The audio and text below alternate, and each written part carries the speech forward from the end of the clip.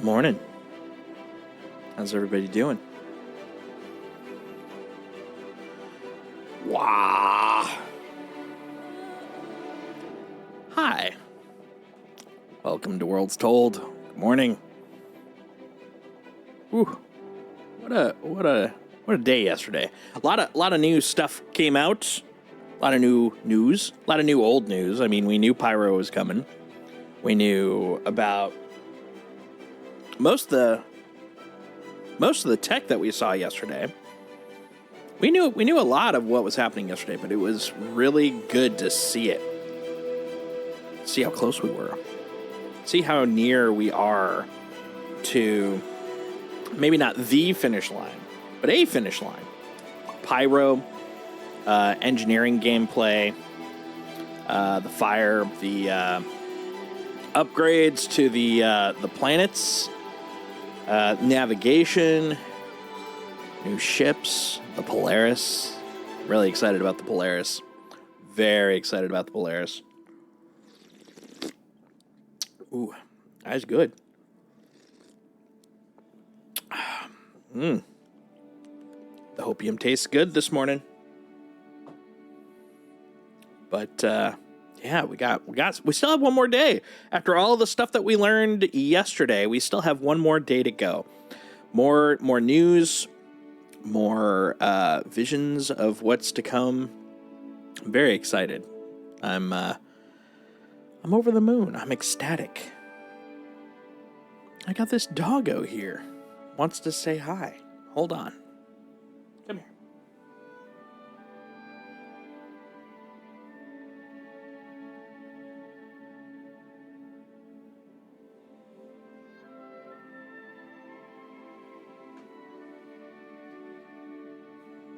Maybe not. He just wants my attention.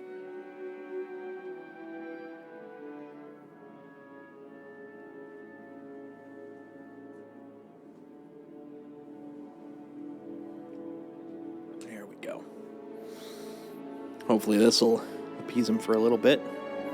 Hi, bud. Good old Indiana Bones. He's a good boy. He's very sweet. Very chill little guy. Unless someone knocks on the door. And then he goes to full BarkCon 11. But he's just a sweetie. Little dude. Just a calm little guy. All right, buddy. All right.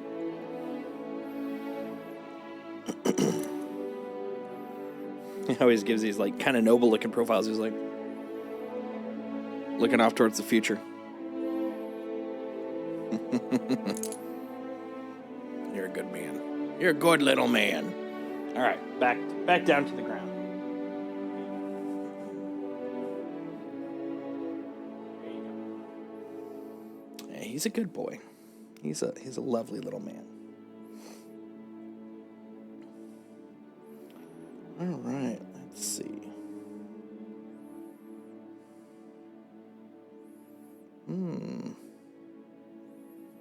Sorry, I'm just checking, make sure everything's up and running. Looks like it is. Okay, well, so today, I think I'm gonna do a little bit more cargo in the background. Just chilling it, chill vibing it, while the con goes on. Ah, man, I'm really looking for some Squadron 42 news. I mean, they took Squadron 42 off of the store a few months back, and the list of things that are left in the roadmap for Squadron 42 has dwindled, diminished, and so yeah, I feel like the community is collectively feeling like we're going to get some news pretty soon. Some Squadron 42 release news. Now, the thing is, this is my noviceness in this particular field, in this particular game's general community. Like, I get the riff that they're releasing in sort of a chapter process. So they're not going to release the whole thing at once. They're going to release it in chapter chunks, is what I picked up. I don't know if that's 100% for sure, but if that's the case, will they be releasing the first chapter, the first chunk, pretty soon? And by pretty soon, I mean in the next half year to a year. And if so, are they going to skip alpha or beta? I mean, the whole Star Citizen factor has been in alpha, of course, for a decade. And beta is not in sight, and that's fine. I mean, they're still adding new core tech. I mean, this thing has been bonkers huge. But with that in mind, like, we haven't seen a lick of Squadron 42, which I'm actually fine with, because since it's the narrative, it's the single player narrative, I don't want to burn myself out on it. I don't want to play the core missions over and over and over to the point where it's like the narrative has no meaning to me anymore. I want it to have an impact. I want to feel the story, because if I want to just fly around, it's what Star Citizen's for, right? Get in there, fly about. But yeah, I am kind of curious. We'll see. But for now, let's get into the universe, shall we? Yeah, let's do it. All right. So it was interesting last night when I logged out. I went to refresh or double check the claim on my A2, and it said it had been destroyed, which was strange because it was definitely not destroyed when I parked it, and then I claimed it, and then the claim turned it into destroyed. Now, I remember something like that happening back in the persistent entity streaming days when it first, hiccups, when it first rolled out. And I'm hoping that is not, oh, look at all the helmet, undersuit. A lot of helmets and undersuits. Okay. I'm hoping that's not the case again. Like, that would not be great. Let's see. A2, stored, bomber. Good, okay. Oh, interesting. So this... Why do I have two of them? That's interesting. Let's see. So I picked up two of the Zeuses. I got the ES and I got the CL yesterday. I would presume that means one of those is from that, but I could not tell you. I couldn't. That's Bizarro Town. Where did you come from, buddy? Where did this A1 come from? Mysterious. Let's see if I can find an answer behind this. 1 second. I'm gonna go to Robert Space Industries.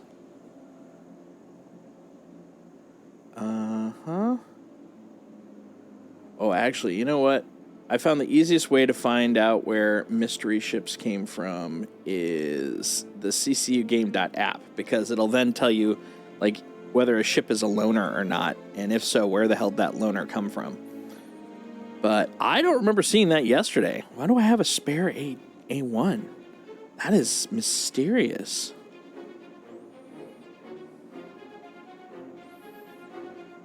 I got my CL, my ES, yeah. Please visit us again. Oh, I will. Goodbye. Trust me, I will. Where did the Spirit A whatevers come from?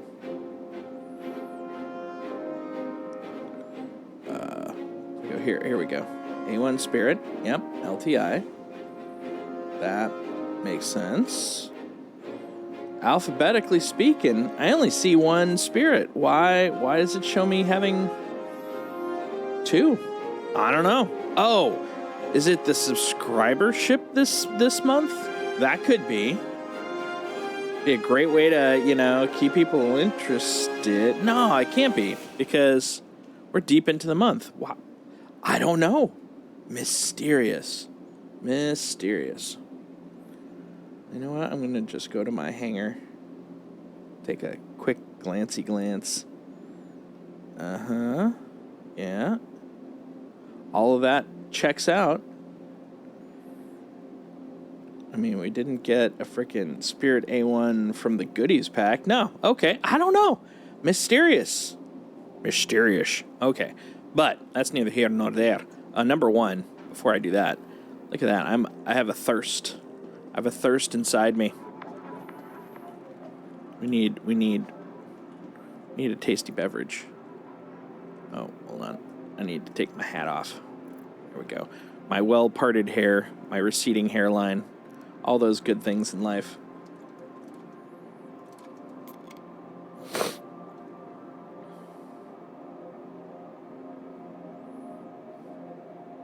Yeah, chug it down. There we go. All right. Now we will toss the garbage. Also, I just noticed, look at this. So click and drag. Got quick equip. Just double click. I'm assuming that's what that little symbol is the double, but I could not tell you. Close inventory, quick move, shift left click. Oh, okay. Left shift click, then context menu. Okay. I didn't know about the left shift. So I actually learned something from those little starting menus. That's pretty nice. All right, let's get going. Welcome to the Actually, you know what? vehicle retrieval system. Since it's a little quiet, let's Oh, actually, looking at the time, we're probably going to start having them pop up pretty soon here. So let's bring out the A1, or not the A1, A2. Yeah, Vehicle select. we're gonna do a little chill time hauling. It's time for some chill time hauling. A hymn. Sir. There we go. Hangar 9.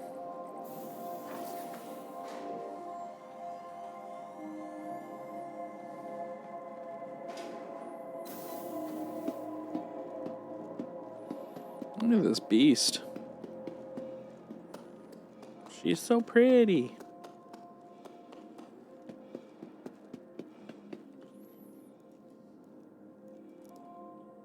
Make sure I've got my multi-tool. Always need a multi-tool.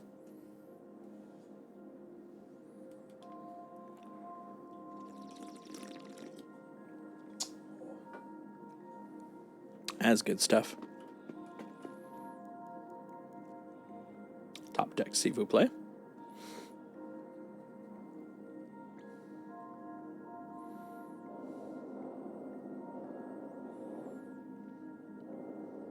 Like, even places you see for a split second, like the do not cover signs. Like, I just, the attention to detail always gets me in this game. I know, broken record, but still, it just, wow, you know? Like, wow.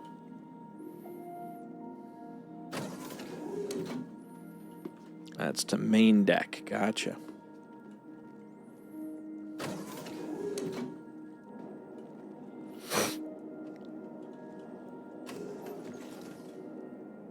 I do have to admit, though, I am a little shocked that there's no, like, safety belt. Even though, you know, we're in a ship, artificial gravity, inertial dampener type Hello, stuff. everybody.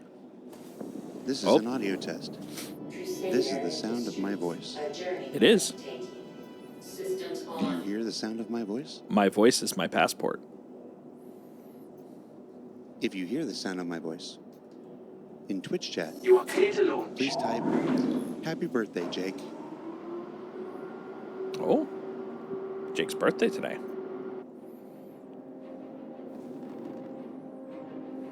I'm wondering if that's Jake Acapella. I think that's his name.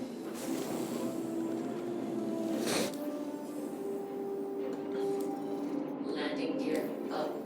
Okay, we need a goal. We need a job. One last job. Ideally, big chonky boy. A chonky boy with a big old hull. No, that's not worth it. Hull A? No. Hammerhead, no. The Star Runner, possibly. I think the Star Runner might be worth it. All the rest of these, not so much. Yeah, we'll do the Star Runner. 20K. Please don't have drugs. That was a whole thing last time.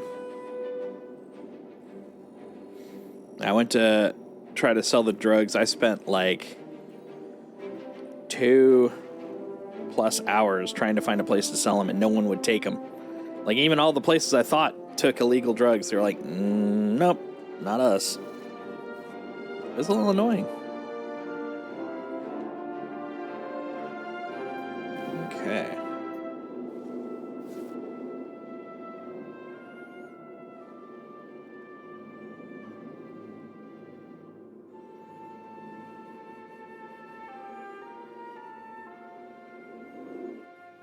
All right, look at my girl.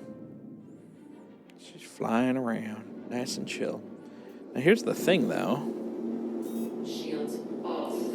Shields on. That's the shields. Weapons on. There we go. Well, it said weapons on. Weapons off. Weapons on. I think it's very confused. It doesn't know. But that's fine, because I'm not planning to use weapons on this. I am planning to go do some hauling. Using my A2 as a C2, but what are you going to do? You know? What are you going to do? I use my Hull C, but that ain't working none either.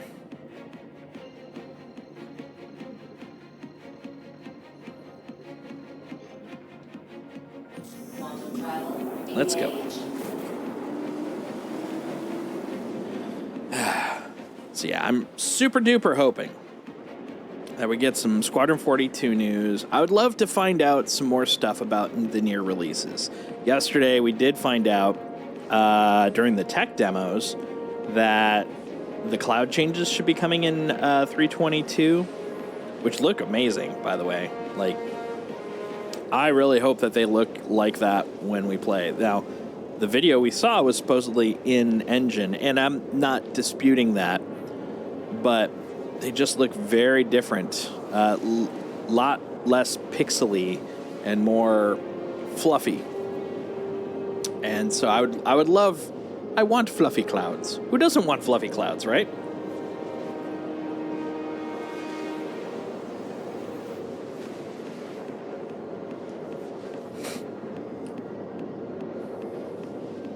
I want a fluffy cloud America.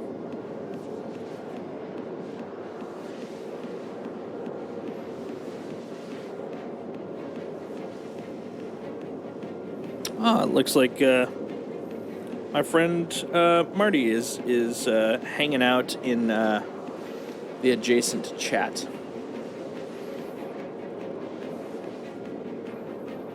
That's nice.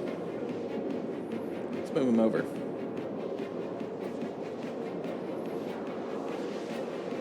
Hey, Briku. Wait, hello. I saw you in the chat. I showed up. I'm a little bit late, but I showed up. Nice. I'm watching the stream right now. I should be. I'm going to swap it. Well, no, I'm going to be flying, so. How are you? Not too bad. How about yourself? I'm doing the tutorial again, so not that bad. Maybe. Nice. I don't know. Making a little spare cash. Spare cash. Yep, 20K per pip. It can be nice. Oh, so everything I do gives me 20K? Every tutorial you rerun gets you another 20K. Yeah, whenever they do a complete naked stripping, that's usually what I try to go for. I grab the tutorial and bank a little starter money, little starter cash. Yep. I did the shuttle at Rikers Memorial Spaceport. Alright. Okay, the Fleet Manager tutorial terminal. Oh man, I still got such a fucking headache. I'm sorry, dude. That's okay. Come on, run. Come on, run. There we go. Fleet manager. All right, what am I taking out today? I'm List guessing of the the- tutorial ship. Yeah. Where am I? So I lost the vulture, I guess. Well, right now you'll only see the tutorial ship because you're doing the tutorial, Okay. which, if I remember, I think is a C8 Yeah. little ship that could. So yeah, yesterday they were showcasing some of the upcoming ships that are coming out. They revealed the Zeus, which is a big deal. Well, the Zeus Mark II, which is a big deal for the lore fans because the original RSI Zeus was the first commercial quantum ship in the universe, and so this is RSI's kind of homage to their original ship, and it looks pretty damn cool. It comes in 3 flavors. You've got the Essential, the ES, which is kind of your exploration expedition ship. You've got the Mark, the MR, which is your bounty hunter ship, and then you got the Clipper, the CL, which is your Holland ship, your cargo ship. And it looks cool. It's hella cool. It actually, the original Zeus basically kind of looked like a stylized space shuttle, like the original, like from our 80s NASA space shuttle. It was kind of cool. And so they tried to keep the colors on the original one and the general shape, but it's informed by RSI's current design branding, which gives it kind of more of like a triangular look, but it's kind of cool. It's like sexy space shuttle. Sexy space shuttle. Hell yeah. Ramp access. Whoop. It looks like the stream is beginning. Going in Hi, the ramp. everybody. We made it. Close the ramp. CitizenCon Day 2! There it is. How's my mic? Is this where you want it, Anthony? Is this good?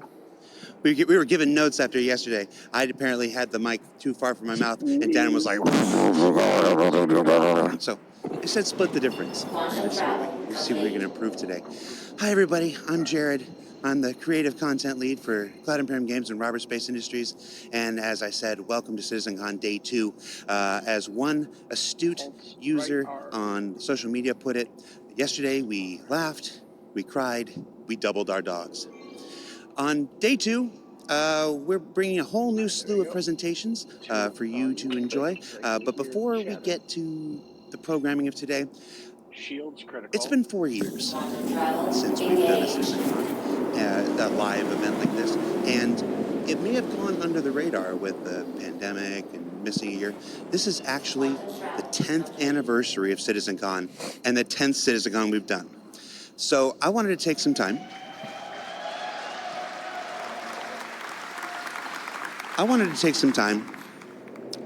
Here on the pre-show, where I can do pretty much anything I want, and shout out some of the pioneers who came before us to make this event what it is today. So CitizenCon actually started, the very first one was back in 2013, back in the Alamo Roadhouse in Austin, and it was the brainchild of Sandy Gardner, Ben Lesnick, and Pete Mackey. Now, it was in a little theater. Down in downtown Austin, and it was, for some, it was an excuse to watch the Wing Commander movie in front of a crowd and in a big theater. But for others, it was the birth of our annual convention and the introduction of Aaron Roberts and the Foundry 42 team at that time to the CIG family. It started out small, had some humble beginnings, but over the years, it's evolved into this massive undertaking that we have this year. In 2014 and 2016, CitizenCon was here in Los Angeles at the Avalon Theater, just in downtown. At 2014, we introduced the vision for the persistent universe, which was not yet playable. Arena Commander had only come just earlier that year. And in 2016, we followed up on those procedural planets with a visit down to the planets and the introduction of the Sandworm. And Sean Tracy, if you're watching, when my Sandworm, man? Can we hear it? When my sandworm, man? Oh, He goes on stage in the the first comment, presentation. when my He's probably not sandworm. happy right now. They've been wanting that sandworm Between for those 2 years almost in LA, a decade now. we took our first trip to Manchester and the what was it called? The Runway Visitor Park, which was presented underneath a glorious Concorde, fantastic aviation craft that our chat users at the time really thought we had built a giant spaceship for this stage. I can remember sitting in the chat and like, no, that's not a spaceship. That's the Concorde. Get a calendar from 1988. It was like January. 2017 was where things started changing. 2017 was where we started to adopt the format that you see here today. It was our first trip to Frankfurt in the Avalon Theater, where we started breaking apart multiple presentations, multiple teams. We started really diving into the depths of Star Citizen's development. After the first several years of building up, having to build 4 studios around the world and lay the groundwork, CitizenCon had evolved to becoming the true showcase that it is today and showing you as many different aspects of our development as possible. But it reached its final form in 2018. Going back to Austin at the Long Convention Center, Long Center in Austin, that's where CitizenCon exploded. 2 tracks, 2 competing theaters of presentations, the mocap stage. We introduced the Xi'an language, which changed Chris Harrow's life forever. Shout out to Chris Harrow if you're watching. And then in 2019, the biggest CitizenCon we had at the time back in Manchester, which parallels what we're doing today. Huge screens, huge exhibitions, huge panels, huge discussions, huge reveals. I'm sure we all remember that Carrick trailer. Yeah, that was a pretty big one. Also, it was a Carrick ice sculpture that didn't melt all day. I lost $50 on that. I got 5 minutes? Oh, cool. Sorry, the person in my ear. Guys, I've never done a day 2 before. I'm running on fumes. How are you guys feeling? Jared's vamping for 5 minutes. I do want to take this time. So like I said, CitizenCon started from humble beginnings, the birth child of Sandy, of Ben, of Pete Mackey back in the day. It's evolved over the years with many stewards, Eric Hiron Davis, David Roth, our stewards this year. They're going to hate me for shouting them out. Leah and Tyler, please give them a huge round of applause for Leah and Tyler, who have driven this year's event and made it everything that you guys hear live and in the theater have seen. Hall B, jeez, I hope you've seen Hall B during the interstitials between the panels if you're watching from home. Leah and Tyler have kicked the ball out of the park. I mixed my metaphors there. I wonder what I'm going to be like at the end of the day. Let's go into the day's programming, shall we? So in just a few minutes, at the top of the hour, we've got Ian Leyland, Sean Tracy, Forrest Steffen, and Sean Tracy again for character advancement. They're going to show you some of the latest advancements in our character tech. You saw character advancement. Oh, and Andre. Don't want to forget Andre. You're going to love Andre. Sorry, Andre. You saw a little bit of it in the Star Engine presentation yesterday. It's going to explode. And they're going to show you the full potential of that work for the star hair and the star cloth and the facial stuff and the clothes stuff. You're not going to want to miss that.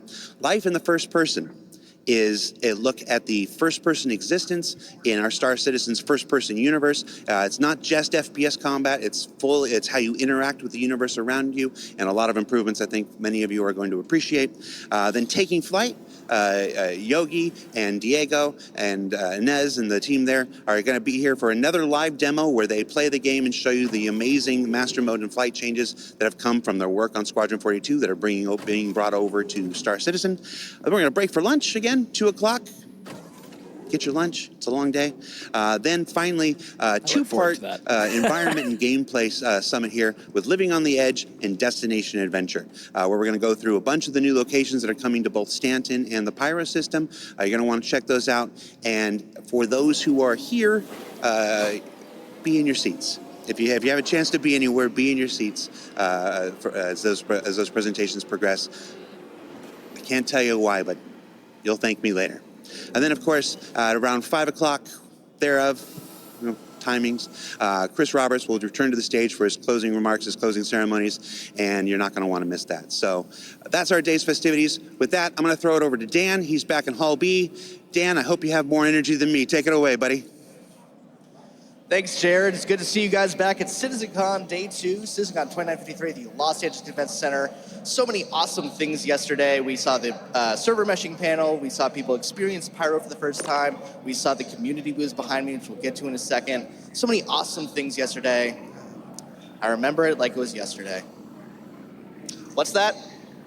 We don't have the graphics budget for the extended flashback sequence. We have to move on. I was expecting one Okay, at we're that moving point. on. Well, welcome again. My name is Dan Halbrick. I'm a community producer. Oh, the here flashback at that he was CIG, mentioning. welcoming you all to the show floor here at Hall B, the Los Angeles Convention Center. We have so many awesome things to show you guys today, whether they be community booths, we'll be talking to content creators, we'll be talking about JRDF stuff, or, you know, things will go long and maybe we'll talk about some of it. Aw, little Who kiss. was that strange leprechaun of a man? So many colorful characters here at CIG. Sometimes I regret being his producer, but there's no job security otherwise, so I guess here's where I am. At least he makes it easy for me. So here we have the community booth. Here we have the community booth. We're going to get right into it. Follow me this way. We're going to go right into the corporation. We have some people here now talking to the corporation. Excuse me, like one of guys. the We're going to have oldest a quick orgs chat in with the the whole corporation, thing. if you guys The don't mind. corporation. Welcome, everyone. This is the corporation. Now, these are one of the biggest orgs in the game. They're friendly to newbies. They have this really immersive scavenger hunt. So we're going to get into it. Welcome, guys. So can you tell me, what's the main focus of the corporation? The corporation is a friendly environment for people to have game sessions regularly, to have a good community, to encourage more people to play Star Citizen, and for us to explore all sorts of... What was that? You keep the engines on, but you turn everything else on. Other way around. You turn the engines off, but keep everything else on.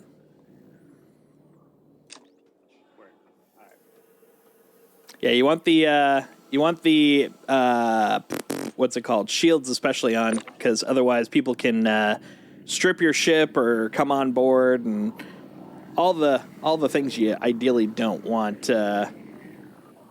other folk to do to your poor ship. There you go. Elevator.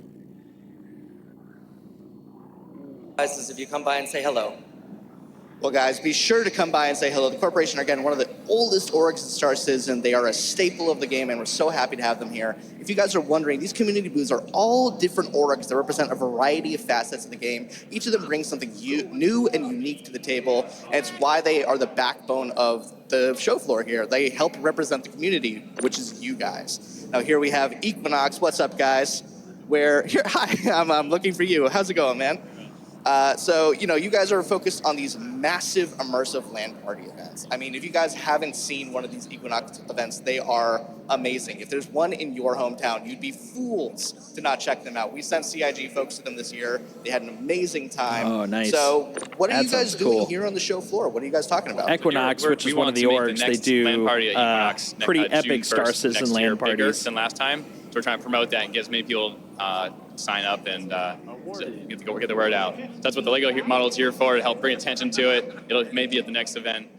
We have Vanguard over there, the large org. They're helping us run events, racing, fighting. We give out prizes. Yeah, let's talk about this Lego sculpture. So this is an awesome Lego sculpture that you guys made. First off, where was this during Battle of the Bricks? And second off, how long did this take you guys to make? This is amazing. The first question is, I just built this 19 days ago. And for Battle of the Bricks, I built a Scorpius. And took an Polaris? updated version to last LAN party at the Equinox. What was the other question? How long did it take to build? Yeah, how long did it take to build? About 120 hours, 19 days. So that's like, you know, an That's an average impressive session Lego Star Citizen Polaris. Sometimes, yeah. So no gaming at all. So I think Apparently you did it answered in a little 20 bit, but days, what can too. people expect That's- from Equinox in 2024? That's something I would Equinox, love to you bring have, your own just PC, a Lego lot of kit for computers some of the to pick from, ships in this big swag game. bags, I would totally and, pick that up. A lot of giveaways. Yeah, any cool events that you're able to like tell us about for 2024? You mentioned the June one. Is there anything else you guys are doing? Like activities during the event. I don't think we have anything picked out specifically yet, but last time we had racing, PvP, fist fighting in a There you go. jump, 890 jump. Just some rich people boxing. You love to see it. Well, thank you guys. If you guys are here on the show floor, again, come check out Equinox. Come check out this Lego sculpture. It's the coolest thing I've seen in probably 5 minutes. I have a very short attention span. We're going to be making our way now over to the Walkers of Sigma. Now, these guys are the forefront security org of Star Citizen. These guys provide security for major events like the Daymar Rally. They are the forefront runners, like I said, of security. So how's it going, guys? Really what I want to do is steal somebody else's. Happy to be here. I love that. So how do players or other orgs go about requesting security from you guys? What's the process for, like, getting the Walkers of Sigma to... That involves a lot of patience and a lot of sneakiness. The best way to get a hold of us is to join our Discord. You can stop by our booth and pick up a business card where we have our Discord link on the back of our card. Let me see that. That looks so cool. Look at that. That's actual wood. Is this like laser engraved? Lock your ship? You can lock your ship. That's awesome. This looks phenomenal. Look at that. Turn the lights on. Here you go. I'm going to have you hold that for a second. So what's it like running security for things like Daymar? Like, obviously, it's a huge operation. There has to be so much that goes into it. What's it like running security for it? So running security can be both very stressful and also at the same time a little boring. You're going to have some of those servers, you're securing roughly 15 different servers for something like the Daymar Rally. So some servers might not see any action at all, and you're just kind of sitting there hoping and cheering on your favorite racer. But there are other servers that can be super chaotic and are nonstop bombarded by outside forces. And those are the ones you really have to keep your eye on, make sure they have enough people to secure as many people as possible, and get any reinforcements if needed. Wait. Yeah, that sounds like a logistical nightmare, but luckily they have the Walkers of Sigma to help make it all possible. So, kind of last question. Jared and other people have been asking me throughout the convention, how do I get you guys to follow me around? I actually have one of my best guys here. If there were a bunch of found helmets, they are gone. All right, well, I now feel safe and secure. Come anytime that they do a non-LP persistent wipe, you'll lose all the small consumables, helmets, snacks, things like that. But you get to keep your ships and your cash. These guys are the precedent makers of gaming technology, whether they're monitors, accessories, etc. Star Citizen people alike know that ASUS means quality. So I'm going to talk to some people over here. Hi guys, how's it going? Hi, how are you? Doing great. So I don't know if you guys know this. Every single monitor in the LA studio is an ASUS monitor. Yeah. Like, we love you guys, and I think the same is probably true for Oh, nice. They got an ASUS rep there. What kind of talking about their cool stuff do you think people can expect from ASUS? It's a shame they got out of the, or no, I'm thinking of EVGA. I was going to say they got out of the some new products coming out, card business, but they have not. And actually towards the end of this year, we do have this beautiful OLED that's coming out. Let's take a look at that really cool. I like OLEDs. Oh, goddamn. Dang, that is a nice monitor. Look at that. I'd play Star Citizen on that that's going to be some quality. So you guys have that coming out in 2024. Anything else players can expect? So we actually launched our C790 refreshed motherboard as well. That's compatible with the 14th gen recently. Yeah, that's pretty much it we have this year. I mean, that's going to be amazing. And this part is definitely screaming some marketing. What was it like to bring Pyro to people for the first time? I think it's great. I actually hope everyone enjoyed the peripheral and the monitors that we provide to you guys. It's a great experience. Okay, so yeah, everyone I talked to had a great time. Have you gotten to your ship? Are you shipped up? Did you set your regen onto the station so if you die you? First thing I did. Nice. Good habit to definitely get into. How you doing, everybody? That's decent numbers for the con. I've not They're showing the audience right now. Individual next to me. Hi, individual next to me. Who are you? My name is Jack. Hey, Jack. What do you do in the verse? Salvage. What's up? Do you like it? I love it. Are you good at it? I'm good at it. All right, so.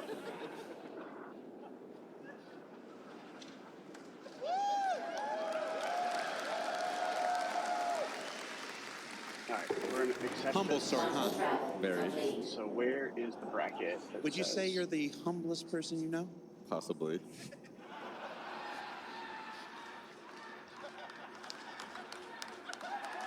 Could there be someone more humble than you? Probably. The humblest. Never mind. All right.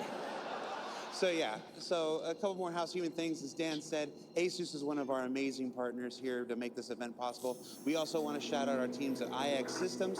They helped build the amazing server technology that we're using in the Pyro Playground. We are not going to clean it. We have our entire environment replicated here. It's back there. You should go check it out.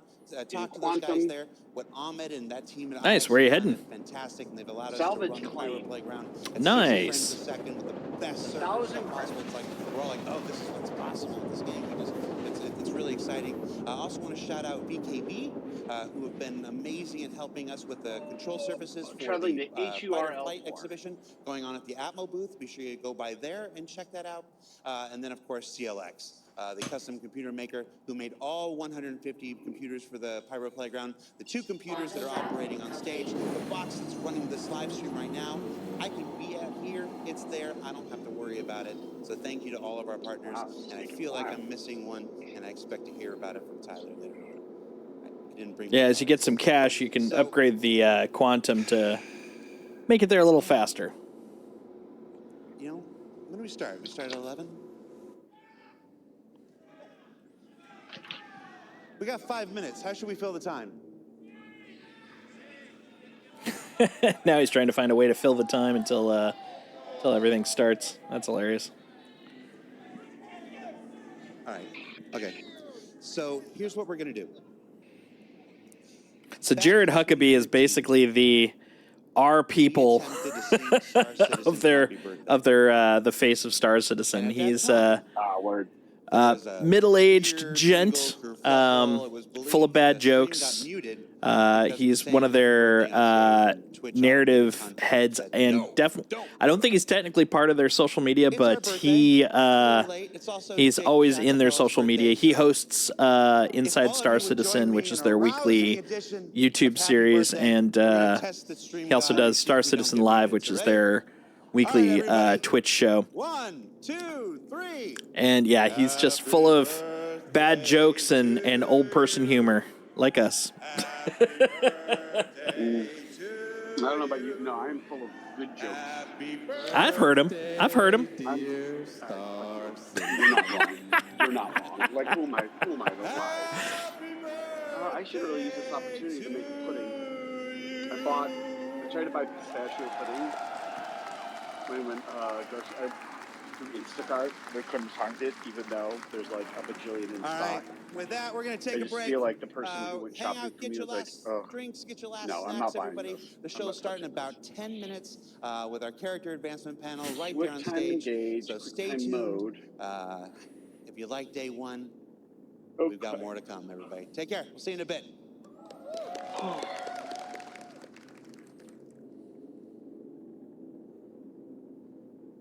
I do not feel like I am moving. Because I'm not, that's why. There we go. Jesus. I was like, boy, this is very quiet.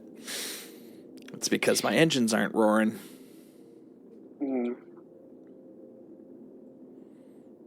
I've decided that I'm going to use, when I'm on Discord for Star Citizen, I'm just going to use my laptop and AirPods because, like, getting it to work on this PC has been more trouble than it's worth. I love playing that game. Speaking of which, I've been playing Darktide.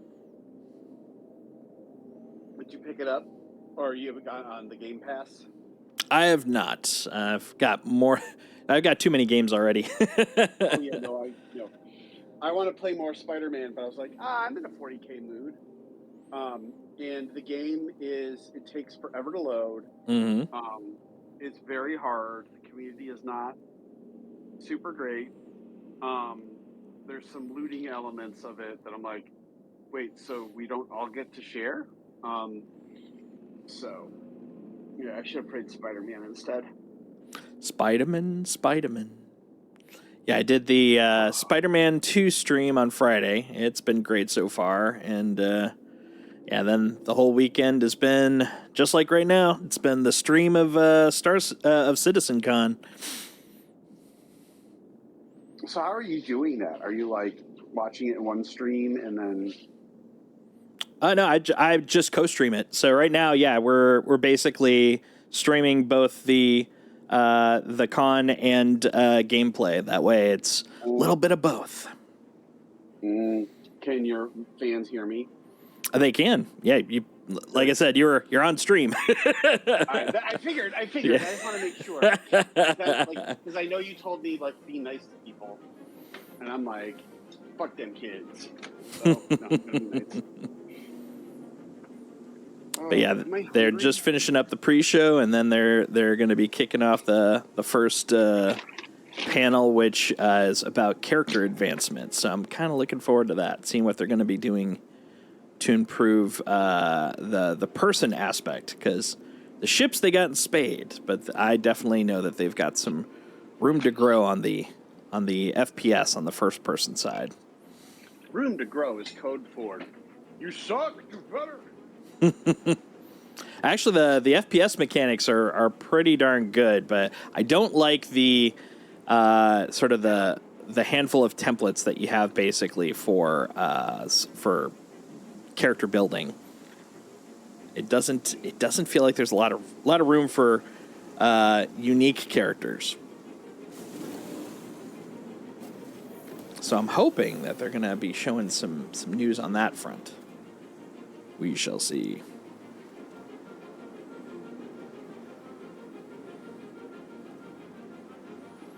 Ah, yes, all the blinky blinkies over here at Microtech, because everyone parks right next to the one door.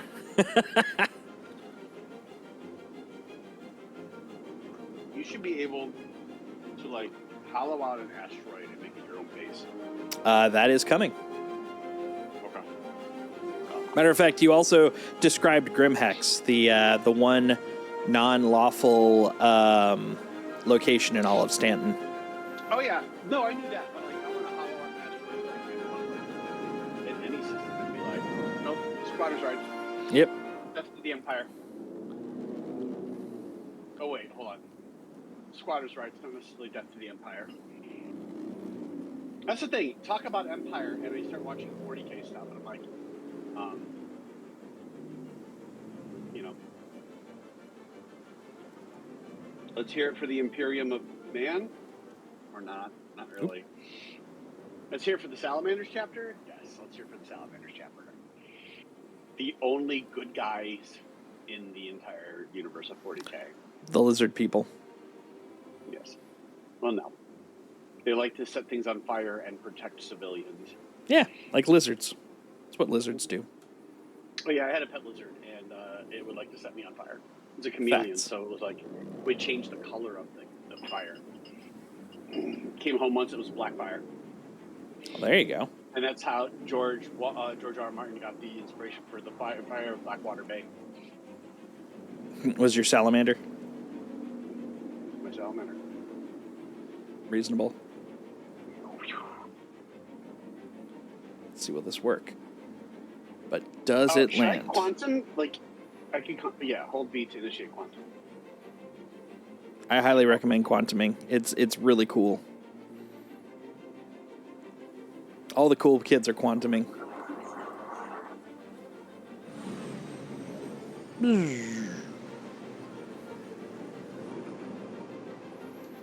Time to go drop off my lawfully gotten gains.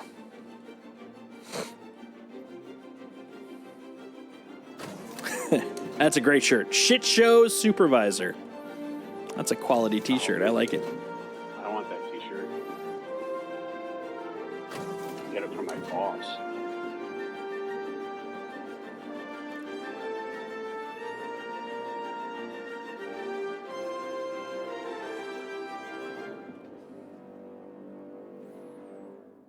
Got censored by one of the camera folk.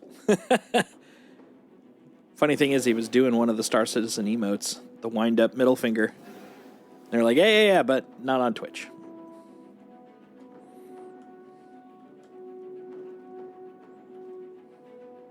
Oh. When do you quantum? Like, how many, like, when you're in, like... How so do you mean? Happy to answer that, So, but... like, I am 37 kilometers away. Oh, that you fly. Yeah, you just catch kick your throttle into gear. Definitely ping occasionally because since you're heading to salvage, it's usually out in very like asteroidy territory, and you don't want to careen into one. So what I usually do is I ping every minute or so just to make sure any like directly in front of me doesn't have an asteroid. What's the ping button? I believe it is tab. If you hold tab for a moment, not a tap, but like literally hold it for a moment and then let go, you should see the ping go out.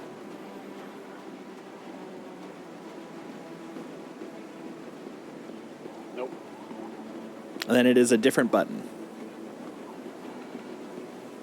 That is what it used to be. Back in my keyboard days.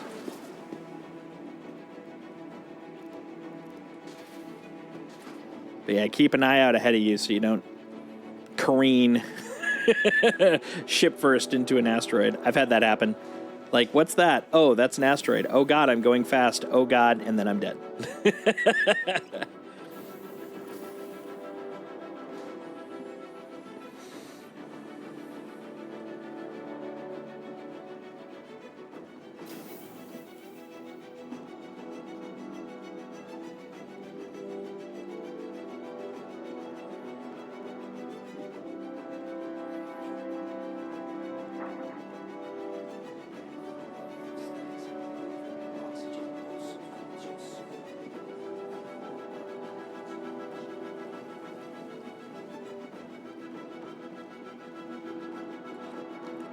Jumping, and we're jumping.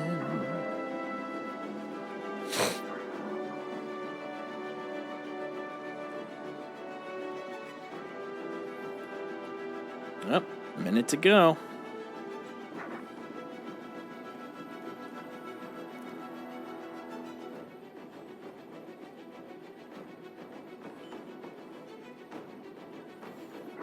Ooh, 30 SCUs of iron. It's 12K. Oh! Ladies and gentlemen, Flew right into please it. welcome to the stage. Did you blow up? The person who forgot to create himself an intro. No, but I think I blew up. Disco salvage. Lando! Oh, you ran into the salvage itself? Yeah. Well, the good news is it's just pieces, so you're good. He also had caffeine in the last 10 minutes. Welcome to here we go. CitizenCon Day 2, everybody! Woo! Are you pumped? Creative content lead. Are That's you Jared's psyched? title. Have you eaten 2 dogs? That's right. Double dogs. Get in your seats. It's about to start, ladies and gentlemen. Welcome to Day 2. I'm not going to take up any more of your time. So, like, Up first, now that I blew character it up, advancement with Ian, Sean, Forrest, Andre.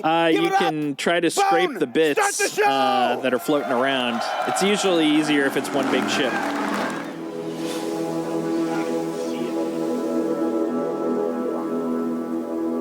The pieces are out there.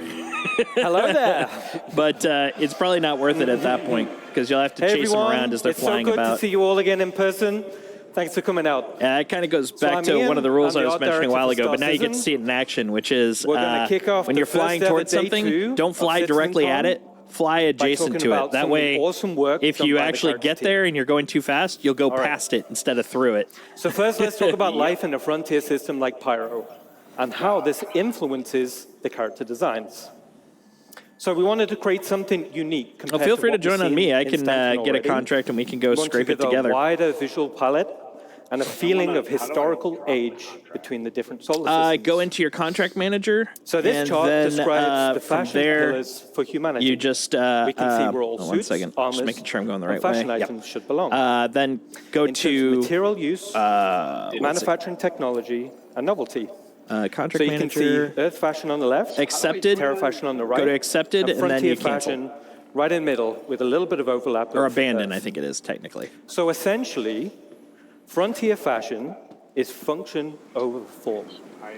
They are repurposed and repaired, and generally are misfits rather than sets.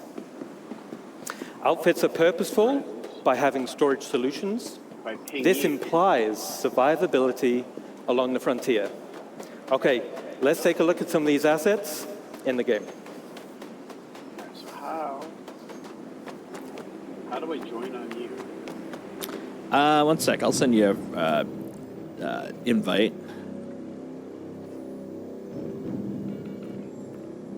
Friends. There we go. Oh, I blew up one of my guns.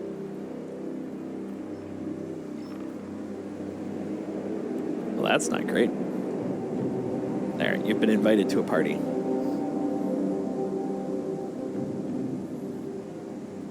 Ah, so these are the pioneers, huh?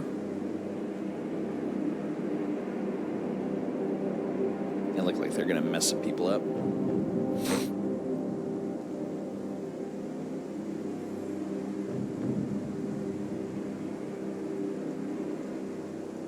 Ah, and there's Pyro. Nice.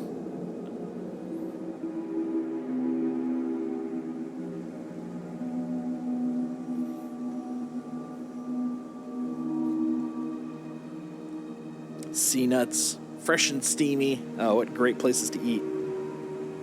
Alopra bowls. That guy looks like my guy. Clones. Getting the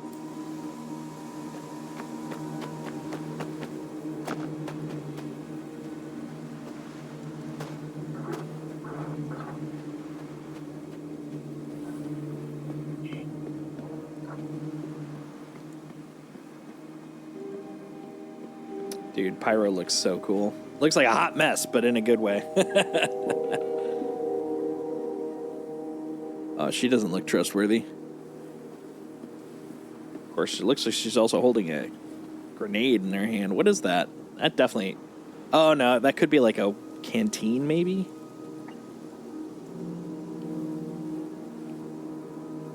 I like that sliding door. That's cool looking.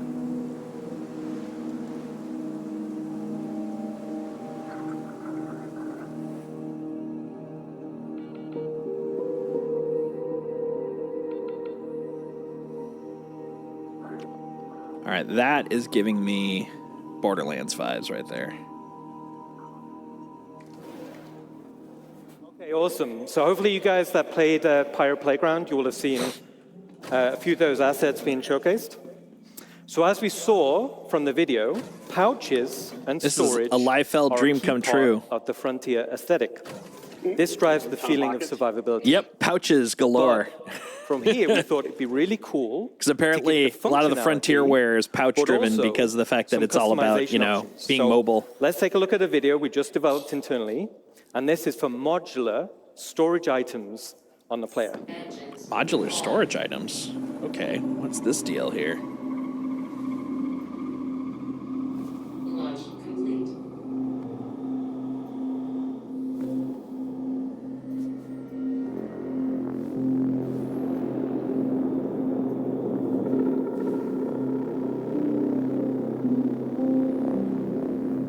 We're locking that so I don't accidentally open up the exterior. Oh, this is cool. So you're going to have like actual pouches now, so you'll have more storage on your regular person. You don't have to have like a full-on backpack for it anymore. You can have arm pouches. Looks like left and right hip pouches and a back pouch. That's cool. That's good because I don't usually put on armor unless I'm going out some leg pouches. You can put them on your legs. Why not? Dude, so many pouches. You could be the pouch king. But yeah, that's one thing that's always kind of gotten me is I don't usually wear armor unless I'm doing FPS stuff. And you have no personal storage unless you have armor on, because then you can put a backpack on. Pretty cool, right? So I think this will provide loads of customization options in the future. We're super happy about that. So we also created some extreme weather costumes for Frontier locations, and these also follow the same mismatched and repurposed design aesthetics. Now we've also been focusing on achieving a higher visual benchmark. So this is all driven by our new Layer Blend V2 shader and its texture library. And we focused on more consistent wearing between 0 and 100% values.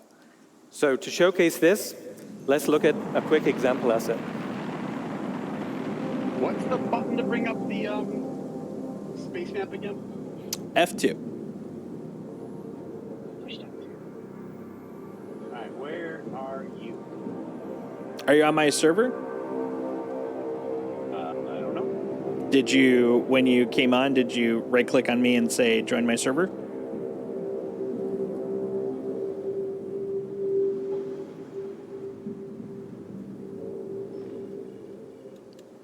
Because if not, you are probably not. But if you did, then you are. Hold on. So as we saw in the video, the insides of the helmets are looking fantastic. Now this is us getting them ready to animate with put on and take off.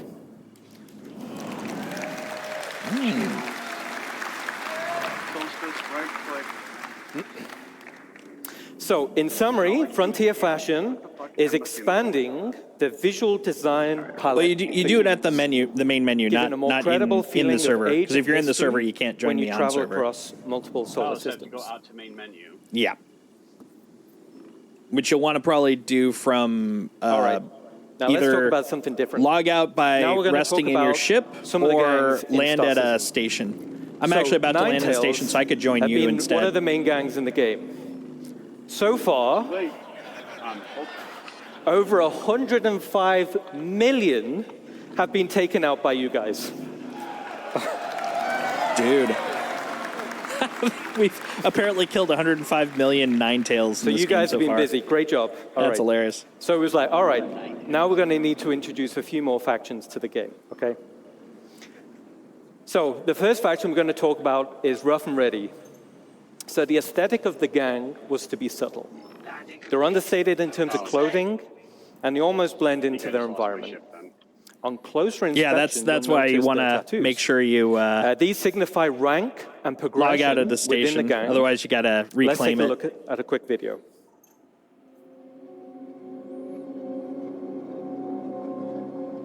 Okay, get out of bed. Sometimes it's hard to do that. I've had those days. I have a lot of those days. Alright, now mine.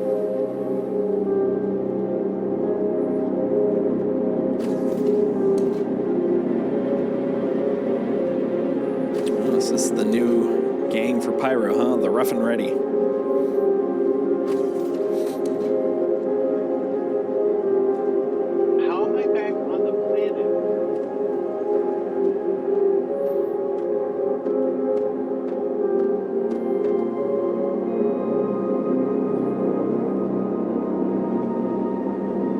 But my helmet, okay.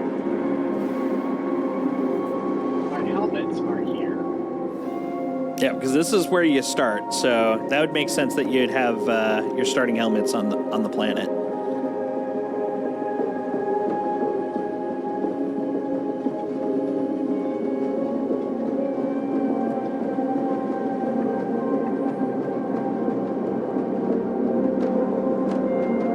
Dude, those are some sweet ass tats. Us against all. Burn before something. This group has definitely given me Belter vibes from Expanse.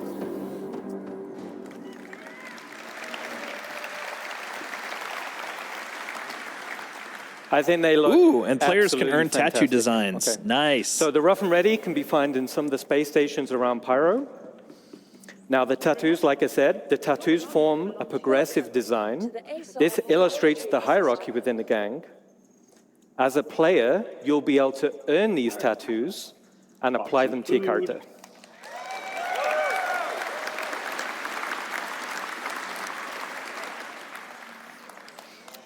Okay, cool. The next gang we're going to talk about is Headhunters. So this gang is also located in Pyro, but offers a completely different Frontier aesthetic. Has been moved to our storage facility. More of a wasteland vibe with lots of personality, and this will translate into the behavior types. Now, this gang is currently in production, but let's take a quick sneak peek. Headhunters. So we got our Mad Max gang here. From all of us at Microtech. Oh, it sounds like Reavers.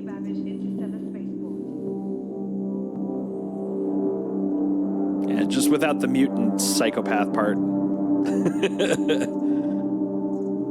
without the mutant psychopath part so far. Valid. Food court, plaza. Thank you.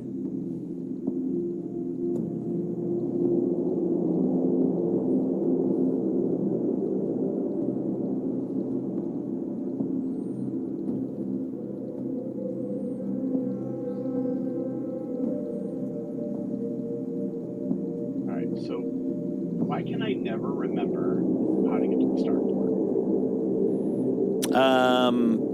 You need to play more. That's why. Please visit us again. Goodbye. What up, burritos? I already got a couple burritos. Burritos are good. Oh, dude, that is a cool helmet. I want to earn that helmet.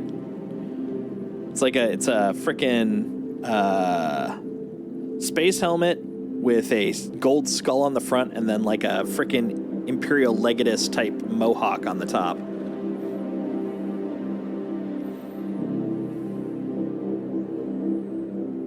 Oh, dang. Their tattoos are brutal.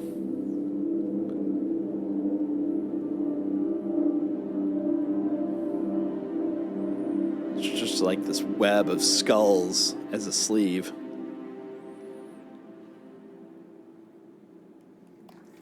Dang. Oh, there's the dusters. I know they've been working on those recently. They've been showing up in the progress so reports. cosplay competition next year. I can't wait to see what you guys come up with. All right. All right. So they're looking awesome. Now, the last gang we want to talk about is Dusters. So Dusters are a criminal gang specializing in mining-related crimes. Now, internally, I love the original Desert criminals. Nomad armor. You can see him here, right? Now, I wanted to use it as a starting point to establish the Dusters design language. So here we can see. Oh, okay, they look kind of cool.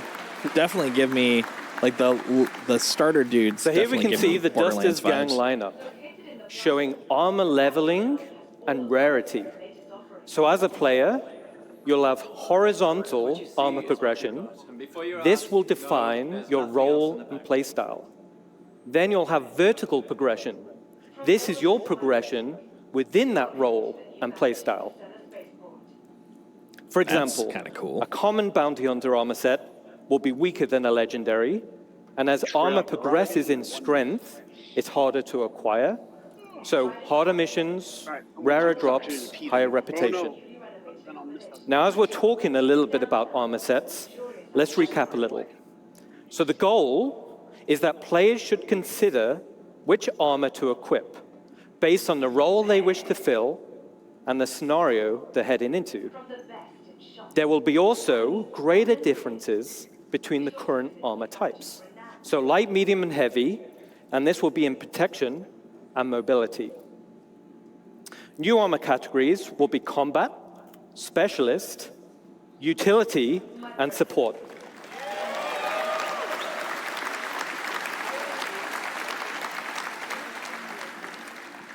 And these will define the type of items that are quickly available on the slots of the suit. There will also be additional functionality to assist in your chosen role. A matrix of armor type versus category will provide a variety of roles, with each providing best-in-class benefits. There will also be hindrances to out-of-role gameplay. For example, if you're wearing a heavy armor set and you're trying to fly a little snub fighter, you'll have restricted visibility and less vehicle control. Nice. So in this scenario, like a flight suit armor type with resistance to milder G-forces would be preferred. Okay. Vehicle selected. Your vehicle So as we saw in Ali's presentation yesterday, hygiene simulates and tracks the accumulated effects of a character going unwashed for any length of time. Okay. Poor hygiene can lead to disease, lowered health, and snarky comments. Hygiene decays faster if a character becomes dirty or wears dirty clothing or armor, and visual effects are going to be displayed on the character's skin, such as blood, That's sweat, going to be interesting. and dirt. A hygiene effect. Certain usables, such as a shower, will reset the character's hygiene and clean away all of those dirt effects. So let's keep finally clean. used for the showers. Okay, that's cool. Okay, so that covers a quick recap on armor sets and hygiene. Let's get back to a video showcasing the dusters. Immediately against the government.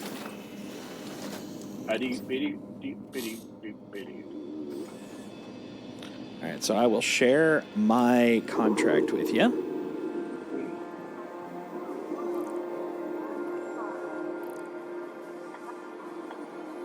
There you go. It's been shared. Accept it. All right, let me get to a sheep. Where's the sheep?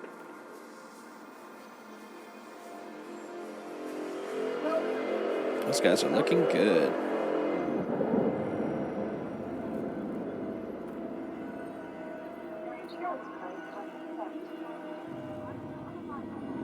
I'm paying the expedited. That's what I did too. I was just like, bring my ship over. So I just swapped ships, and the Vulture for me is back at Baijini, and I am nowhere near Baijini.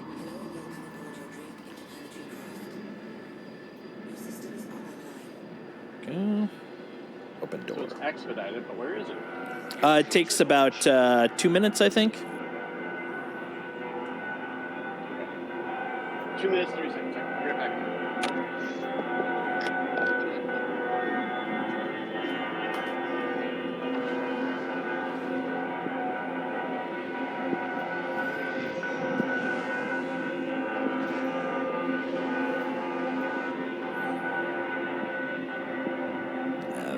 That's some good NPC there.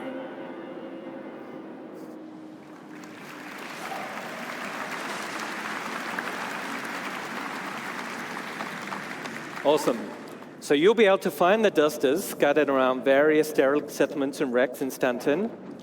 And the dusters will be available Q4 this year. Q4, okay. And with that, I'll hand you over to Sean Tracy. You guys have been awesome. Enjoy the rest of your show. Nice.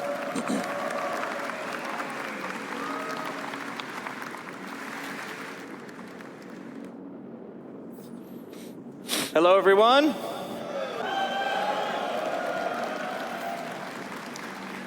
All right, so I'm Sean Tracy. I'm the Senior Director of Tools and Tech Content here at Cloud Imperium Games in Los Angeles. So today I want to talk about Starcloth. And Starcloth was initially unveiled at a previous CitizenCon kind of in an early stage. So it's now rolled into full production, and it's used in both Squadron 42 and Star Citizen. So it's going to be seen on more and more assets, like some of the great art that you just saw. Nice. So what's really cool about it is that it's unified with the physical world, whereas before it wasn't unified and was based completely on character movement. Now, it's faster than the previous cloth setups, and in the end, it just looks a whole lot better. So today, I'm going to cover some of the tech, the pipeline, and we'll see some results. So let's get and see it in action.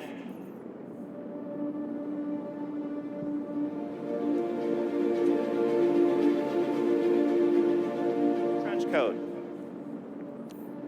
That looks pretty good. Cloth is hard. Guys have to run upstairs.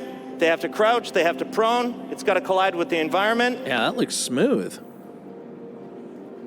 That part needs a little work, but that's still pretty good. And even more difficult, oh, that's Gary Oldman's it needs to character. hold up in high-end cinematics. Hey, you gotta make Gary Oldman look good, man. 100%.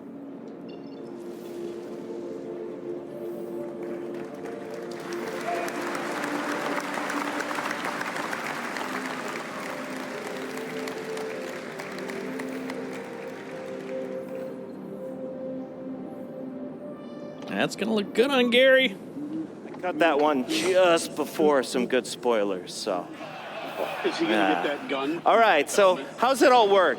Well, cloth uses two no. meshes, a simulation mesh or cage, and the render mesh itself.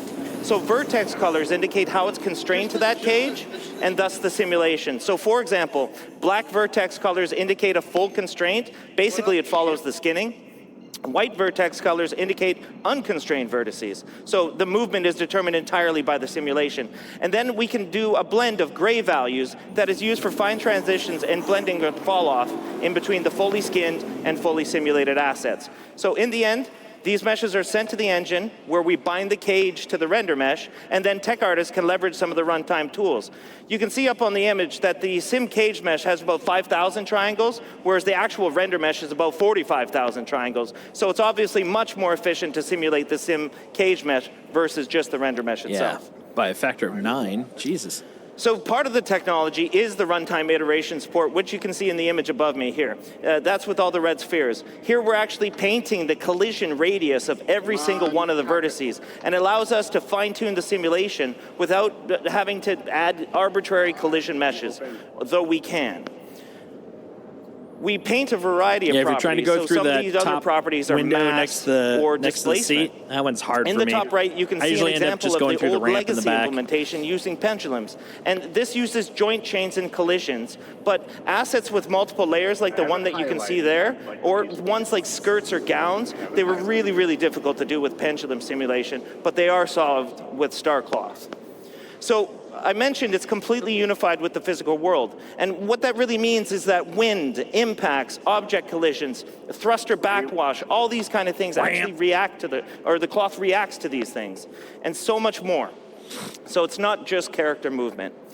Now, it's a hyper-efficient simulation, and it's several orders of magnitude faster than the legacy implementation that we used before, and has a lot of easy-to-control parameters for tech art, which are compression, stretching, and bending. Just stop moving. So as mentioned yesterday by Chris Rain, our senior lead physics programmer, and then he'll we basically support scan your soft ship body to make taper sure you don't capsules, got which are drugs twice or as fast illegal as our materials, ragdoll and then he'll be capsules. on his way. It's also key to solving one of the most important aspects of plausible cloth simulation, and that's mitigating You'll the see a big tunneling old or the red, clipping that happens red text like through a right character. towards So the it's center very, of your very screen. It'll difficult be to like, solve with remain pendulum. stationary. So with all this tech in mind, we can do really complicated assets like the Duster and the one I want to show you now. Yeah, the Popo just wanted to see what you got. Oh, dude, that's So here some you're seeing good about cloth. 5 different layers of cloth going on and self-colliding between each other. That's cool. It's very It's busy. reacting to the planet wind, which busy is always changing. pile of cloth, but it's cool. On the front, there's a big leather apron. So this one's actually a lot heavier, and it moves a lot differently than the cloth on the back. Is it going to turn me around so I can see?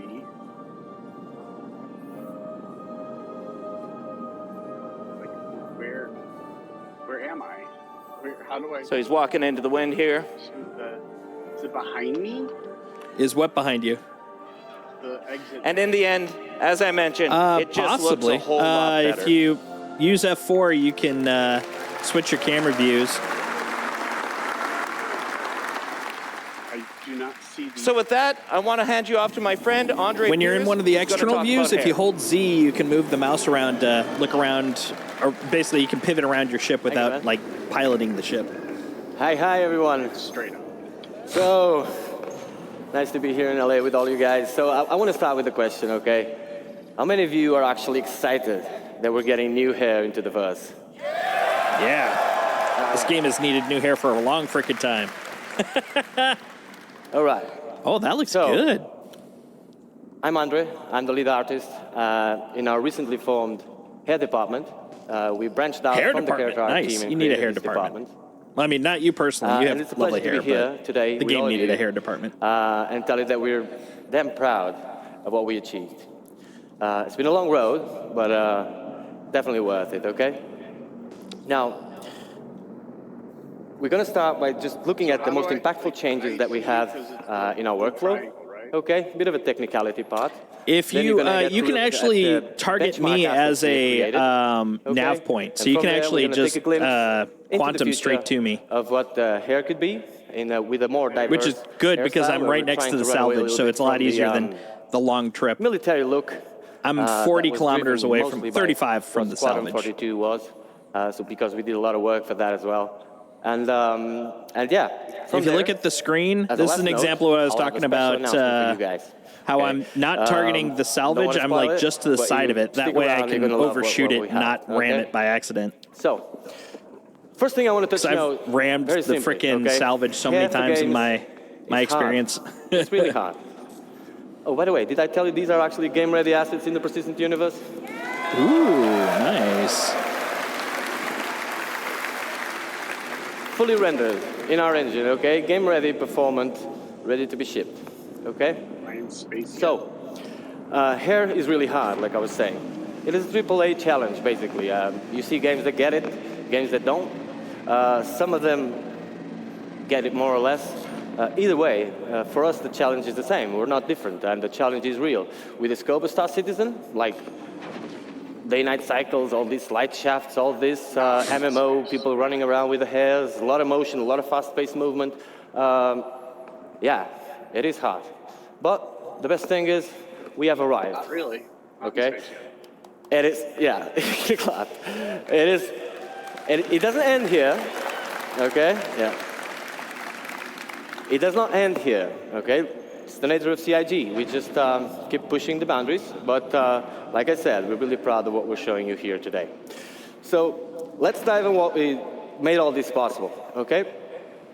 On a high note, on a high level, basically, a successful hair requires 3 fundamental elements, okay? There's the texture, there's the placement, and there's also the shader. If one of these elements fails, all of them do. Okay, so it's basically, you can have a great texture, great placement. If your shader is wrong, no go, really.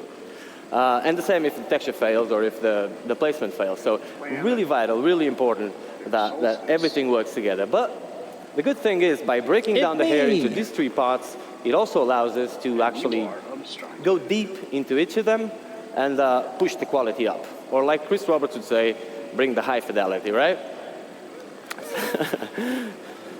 So, on the texture end, there was a lot of changes.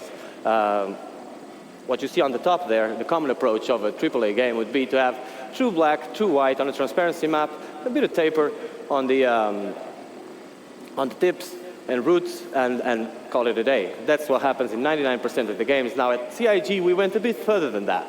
We tested all the thicknesses that were actually reasonable to test, of course, and we came to a realization. The hair doesn't need to be thin enough. It just needs to look thin. We do need it to be thicker enough, thicker than the real-life hair, because if you take one of your hairs, you'll see it's really thin, right? Mm-hmm. So it does need to be renderable. That means if it's really thin, it will be sub-pixel rendered at some point. With the motion and all that, we will get a lot of artifacts. Yep. And so that would be a no-go. We do need it to be thicker than in real life. But can we make it look thin? That was the question. So we came to the realization that from hair, or from scalp to hair, and from hair to the background, so these 2 points, the transition points, are the most important ones for the hair. So we aggressively tapered the tips, which is what you see over there, and added a gradient to it. So no longer true black and true white. Now, this is a lot of technicality. You will see practical examples of this, but that allowed us to have smooth transitions and basically achieve the result we expected. On the placement side, we came up with hair libraries, basically. Now, hair libraries. I could be here all day talking about hair libraries, okay? Because I'm a very technical person, and if you see me around the venue, feel free, I'm Andre. You can just come and talk to me about this. I'm not going to bother you all that for 1 hour about this, but I'm going to give you a very quick example that you all can relate. So imagine in real life. It's always interesting to find someone really passionate about their work. He's like, I'd talk to you for hours about hair libraries, but, you know, floor and one window. Very short talk. You make it all work together. Like, I know that feeling. You're not only building your house, you're actually building the whole town, and then the whole state, and then eventually the whole universe, right? That's what air libraries are. Obviously, the result, if you could do that, it would be much cheaper, much faster, and above all, you wouldn't have a fruit salad of assets, which was what we had in the hair not too long ago. And by fruit salad, I mean several artists working through the years, each one of them applying their own workflow. Everybody's at different levels of quality, of course, different minds, different ways of seeing the same problem. So at the end of the day, fruit salad, right? And we wanted uniform quality. So for that, hair libraries are a great solution. We also decreased the time of production of hairs. So it was taking us 20 to 40 days to create one hairstyle per artist, okay? Right now, it's going from like 3 to 5, 7 days per hairstyle, which is great news, okay? So yeah, that was a major achievement. Cool. So hair libraries are just a thing. We love it. It's not just picking up a texture and putting it there. If you do that, like you need to actually see the scope. Excellent. Gladly, we have some of the best artists in the world scraping on away. working with us, so we managed to achieve this at the scope that we wanted. Now, on the shader side, there was plenty of changes as well. Some of them are very techy, very, very cool as well. I'm going to run through fast through some of them. Yeah, so that's you going to guys make the hair can look real understand the good. scope of what we're dealing with. But let's just understand, like, at bake time, so bake time is prior to runtime. Runtime is where the game runs. Bake time, we're preparing the asset to actually put it in the engine. At bake time, we calculate the custom normal and we store it per vertex. So each vertex gets a custom normal. That makes, in a practical sense, for those who are not too technical, it basically makes the card, the air card, not look like a card. So the normals help with the way the light reflects. We kind of do more smoke and mirrors on it and make it look not like a card by just baking it that way. Now, on the ambient occlusion, we store two baked ambient occlusions onto the color channels of the vertices as well. Now, each vertex on a mesh in any game has a color to it, okay? You might use it or not. Imagine in a car, you have a trunk. You can use it or not. It's up to you. It's not silly to use the car without using the trunk, of course, but if you have a luggage, you can put it there or in the back seat. So no to whatever what? you want. Now, we decided to use this because it was free. The trunk blueberries was are already there, delicious. so the vertex color was already there, and we just decided to store two ambient occlusions on it. These two ambient occlusions work this way. Light hairs, like a blonde hair, obviously needs more shadowing, or less shadowing than a dark hair, right? And so we store two. The length of the card is now baked onto the last one, and that gives us a metric of where the card starts and ends, and allows a lot of cool things you're going to see on the videos I'm about to show. So, one last thing before we can start looking at videos is that, and this is really creative, total credit for the people, for the tools programmers. I personally had nothing to do with this. This was already at CIG when I joined. It's absolutely amazing. So, we have an hairstyle that was ready, that you can see over there. I appreciate it. And we have a hair cap. An hair cap is basically a mesh on top of the character's head, which is invisible, transparent. It is just there. Sometimes we use it for shadowing. That thing has an UV. And so we project the hair, or where the hair starts, onto that UV, and gives us that image that you see on the middle. It is very interesting to me that and so we now have this 2D con space is definitely one of the more technical cons I've relates to seen a for a 3D game. location. Most cons I go to, Meaning that if I for want to have games hair are like very mine, which is white high on level. the sides and dark This on feels the like a top, I GDC could just talk, paint which is this kind of spot cool for me, but I'm and get kind of white curious on how one much the side rest and of then the dark on the top, people get which out of is it. An insane advancement, because cards normally are stacked on top of each other. So when an artist is placing cards, if you paint one card to make it white here, well, it's going to be stacked on top of the other, and you're going to get spots all over the place, and no control over it. So this allows us to give control. And what you see on the last image is the possible result. For example, now, I can paint one side of my 2D representation of my 3D space and get this possible result, which is pretty amazing. So,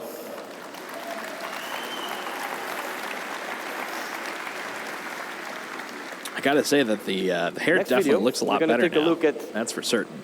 our tools, okay? This is not the way it's going to be exposed to you guys in the character customizer. You will know more about that later, okay? This is the tools we use we are able to actually create the hairstyles. So let's take a look at this video. Let's take a look at this video. Let's take a gander at this beautiful bean footage. Yeah, it definitely looks better.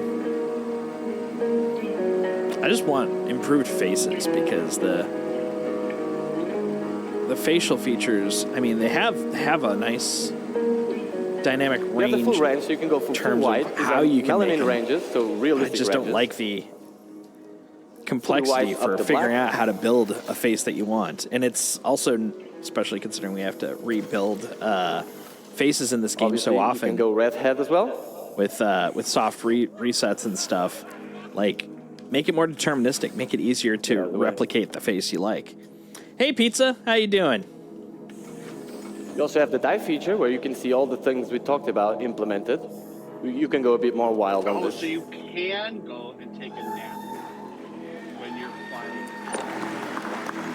Yep, you absolutely can. As a matter of fact, when you lay down, you can use that to log out, and you'll basically wake up on your ship. That's called bed logging. That was what I was recommending for you earlier. Because then you can literally just log out from your ship and then hop in. You're right where you were when you logged out, which is really kind of cool. No, that's But you have to have a ship that actually allows for bed logging, which just means basically like your Why fighter important, can't the bed length log of because the it has no card bed. is stored in those vertex. And obviously you can fade it as well as much as you do. So all the possible combinations between the realistic melanin ranges and No, I want to cruise. the dye layer, okay? This is how the occlusion is working, so you can see these shadowings, creating more negative spaces, more structure to the hair. And if you look at the temporal line here, you can see how this pixel depth of set helps us with the transitions as well. Cool.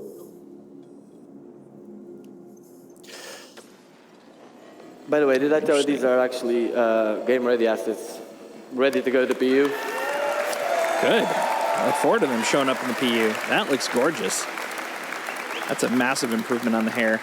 So now that we understand a bit better how the hair is working, that's why the boring part that I told you just before, you can examine these images with a bit more of an informed opinion. That is basically the example. Now, that's all very exciting, but we want to show you hairstyles that are actually in Star Engine and working. So that's the video we're going to take a look next, okay? Excellent. So you enjoying your new Dreamcast there, Pizza? What? What?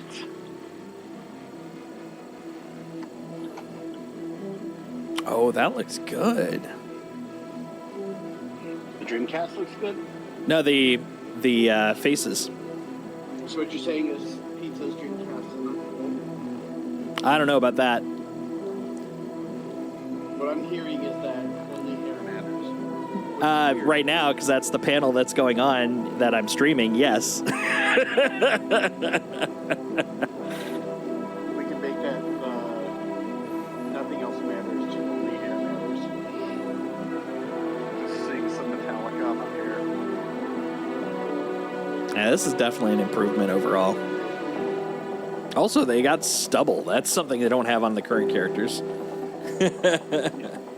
Everybody in space has stuff.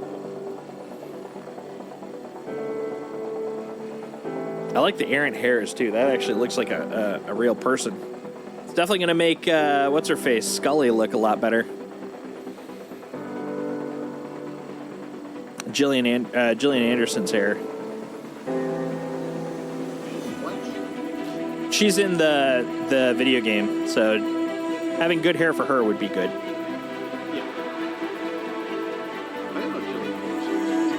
Yeah, Gillian Anderson, Tom Strong, Gary Oldman, Mark Hamill.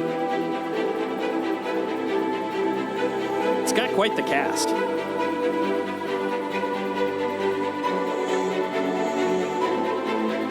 Oh, I like that cut. This is definitely more options. Pizza says hi, Briku. Hello, Pizza.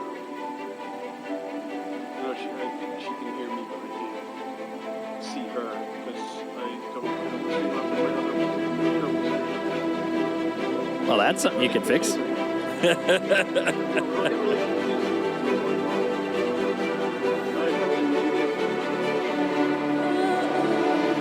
It's hard. It's Sunday. I don't want to do anything. I used all my brain power.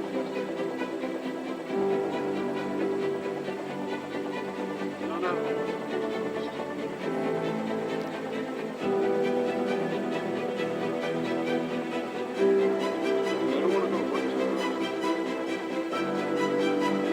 Well, the nice thing is, if you don't go to work tomorrow, you don't have to go to the work after that, so it becomes easier.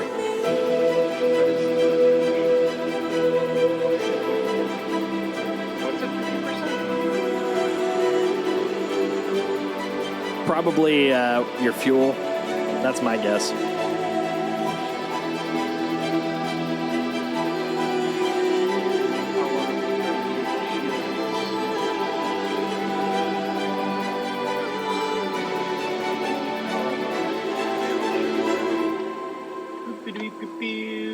Fuel. Show me the fuel.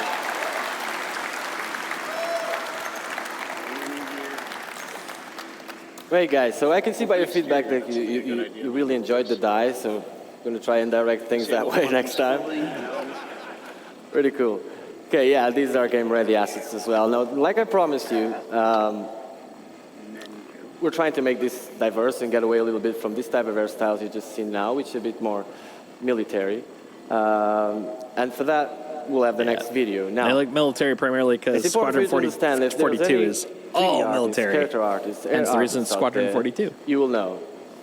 Some of the hairstyles you're going to see next are some of the hardest things you can do in hair for games. In a practical sense, if you can do what is going to be shown next and render it at 60 frames per second on an MMO, you can do pretty much anything. Okay? It's our glimpse into the future of what type of diversity we want to achieve. We're not only going for this style, but just showing you that if this style is one of the directions, then the full range will come. I hope you enjoy. Oh, dude. That's pretty badass. Definitely better than what we've got today, for sure.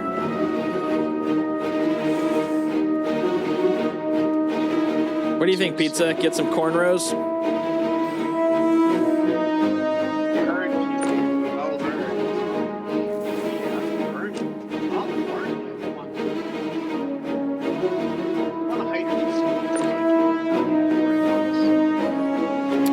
The 300 line by Aegis has a hydrogen fuel scoop, but you won't be able to quantum then, but you will be able to fly indefinitely, slowly. That's true, yeah. Imagine Briku with cornrows. I want him to have that top knot looking thing right there. I think he'd look great. Well, it's a cornrow top knot, so. Oh, is this a 30K?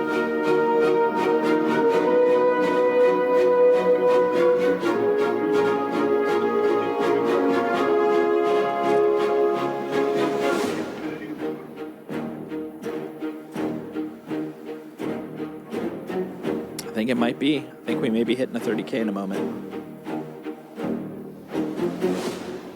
Well, I'm traveling at 1,000 meters. Thank you, guys.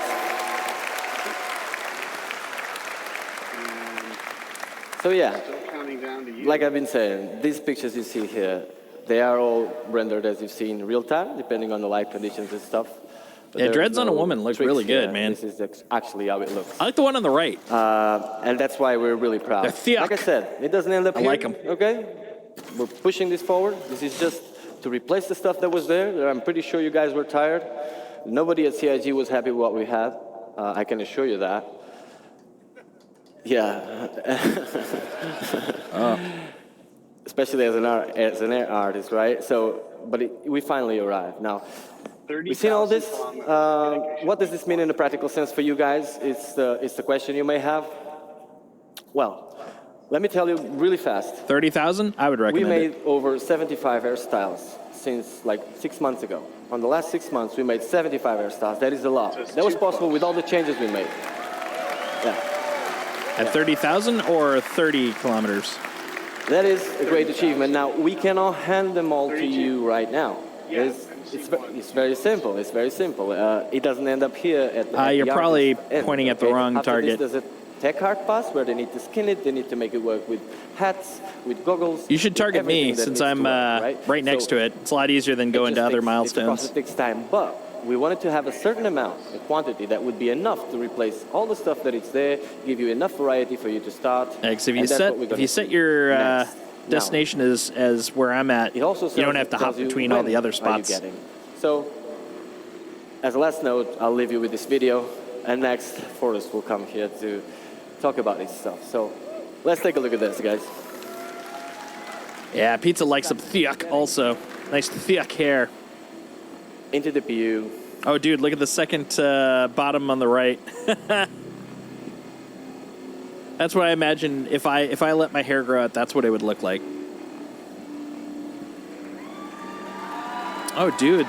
Yeah, you can hear the women cheering because there are just not a lot of options in for ladies right now. So that's awesome. That looks great. I mean, the dude selection isn't great, but the women's selection is, you basically have like 2 regular options and then the Edna mode option. And the funny thing is, almost all guys love picking the Edna mode option because it's just a mess. It was a pleasure to be here with you today, guys, and see you in the bus.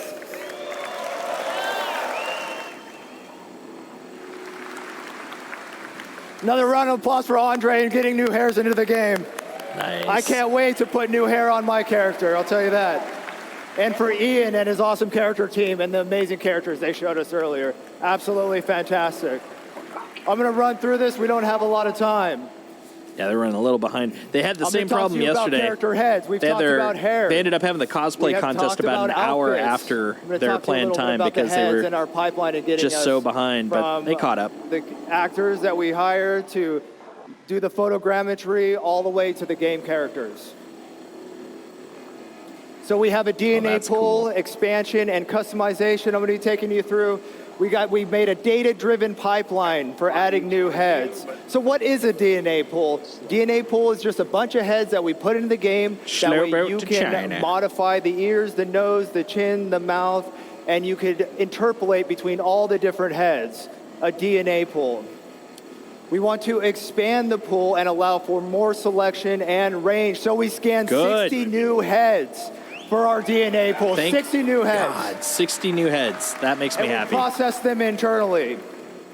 We also added customizable facial features, skin tones, complexion, makeup layer on top, revisited the eyes. These characters look new and they look great.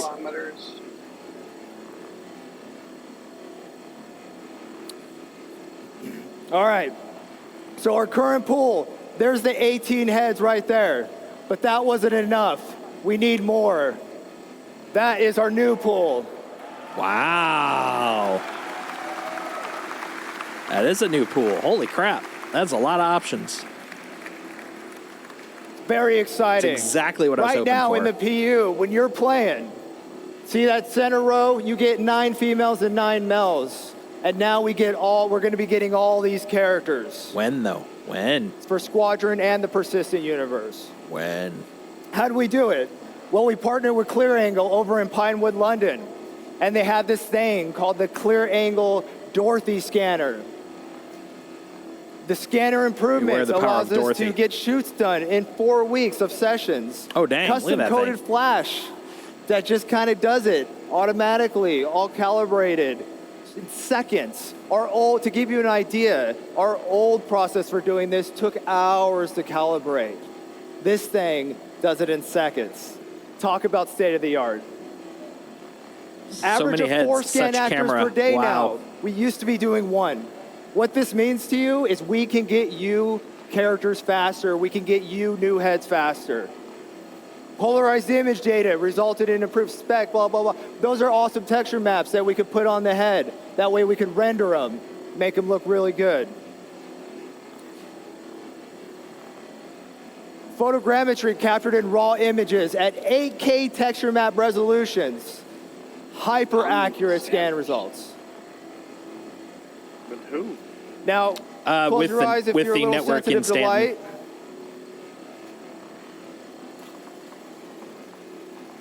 This is the process we use to get the pictures, to build the photogrammetry, to calibrate the cameras.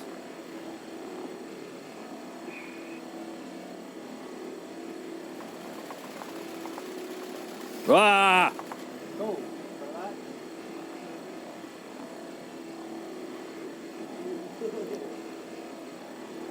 That was creeping me out, man. So there we got. So we got the some characters camera here on shot. the screen. Those are all built using all these things that I briefly mentioned. Ooh. I want to talk to you a Lady little on bit the about left looks skin tone, awesome. though. A lot of character. Ah, Skin that tone's picture. tricky. Because we want to apply it. We want to be able to customize it. We want you to Oh, have my the ability Lord. to do whatever you want. So what you see is some really weird looking characters. We see a head with some yellow. Yellow's good in this case. What we're trying to do is we're trying to find the average skin color. Once we find the average skin color, we can figure out what that skin tone is, and then we can apply it. Okay. The blue means it's further away from the average skin tone. So when you apply your skin tone, it has less influence, keeping those high details. I see. Keeping the color, the blemishes, the imperfections. Makes the face that look middle one, that more white head, realistic that's than where just we a get raw once color. we've extracted the data. It's now ready to apply the skin tone, which you see at the end. That's cool.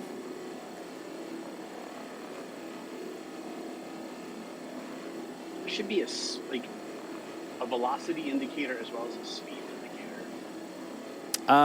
The velocity indicator is on your left side, right underneath VEL. Oh yeah. Now, all right, so I'm not. All right, so here's a little more detail what I'm talking about. We knew that we were going to get a pull for these heads, this pool of all these different awesome shapes. That would be noses, correct, ears, lips. because speed But is irrelevant now, here. The only with thing you what really we're have doing is a velocity currently, indicator. You can see that we have calibrated all of our source photos of our actors. If you're And slowing with that, down, we can most likely figure it's out because of the fact that exactly your what they're supposed to throttle look is like. not And then moved once I forward and you extract don't and do have the cruise average control on. thing, I'm able to get a value. And that value translates into a skin tone. And that skin tone translates into a chart that you can customize your character with. And what's great about this is as we grow our pool and we get more heads, we get more skin tones. So our skin tones aren't based on, whatever it should be. What should it be? What does it look like? These are real data. These are real data that we get from these incredible clear angle scans and the incredible tech that is brought by that is our heckin' staff. cool. And the skin tone will grow along with our head data and along with our heads.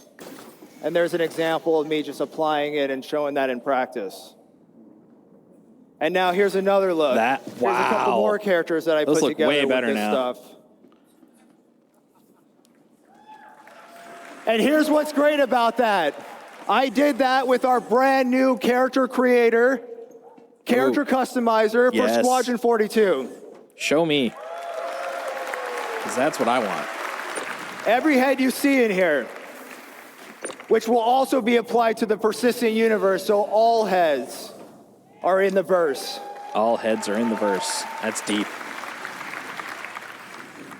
And as you can see right here, here's a little scene I put together using the outfits, using the hair, using the skin, using That the looks so heads. good. And I did that all with the new character creator.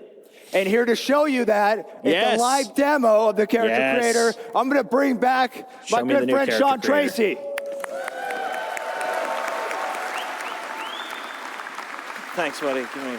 Oh. Aw, hugs. Awesome.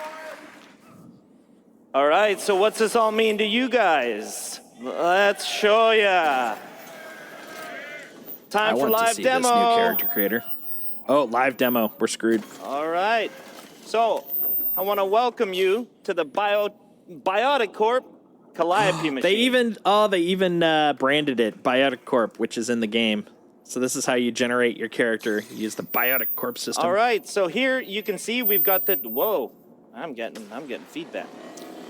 You can see we've got two body types that I can select from at any point in time. So we're going to start in right away. Now, you Excellent. might recall how the character creator currently works. Welcome. You would have a whole bunch of source heads from our DNA pool. We would select one of the facial shapes, and then we'd blend it up or down, depending on how much you wanted that certain So you facial want to shape. check Now, your this was pretty the joystick good, control but it's list. not You're the going to most have a intuitive of control that systems. allows you to go so into instead, what we wanted salvage to come mode. up with was a And much then your more intuitive way firing to control will this. actually turn and on what your we've now salvage beams. introduced is sculpting mode.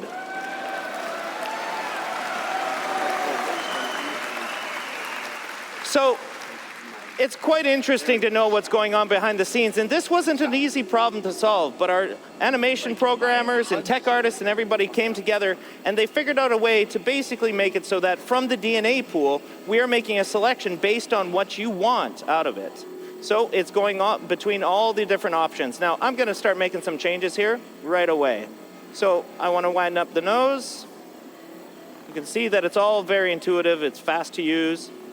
I'm going to make the lips a little bit bigger here. There we go, something like that. I think that looks pretty good. I'm going to adjust the brow here, maybe make a little bit of a heavier brow. Oh, that's cool. That's way now, better. We can adjust the eye shape. We can go more almond eyes. We can go more oval. We can have a heavy lid.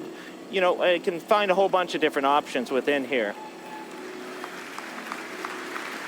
So here, we're starting to look pretty good. I want to give him a little bit more of a hero chin. When do we get this? This looks There so we go. much better. I'm liking that. Yes. That's cool. All right. So not to spend too much time on that, I want to show you some of the other features. And speaking of features, we go to our skin tone. So finally, you're not just selecting a preset skin tone. You can move through the whole gamut of the lookup table. And this is melanin and hemoglobin at the same time. Oh, wow. That is some crazy good detail. So at the very top of it, I've got a texture slider. So instead of the whole head sort of selection, we can go between all the different textures. Now, like Forrest mentioned, we're going to have 30 of these for one body type and 30 for the other body type. So here, I'm kind of liking, what am I liking? Oh, I like this. Be So careful here, not to and I'm bonk just the gonna ship set a because then skin it'll start tone that I rotating kinda as like. you're scraping, which is a pain in the Something butt. like that. That's cool. Not the end of the world, so but the next step not great. in our skin tone is the complexion.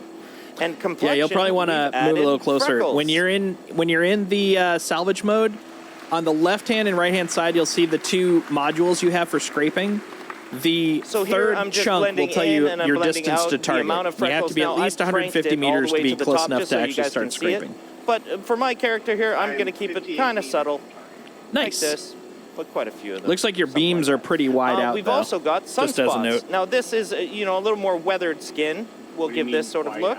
They're we've not. got a whole It doesn't bunch of look like they're different pointing blemish at the masks ship. They planned look for like you they're guys. kind of pointing literally away Whether that's from the ship. sunspots or liver spots or anything to that effect. Now I'm going to give this guy kind of a weathered look because I think the skin tone looks pretty cool like that. Most likely, your I'm digging beam that. targeting is All right, so wide. next Usually, up, that's on one of the one of the no dials longer on the do we have the green and the brown, just on the your, full selection. joysticks. You've got a full RGB chart of what you want to select. So It is a if you Rican want to have nose. bright green eyes, if you want to have hazel eyes, You could have if a total. wanna You could blue have a total eyes, Puerto if you Rican wanna have character any now, of these Pizza. eyes. This is all very, very nice. So again, we can go with deep browns. We can go with sort of a steely blue, which I'm kind of I like digging for this the skin tone. depth of options in this. I quite You get- like that look. That's between cool. the melanin factor, like every single portion of the well, face we'll get into some funky colors, can be don't you worry. modified, can All be right. tweaked. So one of the other things we've added, and it Oh, was it looks mentioned so before, we've added a good. makeup layer. And with the makeup layer, we're Although it's totally gonna take forever to inclusive. make a Any of the character, 'cause body look at all types the can options you have. Makeup. Now, I don't want to spend too long on it here because we're going to get into it in a couple minutes. But I just want to show you sort of blending that in, blending that out for this particular body type. So next, as Andre talked about, we have all the hairstyles that you could want. So I'm just going to pick a couple different ones. There's a reality for some of us and another reality for another one of us. There it is. That would probably be me. Ooh, That's look what at I that. want my reality to be. Thick hair. Something like this. I'm digging the Mohawk, though, for this one. He's got a bit of a Mr. T look to him. Oh, dude, I that kinda like Mohawk this. looks Yeah, great. I pity the fool. All right. Very tufty though. Blonde tuft of hair. Ooh, facial hair. Everybody's cheering. Yeah, this So, game really it doesn't might have go any facial without hair saying yet. that we've got beards now. So if you want to select Yeah, there'd be analysis a full paralysis for sure. beard, you can select the full beard. If you want just mutton chops, you got your mutton chops. You want your handlebar, you got your handlebar. All right. So we've got all the different beard types that you could want, and we're going to add as many as you guys really want. So I'm kind of digging the full beard for this guy. Yeah, I'm digging the full beard for this guy. Even further to that, we've got eyebrow selection, which is, I mean, you could go with no eyebrows. That's a very real. You could have bushy ones. You can have a little bit more, you know, normal, kind of straightforward ones. But it was mentioned before during the hair and with Forrest's discussion that we've got the hair dye. Awesome. As So well. that's your first. So with the hair dye, your first recyclable. you can affect all next the hair one at that's once. And created. Right now, I've got all selected. Watch as it gets I can full. go through the Wait. gamut of all the different hairs. 1 second. Let me move this. over Melanin here. that you can set. There we go. So here, I'm just what you're going to want to do is stop it and at if I wanted to dye the facial hair, I 0.9 could just dye the facial hair all SCU. by itself. Setting a dye color here. I have something like that. I have no. But in the end, I'm really digging the jet black on this particular Yeah, one. because you So I'm ejected, gonna all of your first frost these SCU was tips a put little into bit. I that think one that's gonna container. look kinda For your cool. next one, though, as you're starting to draw, Set a bit once of you a get to blonde 0.9, here, you're going to want to the stop dye amount. stop and then scraping. what's really cool about this, Oh, and it I'll just show this says in a minute, cargo 0, is that we can 0, actually control the fall off of it. Right, So, because you again, if I like want you said, this on you the just tips, ejected the cargo. So just you had blend it 1.0, right but you got about enough that here. you actually were able to finish it. So that sent it out. So now you're back to 0 because So you're doing there a we brand go. new one. He looks a lot different than how that started, and I think that's actually pretty fun. Now, there's a lot of stuff in here, and I can't wait for you guys to explore it and spend as much time as you want customizing and expressing yourself as a character. So once you're done, Yeah, so you've once you gotta get to sign off a 0.9, personal don't go any declaration further. that You're the going to want to physical stop appearances that the because calliope process we're going to has have you actually allegedly create caused, something with are your okay with you. recyclable So let's material. go to our next body type. All right. So I'm going to go to town here. The only real crafting they have fast. right now in this game. right away. And you might think it looks a little off or so, but I don't know. We're going to get there. Let's make some changes here. Going to adjust the bridge of the nose, maybe a little bit of the cheekbones here. Oh, those cheekbones That's are creeping maybe me a out, little though. extreme. Let's Yeah, I was go going to say, back those here. are pointy. Something like You that. cut someone. And I'll make the lips a little bit smaller here, and I'm going to lengthen that chin for a little more of a triangle kind of face here. So you can see, you can tweak to your heart's content. You can spend a lot of time doing this. And I don't really like the brows. I like a little bit softer of a brow for this particular character. And that's looking pretty good to me, actually. So next, just like we did before, we go into features. We can do the skin tone.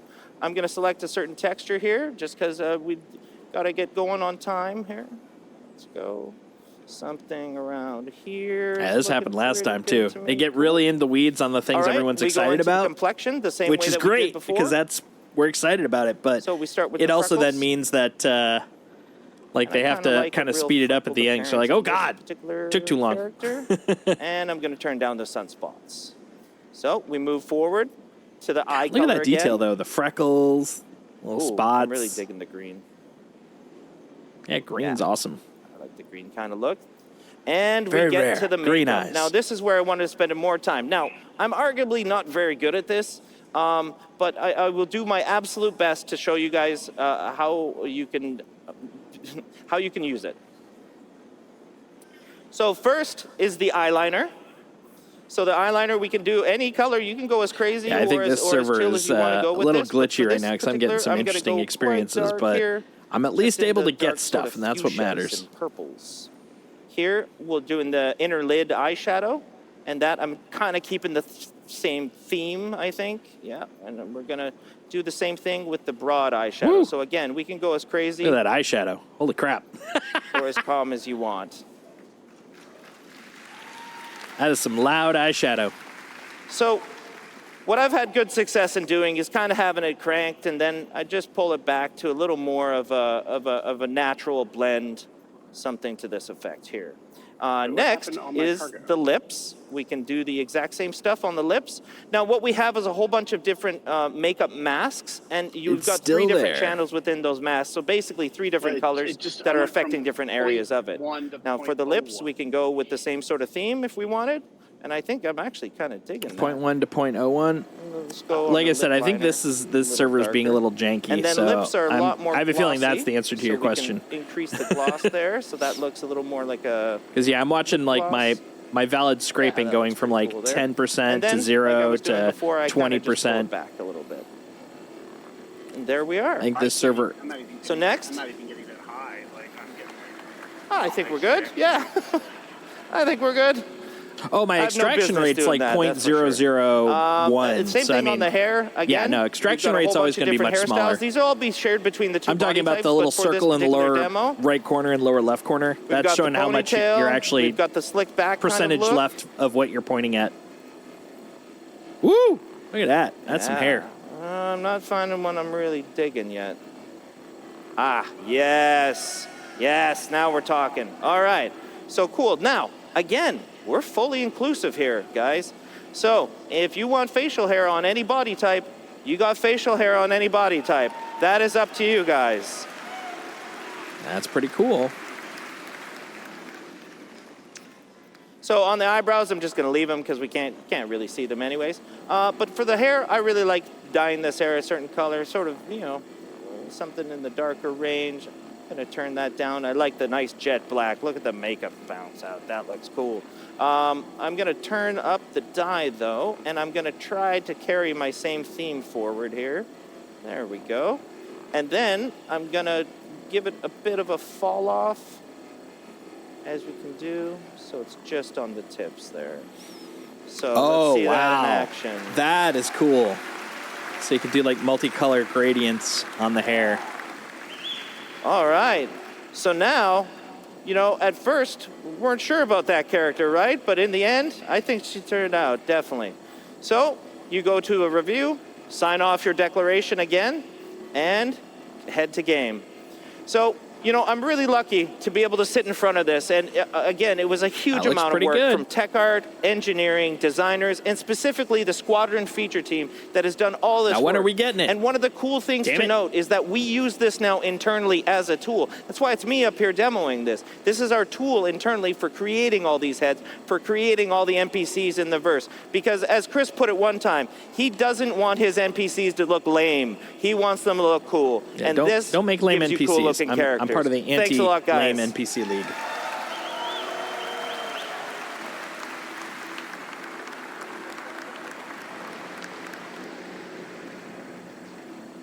Oh, God. Like yesterday. So for context, this was a... It works. All right, we're behind in on digital schedule, form, so let's welcome they were the light from showing the how first-person cloth crew. worked by Take moving it a away. soccer ball I'll be through here. a I'm busy. freaking medical gown, and he's apparently doing a real-world version of that. Oh, so creepy. It was creepy enough when it was digital. All right, life in the first person. Second panel, they're just hopping straight from one to the other. Hello, everyone. You know, am I too early? No. It's a real pleasure to be here at CitizenCon in person. I've had so much fun. Thank you all. But my name is Jens. I'm here from Manchester. I'm going to talk to you about some improvements to play traversal. So we're going to start in 0G, where we've been rebuilding the EVA experience from ground up.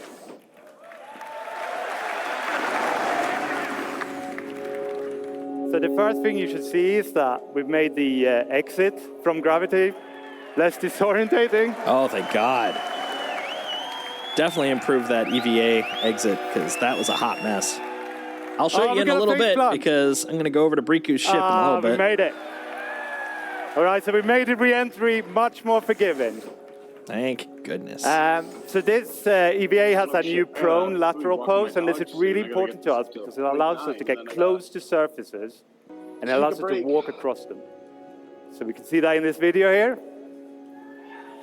Ooh, that's very cool. Okay, and as it gets to the end, we're going to jump off. Okay, here we go, into that. And this smaller profile lets us get into spaces we couldn't get into before, or not easily with the old EVA. We're going to traverse through here, thread the needle, and also the collision is much more forgiving. We're going to slide off the slower speed, so we're not going to be spinning away. Okay, big reveal. Oh, they're showing Love the this station. zero-G It's amazing. traversal, and it looks really good. And we're also adding grips, so Definitely in the improved it interiors, you since, might be able to hold on to grips to what we have do now. interactions. And Oh, nice. walk between the grips to get better control. You can magnetically grip with your now hands onto ships when you're in zero-G, Thank you which is very going to much. make that traversal a lot easier. So now Are we prone gonna be able to, has like, long been a problem Guardian motion set into for us, Lightfall? right? But Like, taking these EVA posting solutions we saw, we can now rotate you mean around the like a camera grapple, without or? any lateral translation, so we're not rotating around the hips anymore. And it allows you to aim much better. We're also not moving the body, so we don't need to worry about All the right. external collisions anymore. So I'm going to fly over to I'm your not gonna ship. get pushed around. Did you turn off the... Of course, prone isn't all about looking around. We want to traverse as well. So we're going to head down this vent. Oh, And here we put in a past new collision style. past So point this is 9 then. all Yeah, about it's letting part you of the have delay. Control in narrow, small spaces, smaller No than worries. this. Well, stop rotating. It'll make it We're gonna harder be for me able to get there. Push around the corners. Going to go run tight bends, and we're going to be able to reliably go up and down slopes. And this is where prone All right, led so the meet way. me So in we then the back took of your this ship. and we put it into the EVA. So if I turn off gravity here, which I'm not going to do, but if I did, the Like I EVA said, would have been able to janky traverse server. the exact same place. And by having these motion sets so similar, we can exchange success between them. And this could then be done to other horizontal sets, like prone line sets, for example, like the water world showed it last yesterday. There we go. We might be able to take you swimming there one day. So. Oh, nice. So you do have a do you have a multi-tool? Okay, we're gonna move from the horizontal to the vertical. So with ladders, we put in some new. So it looks like you got a subtle couple of significant crates here. So I was assuming So maybe we you got did. midpoint markups. Oh, Let you enter careful, the ladder careful. What are you anywhere. doing? Whoop. What? Hold on. I got it. We're gonna let you look around so you can do. I don't know. You like kind of ran around and beat the crap out of your stuff. Can I let you lean on the ladder It was so that you weird. can avoid obstacles or peek around corners? And this all got a full new animation. That's what it looked set. like, at looks least. I don't know what amazing, happened on your especially side, but with that's all what it this looked like. beautiful No, star cloth. everything is glitching You know, you out got both and, the hood and the cape there. You It looks are, amazing. like, Okay, so looks like with you're combat, jumping we wanted between to add more speed to the encounters. Ah, So right now what I'm we've looking done at is we you removed kind the of weapon crouching penalty, around. so It you looks can like move at the same speed with and your without the arm weapon might arm. be busted. Now you're crouching We've at the door. reduced Now you're inertia, standing at the so door. you're going to be able to push up to your desired speed Yeah, faster. you are. And this is already in 320 and 321, and we got more things like this to come. Shortcut for taking a screenshot? Print screen. Right, so I didn't just want to talk about improvements. I've hinted at swimming, but I'm going to show you a different feature, right? So sliding. So with the power slide, you inject a burst of speed. You're on now. This doesn't just take you from A to B faster. You're going to have a reduced profile. You become a smaller target. It doesn't come for free. You know, Yeah. you're sprinting. It's Now not you're gonna cost you walking around stamina. me. You're sliding. That's going to I don't add even some see stamina you. cost. And when I do it back to back like this, my heart rate is just pumping, pumping, pumping, right? So you got to be a bit careful. You can't just Now you're slide leaving my ship? your whole Yep. way from the hubs to the spaceport. Now I should be floating out in space. Okay. So another thing that is really important to us is that with the slide, All right. it's a short So let me duration, but we want try the putting it here. interactivity So as soon as possible. come over And that's come over true for near all me. our motion sets. We're going to go through all of them and give you interactivity. So with the slide, we want you to be able to aim around as soon as possible. Oh, The moment shoot. you hit the Actually, come ground, with me to you're my gonna be ship. able to That's aim right. around, all right? This is the exact problem I was talking about with so if I was to no slide from one backpack. end of the stage to the other, I would be I could sliding not this take way, but I'd be the, looking this way, right? Look at you multi-tool bit guys, with me. hey. But while I'm sliding, I can hip fire. And as I come out in the exit, I can ADS, I can lean. I could go back to sprint right away. Oh, So I that's could do much back-to-back, slides, like we saw in the last video. This is more like the FPS I was Moving expecting. beyond traversal, just to finish this section, I want to talk about new hazard. Now, you saw this yesterday in the UI demo. Radiation, huh? Bone, I have to go. can you press the button? That's it. Dogs, don't Okay, call. radiation, right. So radiation, Late, but, for that, it's a new we addition have to to make this this active quick. status system. And we need to I'm look ready. at the bottom left here. Once you're here. So in the middle, you got the I'm amount of above radiation your that Well, being pushed come on your inside body. said ship. If you have a directional source, it's based on your body surface and your distance to that source. It By is going left behind control. the cover here, I can completely cut off all the radiation. So I can use that And then on the left, you have an icon go. that has a shield Hold on around one it. sec. Now, that shield works in two ways. Right? First of all, it comes put from your outfit. this So on the depending on what ground. you're wearing, you're going to have a better or less accurate shield, right? It has a threshold. As long Where'd as it your go? radiation doesn't exceed the threshold, the shield Put will it hold on the true. ground, You'll scrub but I don't all the see it. radiation off, and you can stay there as long as you like. But Yeah, as this the is definitely- shield starts peeling off, Definitely a the jank server. when the All radiation right, gets never higher, mind. the shield will Yeah, peel we'll do off. it later. And the radiation sickness kicks in right at the end of the video here, and my health just deteriorates super quick. So yeah, that's not great. Okay, so we're going to see some more radiation in the next section. So I would like to welcome Inesh up on the stage.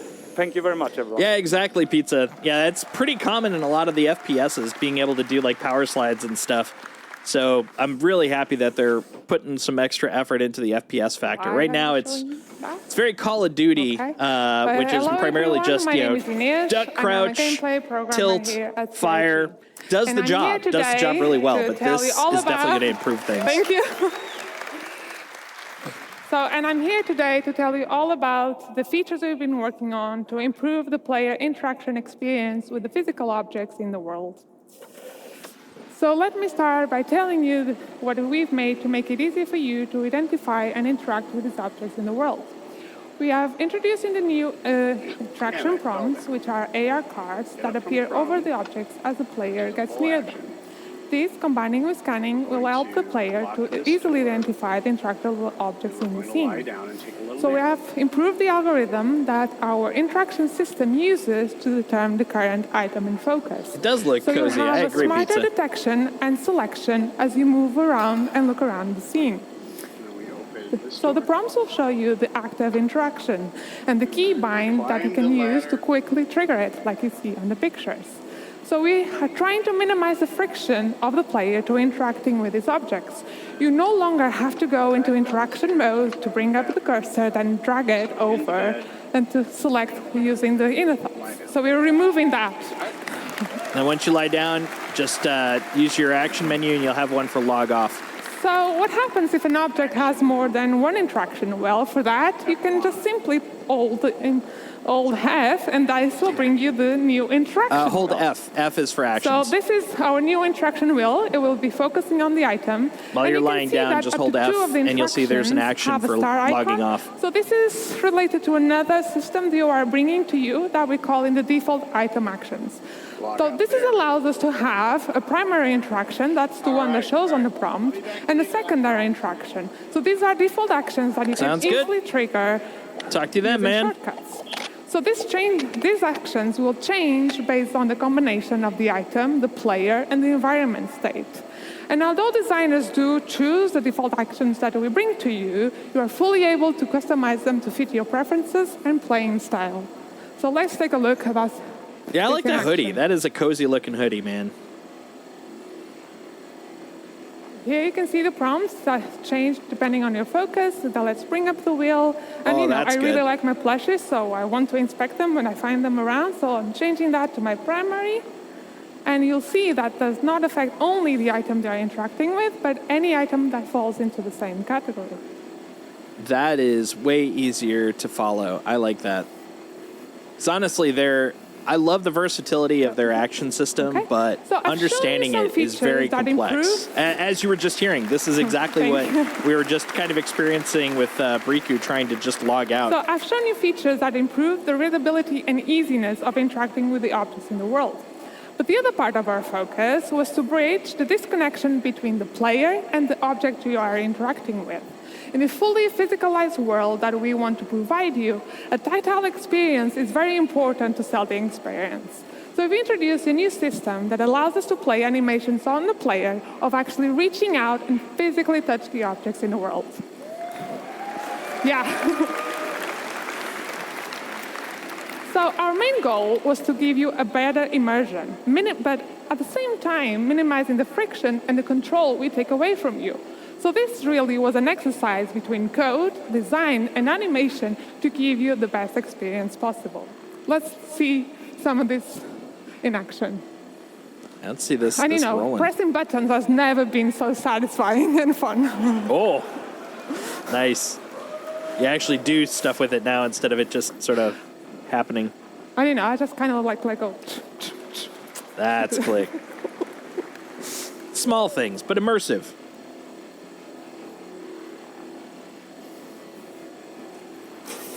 Ah! Just smack it. Smack that door. Bing bong. I like it.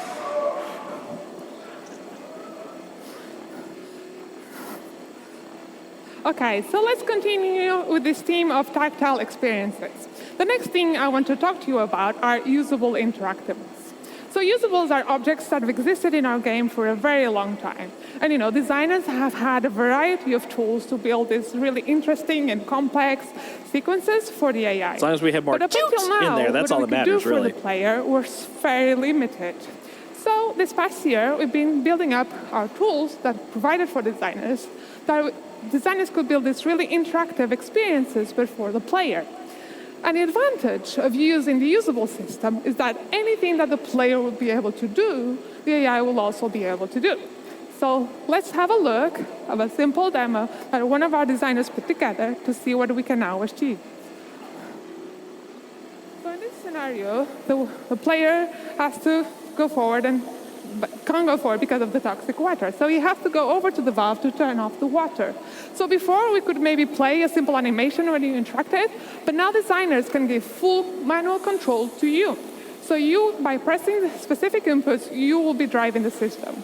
So, but this is not enough. We needed to be able to give designers a way to translate what the player is currently doing and affect other objects in the world in specific ways.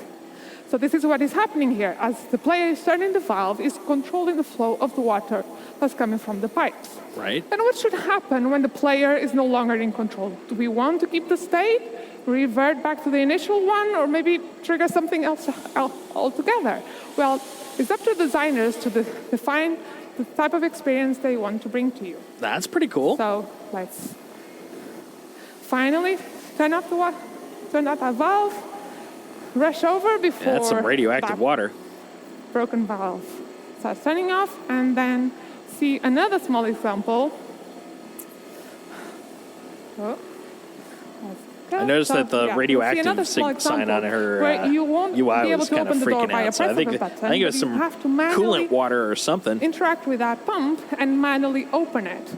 So you'll have to time your inputs to slowly open the door. So this is just a small taste of the level of interactivity that we can now have with these objects.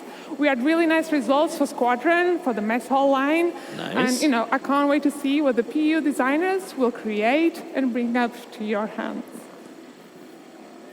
I want the things. Give me the things. That's all I want. Thanks. Okay, let's quickly talk about kiosks and terminals. And let's be honest, it's really hard to interact and get a good view of these ones. So we made a small little changes to make it easier for you. We've created a new focus mode that will walk the player to perfectly align with the kiosks. So we can better perfectly frame the screen on the viewport. At this point, the interactive screen will steal the input focus until you actively choose to leave. So let's take a look at this in action. And look at that. When you trigger it, I'm like, whew. Well, that's an old school chunky suit. Yeah, so this is a very small quality of life improvement, but it will make it much easier for you to interact with this kiosk. I like it. And finally, let's talk about looting. This is our new looting screen. Dude, if that's the new looting screen, it's not I love it. replacing the inventory, but it will be used when you're looting a body or any other lootable that you find in the world. It was specifically designed to improve this experience. So since looting is a common action during FPS combat, especially if you haven't fully prepared ahead, we wanted to make it as easier and quick as possible. So you could spend the minimum I tend to amount go in of without time any to weapons, grab knock any a couple of items you dudes need out, from take your their target. weapons and armor, So and then that's what I do. That's now my new set for a while. Looting favors speediness, while the inventory is there so you can fully manage your loadout. So we're still actively working on it, and this is especially on the UI and art, but I want to give you a little sneak peek how this all works.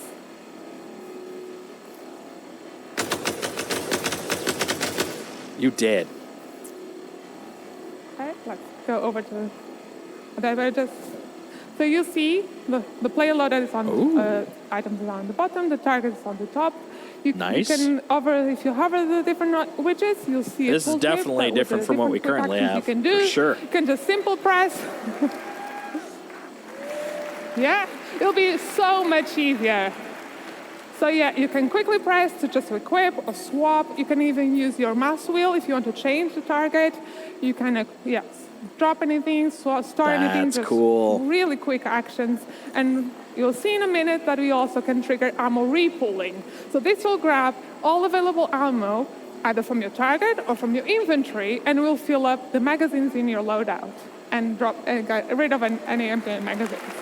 That's super cool. So, yeah, I like looking that. really good. Yeah, so it's looking really good, and I can't wait to see the final art. So that's all from me. So thank you so much for listening. I like it. I like hope it. you have a great time. That's going to be very helpful when we're running around stealing stuff from dead people. You know, as one does. Right. Hello, everyone. For those who cannot remember, my name is Jens. And I'm now going to talk to you about some changes we made to our stealth gameplay. And I'm going to give you an update on weaponware. Right, so takedowns is an important part of our Yep, that's what I usually do. That's exactly what I do. I take them down. Some player I think they're going to show it. It's going to move you through different actions. Oh. You're going to start There's out actually by something you have to struggling. do now. You might fail.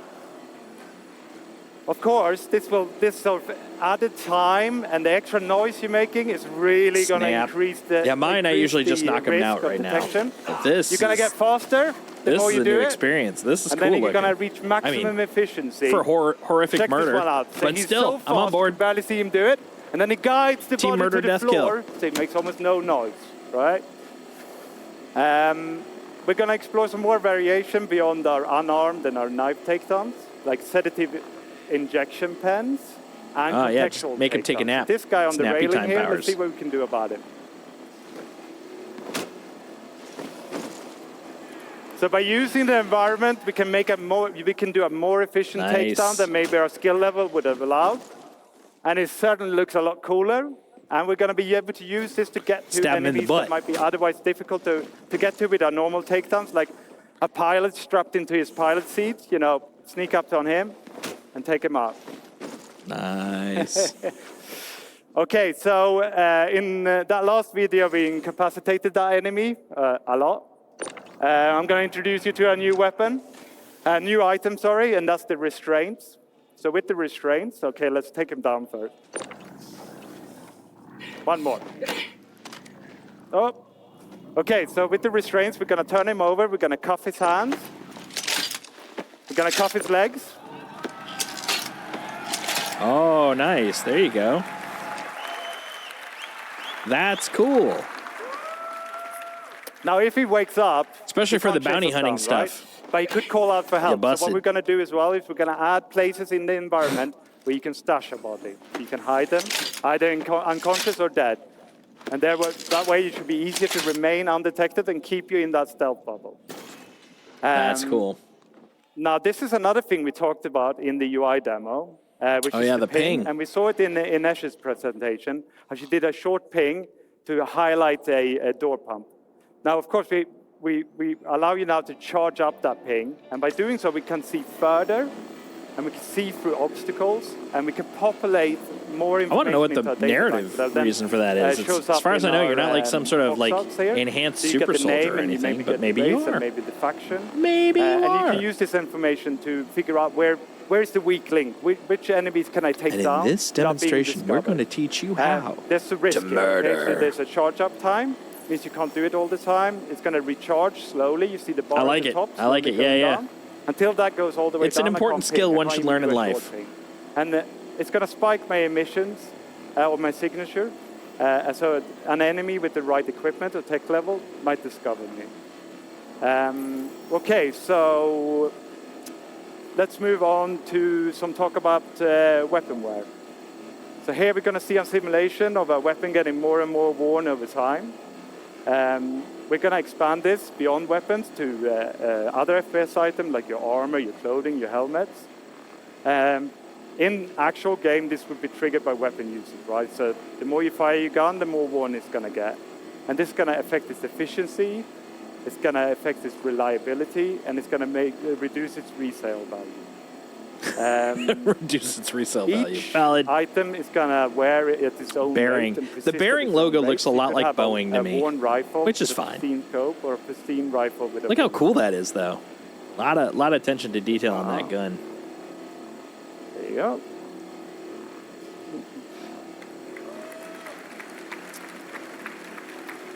So the geometry isn't the only thing they're going to change as your weapon wears. So here we're going to see a pristine. When I was Gemini working over pistol at Deviation in the little Games, window, and I worn one in thing the big window. I learned, which You was can see the fascinating, visual is that effects. It's belching out like smoke here because FPS it's type very games worn, right? aren't It's telling just you know, it's time to get this one changed. for And you should be able to hear people the that like audio as well. FPS, It which, gets growlier. you know, of course there are other types of people. But what surprised me, not after Okay, I on to heard some it, but when I first heard it, consequences. So, was just it's not gun all visuals, enthusiasts. so we're gonna Like stop in they misfire. So love the the first thing that's attention gonna to happen detail is on the weapons. You press which the trigger, your gun doesn't fire. that makes The second total thing that sense, but I had happens never thought in this about it. video- It's just not something I was considering. You got- when people are like, "Hey, yeah, you know who wants to play this?" I hope you guys People know what's who happening. So love the you go attention to detail on those and it goes guns. click. That's the bullet getting lodged in the chamber, right? So we've got to fix it. So it's telling us to fix it. We're hitting the button. we hit The closer button, the technical our detail enemy's is, the firing more they on us. love So it. you've got And I'm some like, that options. You makes don't have sense, to but I fix had it. never thought you about could it. holster your gun. You could pull out a new gun. You could use that new looting interface they Ines showed to grab a better gun. Okay. Take that plushie die. Okay, I'm going to That's how you finish roll this dice section in with Citizen, the features that's Star Citizen. tangentially related to wear, and that's the dirt. In theory, I've got accumulation. one of those plushie dice somewhere in game. So here again, we're going to see a simulation of dirt accumulating over time on the same rifles we saw before.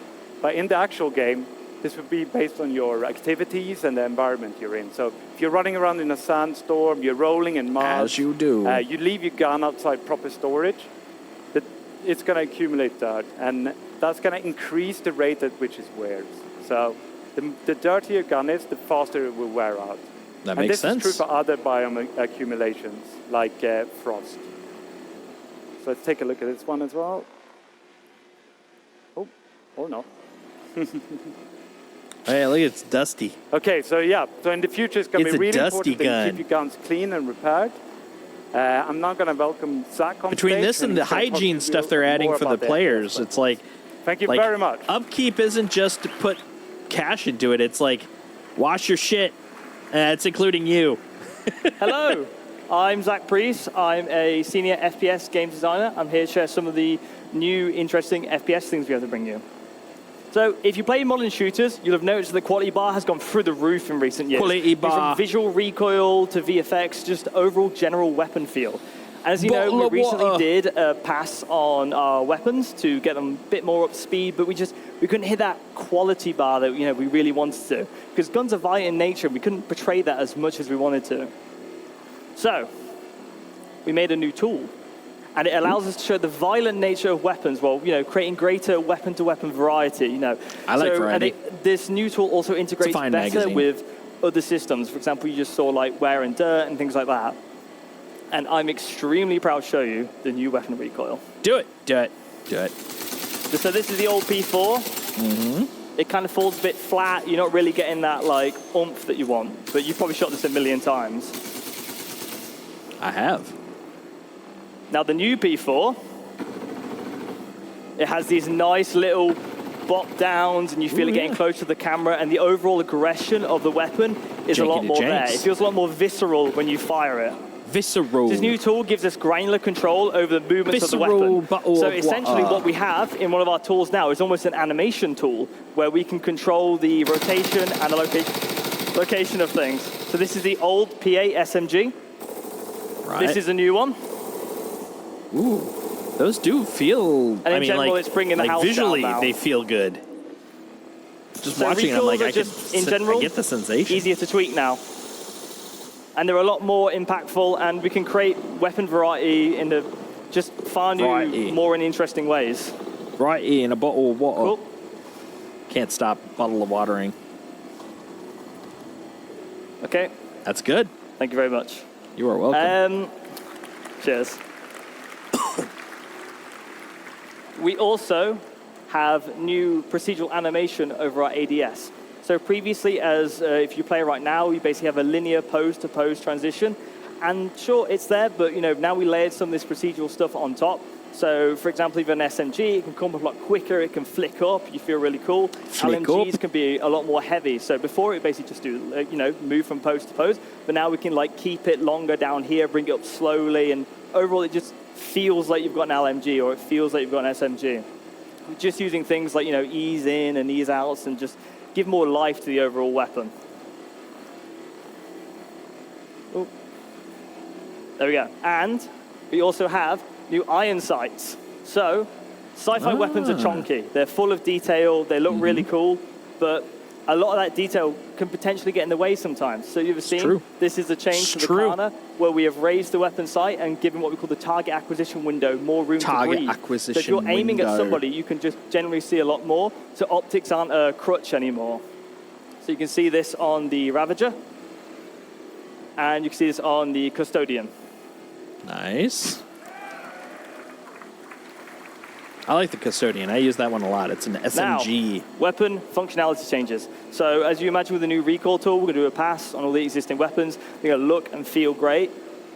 But while we were looking at our weapons, we also realized that some things don't necessarily, align with their manufacturer, right? You look at something like a Gemini pistol. Now, Gemini overall is rule of cool. That's what Gemini is supposed to be. So the LH86 I've really used pistol a Gemini pistol before. Should be fully automatic, realistically. So we have a video to show you of the pistol. Yeah. And as you can see, it goes ballistic when you fire it. I made a the magazine count is also increased to allow for that mod just crazy feeling that the pistol called gets. Hired Guns. It never, put it out. It was never really finished. It was just us, me and my friends dinking around with mods and stuff. Right, and moving on I to created our a new Vault weapons. pistol that was basically like that. We So- called it the Cobra Kai. There's the other video. Striked fast and it showed no mercy. That's the optic one. There you go. Fine. It felt these good, though. are It the felt Vault so weapons. good. So Vault is primarily based around controlling a heat of a weapon. These weapons have the potential to overheat. Oh, you can see the And heat if they bar there. overheat, Yeah. you'll be unable to fire. Oh, that's And cool. they will enact differently. So some weapons will just basically be beams from the get-go. Some will go into beams. Like you see, this one goes Beams into a is the beam key once it here. reaches a certain level of heat. And it's really fun because these are quite powerful weapons, and you basically want to manage the heat and keep it in that ideal spot. Okay, cool.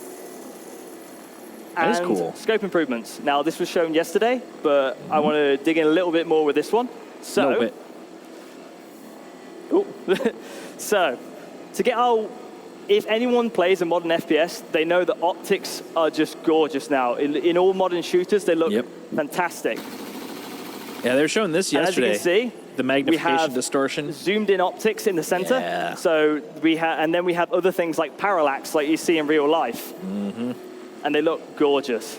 That is gorgeous. So in general, all our sights and scopes have been overhauled to be more realistic with things like parallax, pin cushion distortion, and things you'd expect from having a scope in general. Right. And it differs manufacturer to manufacturer, right? So some things are purely digital, some things are purely physical. So if you get hit by an EMP grenade, for example, we're using something like a television sight, like something like Cluey might have, then your optic would turn off. Right. Thank you. Very cool. When's that coming in, man? And weapons are ultimately as only good as they sound. I'll be quiet for this next bit. But as you know, we've done a lot of work on our audio propagation systems and just in general how I'm gonna go to guns hell sound. with all the We've also mocking of switched the out some accent I'm noises doing, and but made it's them really feel just, I love a lot it. more I love the beefy. sound of it, man. Physical.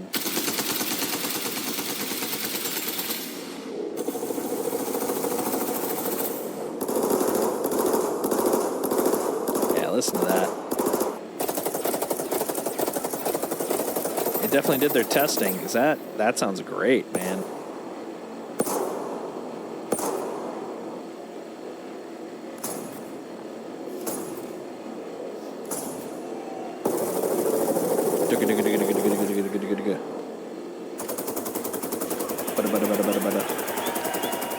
Yeah. Fantastic. It's funny. You can always tell like the demographic all that of likes it California based on heard the timbre of the cheer, like so, the backpack hair reloading. fixes. In real-life higher combat pitched scenarios, cheer. you often grab Machine magazines from the guns, surplus lower areas. pitched We're gonna cheer. simulate I'm like, that hey, in our game. It's a broad generalization, but in some situations, to show you this, we have something it called is an backpack indicator. reloading. If you run out of ammo in Star Citizen, you have to open Find the it menu, hilarious. put things on. It's a little bit clunky, it's a little bit awkward. So if you have magazines in your Clunky. backpack, you That's will what they now call be able me. to grab them My at the name's price of a longer Clunky. reload animation. that would be a cool character name. You will also Who are be you? able to Oh, I'm tell Clunky. when you have a backpack reload coming up because it will be displayed on the inventory with the backpack symbol. So there's no surprises, no catching of. You have all the information you need. Ah. And this has been shown, and it has been teased a little bit, the dynamic crosshair. Now, no more third-party dynamic crosshairs now. So, there we go. If you have a look at this, this out is our new of crosshair. space. It's Filled a to the crosshair that brim. fits the aesthetic of Star Citizen. It's a crosshair that follows the barrel of the weapon, so you'll see exactly where a bullet is going to land. And it's projected from the visor using AR. What? Some visors won't have access to this crosshair, but some will use modified combat lenses. Oh, I see. So Yeah, if you yeah. don't want to use the crosshair, you can just Points use where a it'll different actually visor. hit. As you can see, it works with recoil, and overall it just looks gorgeous. Cool. Cheers. And on to more data things. We're going to provide an improved PvE experience. The accuracy calculator for NPCs is coming over from Squadron 42. Some people have been playing it in the venue and here, and I've been harassing them, whoever's doing the hangar mission, to get their feedback, and it has been overwhelmingly positive. We also have new NPC archetypes, what we're temporarily calling the Juggernaut, which is basically a very high damage resistant enemy that has an LMG or a shotgun. As soon as they see you, they fire, they walk up to you. And overall, it's been playing amazingly, and I'm really happy for you guys, well, I'm really excited for you guys to get your hands on it at one point. PvP, we want to increase the time to kill. This allows for more varied weapon balancing. You know, we can lay into like sort of different aspects of the element more. It leads to higher skill ceiling and less unfair deaths. It will no longer be a game of whoever shoots whoever first. Right. Speaking of which, force reactions. We're reworking them. We're aware it's frustrating, and we are going to rework the system to work beautifully. What for is a And we're force also working reaction, some though? other highly requested PvP changes. I'm very happy to say a lot of this work has been dialed in. Squadron 42 is in a very good state, and we're bringing this to you soon. Now, over to the AI director, Fran, to share some exciting updates on combat Nice. Bye, Zach. That's a cool shirt. Hi, everybody. Hi, Francesco. I'm Francesco Roccucci, as you said, and I'm the AI director in CIG. It's a great pleasure to be here with all of you guys. It's fantastic. So what we're going to do today is to explore how all the work we've done for Squadron 42 is going to flow into the Star Citizen experience. Yes, so we wanted please. to make the AI presentation about how you guys are going to experience the tech and the features we have been working on. So from the player perspective, you've seen how many new opportunities you have. And now it's interesting to see how the NPC are going to react to that. So the goal of Star Citizen is to build a breathing and living environment where your actions matters, and the NPC you will find in the universe needs to have the same opportunities and same limitations that you have. So when we play a game, we want you to spend the time that feels memorable, that feels special, right? Something you can remember and talk about. Totally. So we want you to give you a challenge to overcome, but also a challenge that is fun and doesn't feel repetitive and boring. Also good. So when we look at FPS Encounter, we want to build variety. We want to give the designers, like Zach, the ability to craft combat scenarios, not just to put NPC in the level. And we need to make sure that he can tweak something such that he can experience the unique play style and the play space that you have. So Star Citizen can benefit from tons of unique environments. So for those environments, we want you to have different type of fun. So what we look at today is some of the tools that they have to achieve this goal and bring the AI to the next level. So the first tool we're going to look at today is the NPC trait system. So we spoke about this in the past, and we have now available for designers the initial set of traits they can use to influence the behaviors. So those are some of the ones that are available to the designers. Like keywords. Today we're going to focus on the combat traits, because we have traits that also apply to the peaceful situation and the social environment. But those are the ones that influence NPCs during a combat scenario. Friendly and fire. Traits, you can imagine them as characteristics NPCs have or don't have. So through the usage, we can make sure the combat feels different from one encounter to another. Traits in tech-wise, are just traits and tags that we can apply to character instance, character classes, but code can also apply them automatically based on specific rules. For example, if you see somebody with a rocket launcher, those will apply, an example, the sentry trait automatically, because those weapons are weapons that work well at range. So you want them to not push forwards to you. So they allow to block, or actually, they allow or they block specific section of the behaviors to run, but they also influence the likelihood of some logic to happen, or they modify the outcome of specific actions.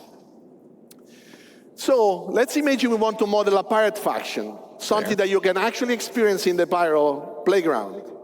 So we want them to feel aggressive, but also not very trained. They are not very military. So how do we do it with the traits? Rough and tumble. I like it. We can start adding to this faction either the aggressive or reckless trait. Those are traits that increase the risky behaviors. So for example, fighting more in open space or expose themselves longer when they are in cover.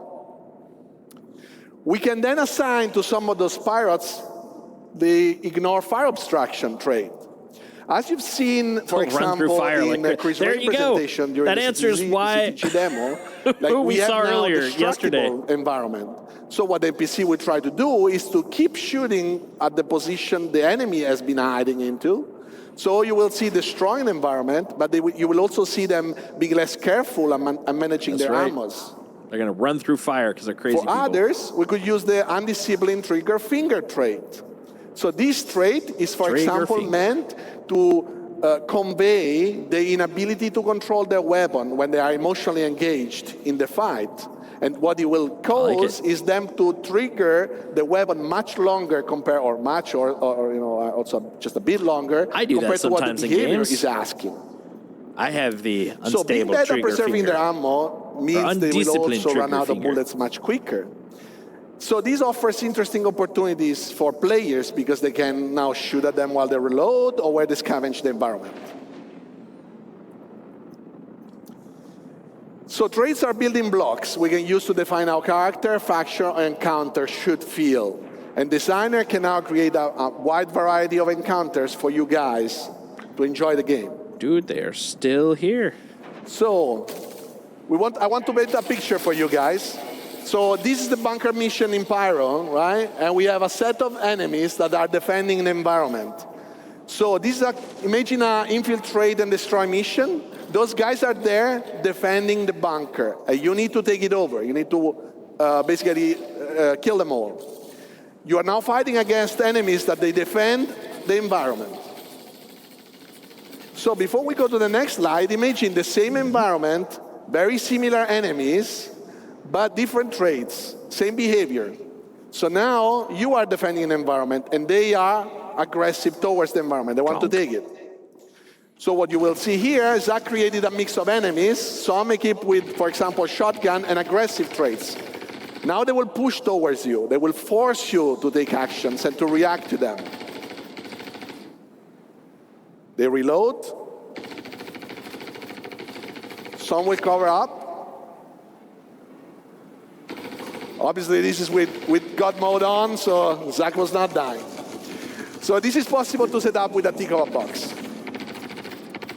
But this is not just enemies. Because in Star Citizen, we want you to hire your own crew members. And those crew members, those characters, will have different personalities, different traits, different training level that they can build up. But when you look at their traits, we want you to see their strengths and their weaknesses so that you can pick the one that either match your playstyle or compensate your playstyle. That's cool.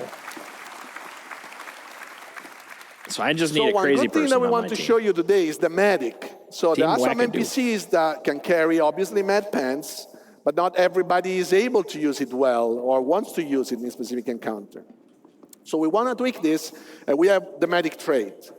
Here we combine a lot of the tech that we have spoken in the past, usable tech, behavior tech. Mm-hmm. And as Jens showed you, players now can just not only kill enemies, because before name, our Jens. NPCs would just die.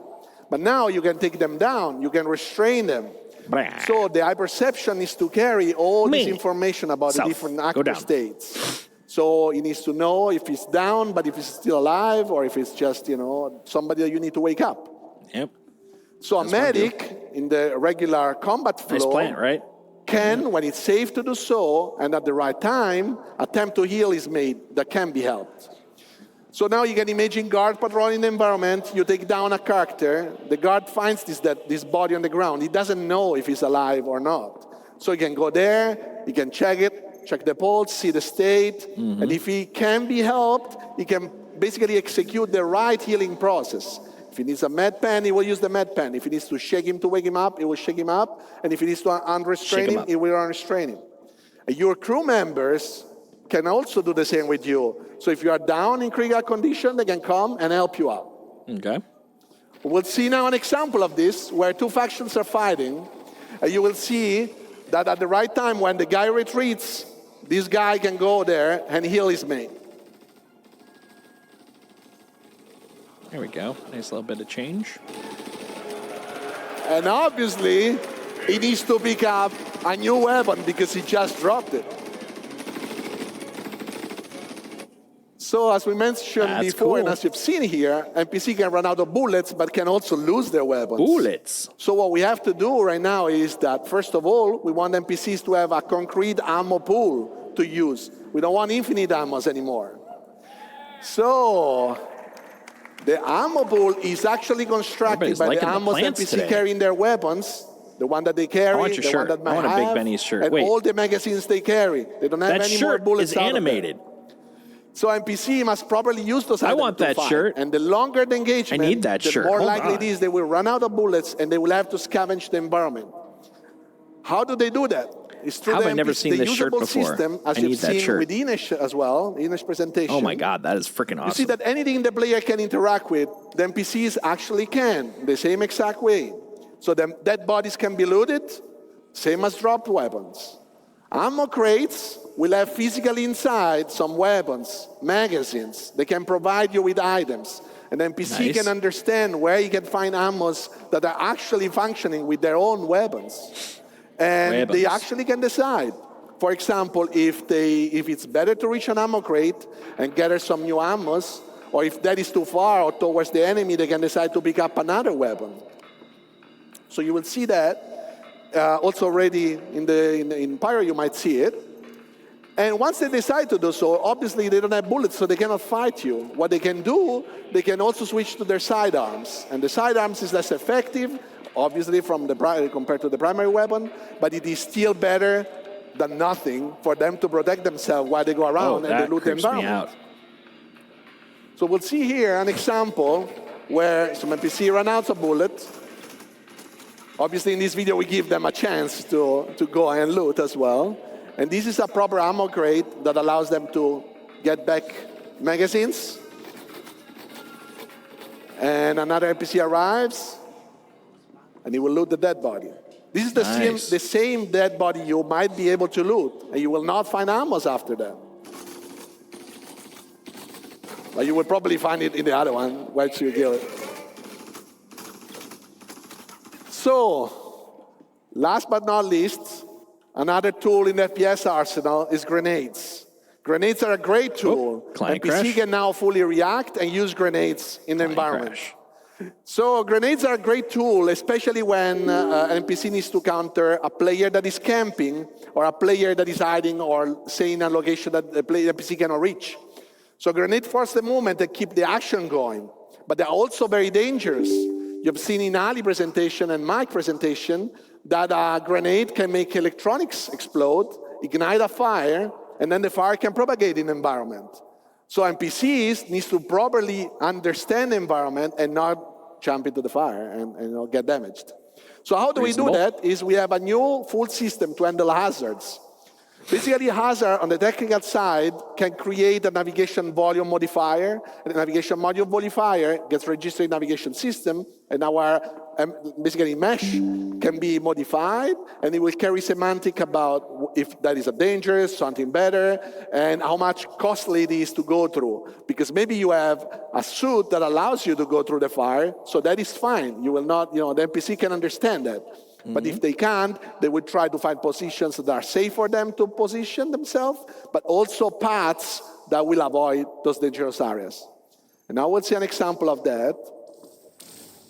This is a safe environment, still fighting, but safe, safer. And what will happen now? Fire ignites and propagates. This is fully dynamic, so it's fully controlled by the fire system. The fire system modifies volumes in the navigation system, and we really know where we can and not pass at any given moment. I want more fire. We gotta burn things. Fire, fire. So this is a subset of the things that we worked on and we wanted to show you today. Thanks very much for listening, and now back to Jens. Back to Jens. Good old Jens. Right, I want to thank Inesh, I want to thank Zach, and I want to thank Francesco for joining me on stage today. That was some big stuff. We want to extend a massive thank you to everyone who contributed to, supported us, and made it possible to show what we showed today. Now, with relentless optimism, we're looking forward to bringing you this all to the Star Citizen and more.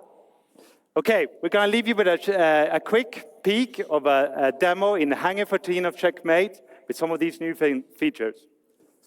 Enjoy. Hangar 14 Checkmate. Checkmate, it's one of the Arena Commander game modes, if I remember correctly.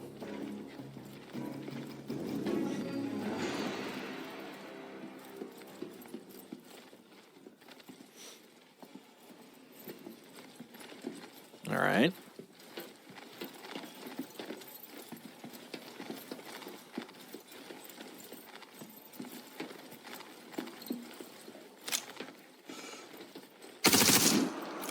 Well, that'll wake people up. That guy was like, excuse me? Oh, no, there he goes. That was some staggering before he fell. Oh, dude, that looked nice and slick. I gotta use grenades in this game. I never get around to it. I think it's because I have to buy them, so I just keep forgetting to buy them.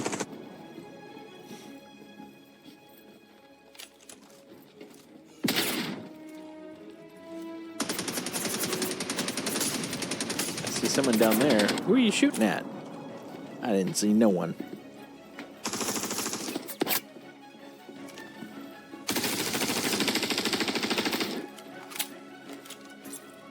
Yeah, you're gonna need to heal yourself here, buddy.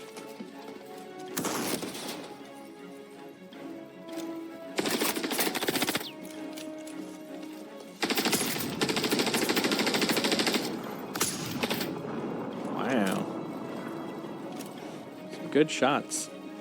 Good shots. There we go. I was like, come on, man. Oh, that was one hell of a stimulant, too. He's like 25% on drugs. It's draining pretty quick, though.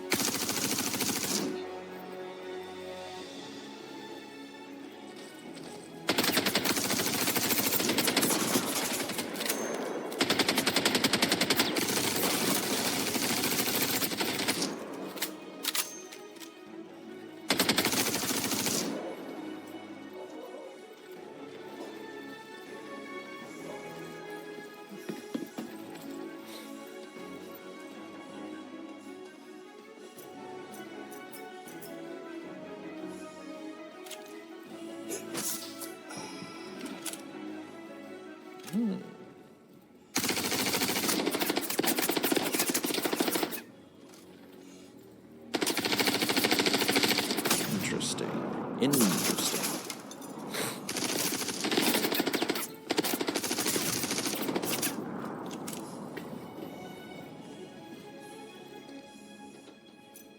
And I'm back.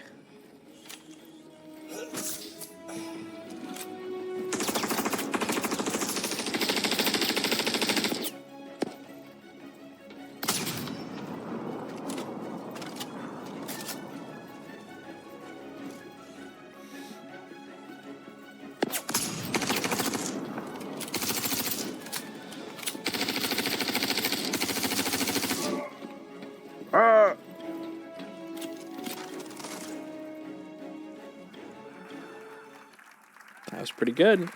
Right. Looks like some Thank you fun very game, much. some fun I fire play urge there. you all to come and join us in the Pyro Playground pit and have a go at Hangar 13 in Checkmate. It's a really great encounter. Thank you.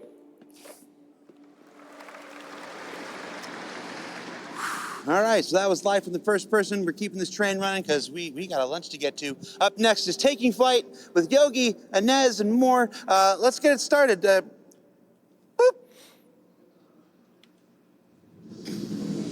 Hey, the boop worked. I wish my boops worked that way. Taking Flight. All right, got some more. Hopefully, some ship play here. It's what we've been waiting for, right? That's the main reason I'm here. Ships. Hello, everyone. Is my mic on? Okay. Can you hear me? Fine.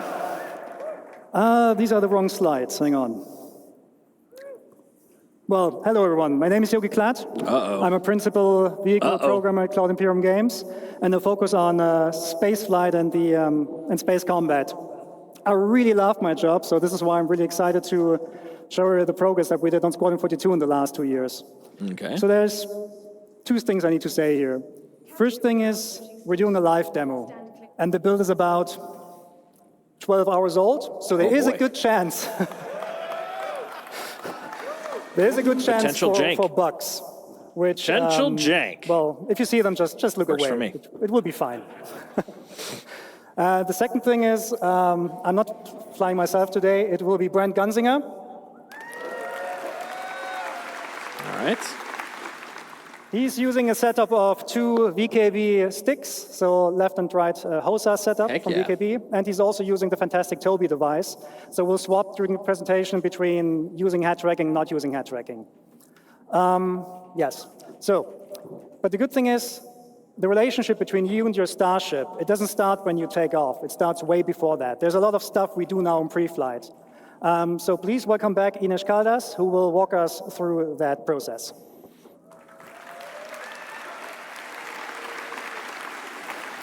Is this working? Yes. Okay. Hello, everyone. It's a privilege to be here back on stage to tell you all about what you can expect about the player interaction experience inside. Hey, okay. It's our hoodie I've told you lady. before how we've been working towards improving the player interaction experience all across our game. And we wanted to bring these improvements to what happens inside the cockpit. So we wanted to give you a greater immersion and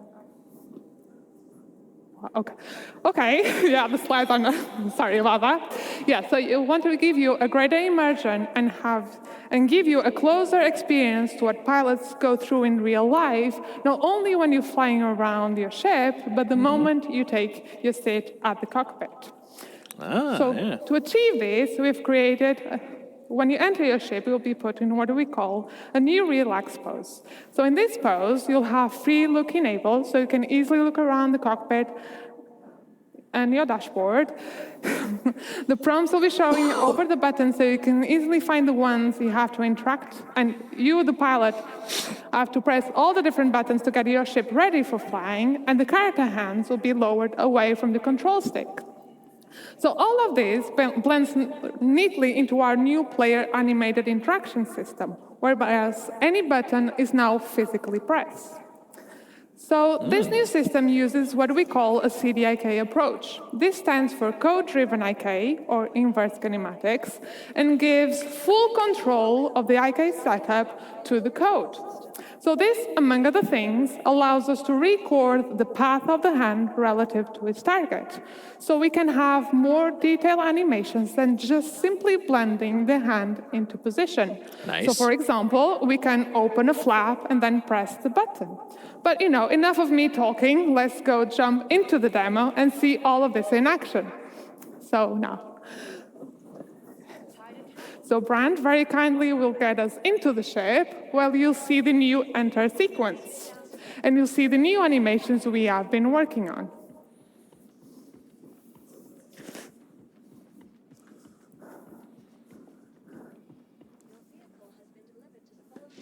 Remember, your belongings belong to you. Keep a careful watch on all personal items. So you can see now that you won't directly grab the control stick.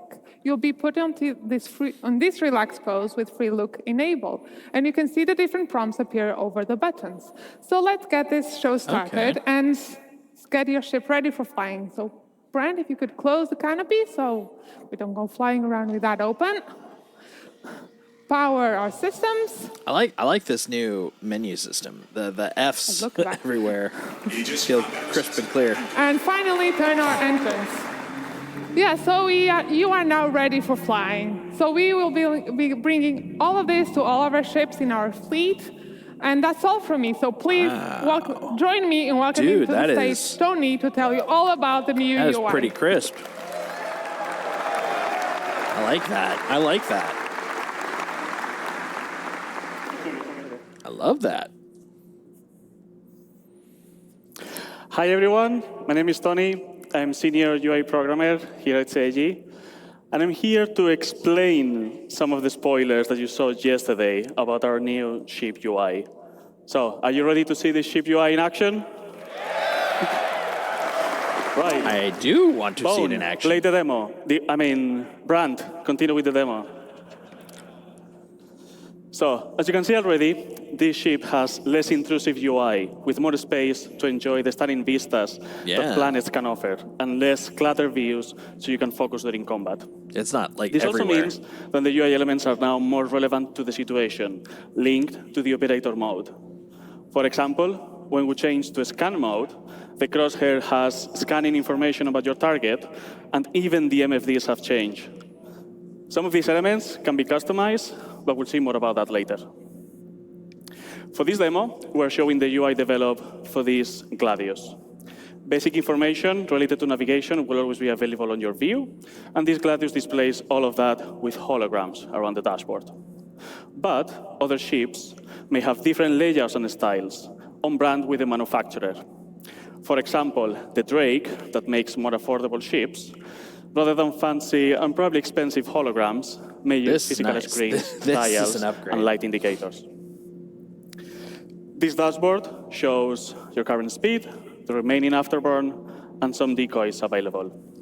On both far sides, we have status indicators that will show things like if your landing gear is on or any other flight systems. Worth mentioning that we have prototyped these for the demo, so right now they're holograms, but on the final design, these are going to be physical screens. On the far left, on the top of the dashboard, we have the indicator of which master mode and operator mode are you on. So let's change that to combat and talk about these new MFDs. Okay.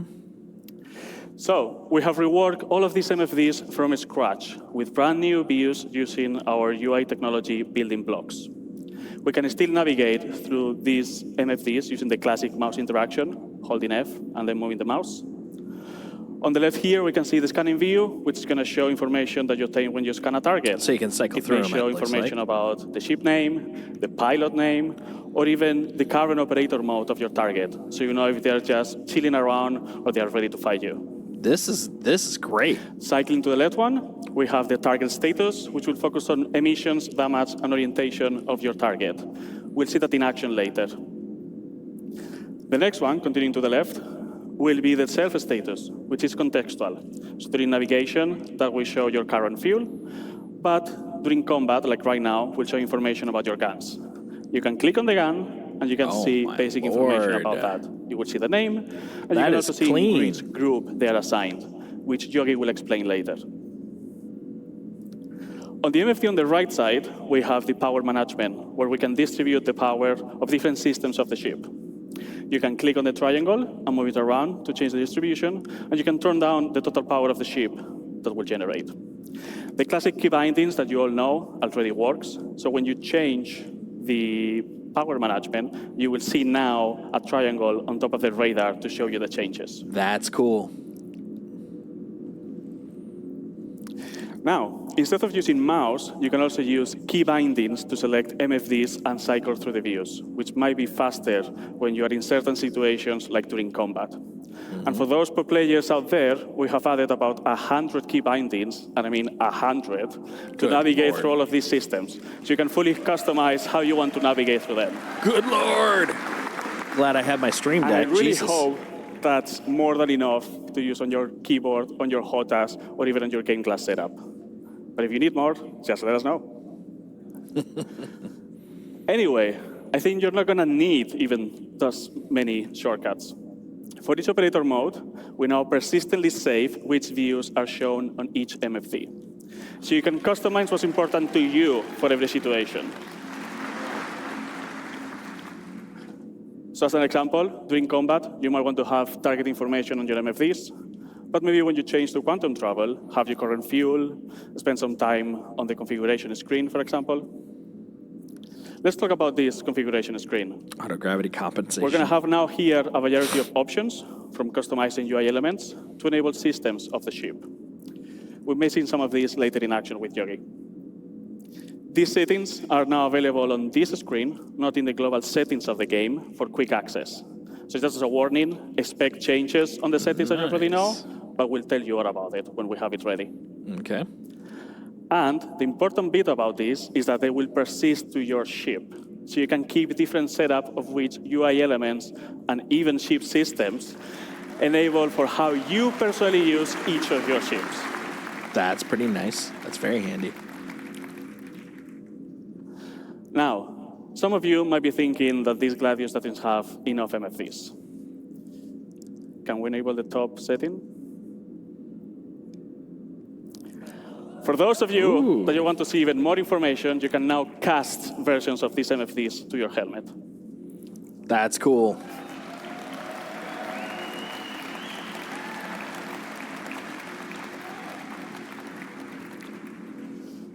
For this, you're going to need to equip the appropriate helmet, so it's connected to your ship and I can get all this information.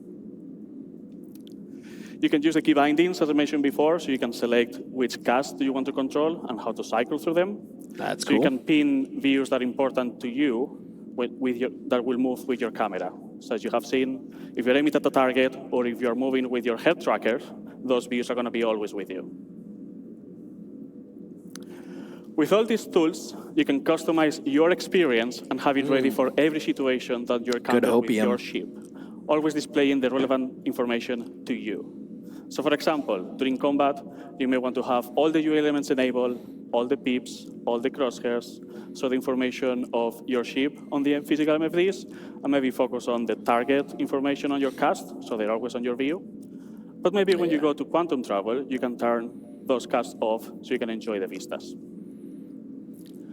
That's all from me. Now we have MFDs ready, and let's bring Yogi back to tell you all about flying your ship. Thank you very much.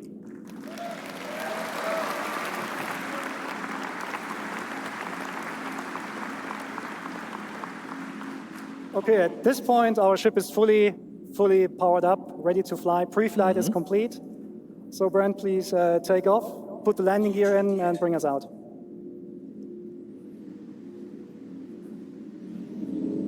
Have you seen the interaction? This is great, isn't it?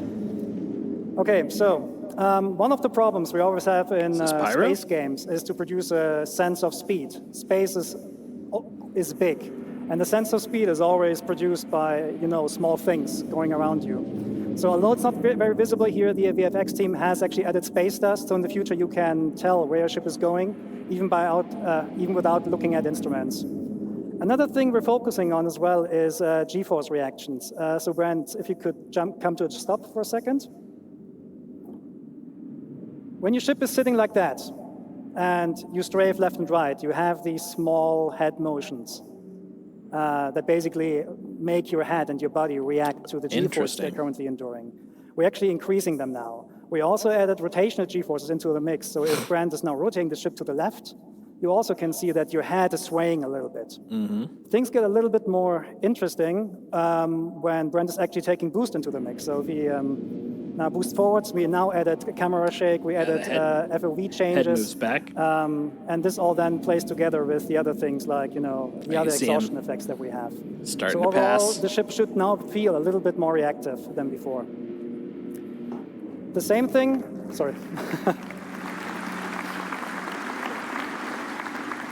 At the same time, we reduce the extensions that that the look-ahead code is doing.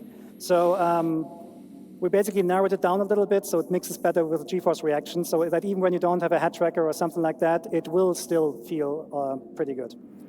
But this is just a minor change. We also improved the flight controls themselves. So take a look at the speed gauge, for example. It's a little bit twitchy today. What that speed gauge is telling you, the number that's currently moving, is what kind of speed goal Brent is actually putting in. If he puts his stick all the way forward, the left one, you will now be able to see and read the number that you're asking IFCS to speed and forward momentum. This also allows us to bring back the sticky throttle we had pre 3.5, where now, if you play with mouse and keyboard, you can press W and S to increase and decrease your speed and let go of the key, and the ship will not automatically come to a stop. Of course, this is all completely configurable, so you can enable that or not if you want. I see. Oh.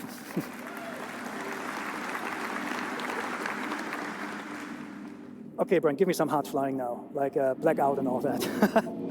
Okay, so another thing we changed in the flight model is that we actually looked at the tricoding exploits. These are really important for PvP and racing players among you, because tricoding gives us a mathematical problem that we're trying to resolve. On some ships, when you tricode, you get actually up to 50% more acceleration.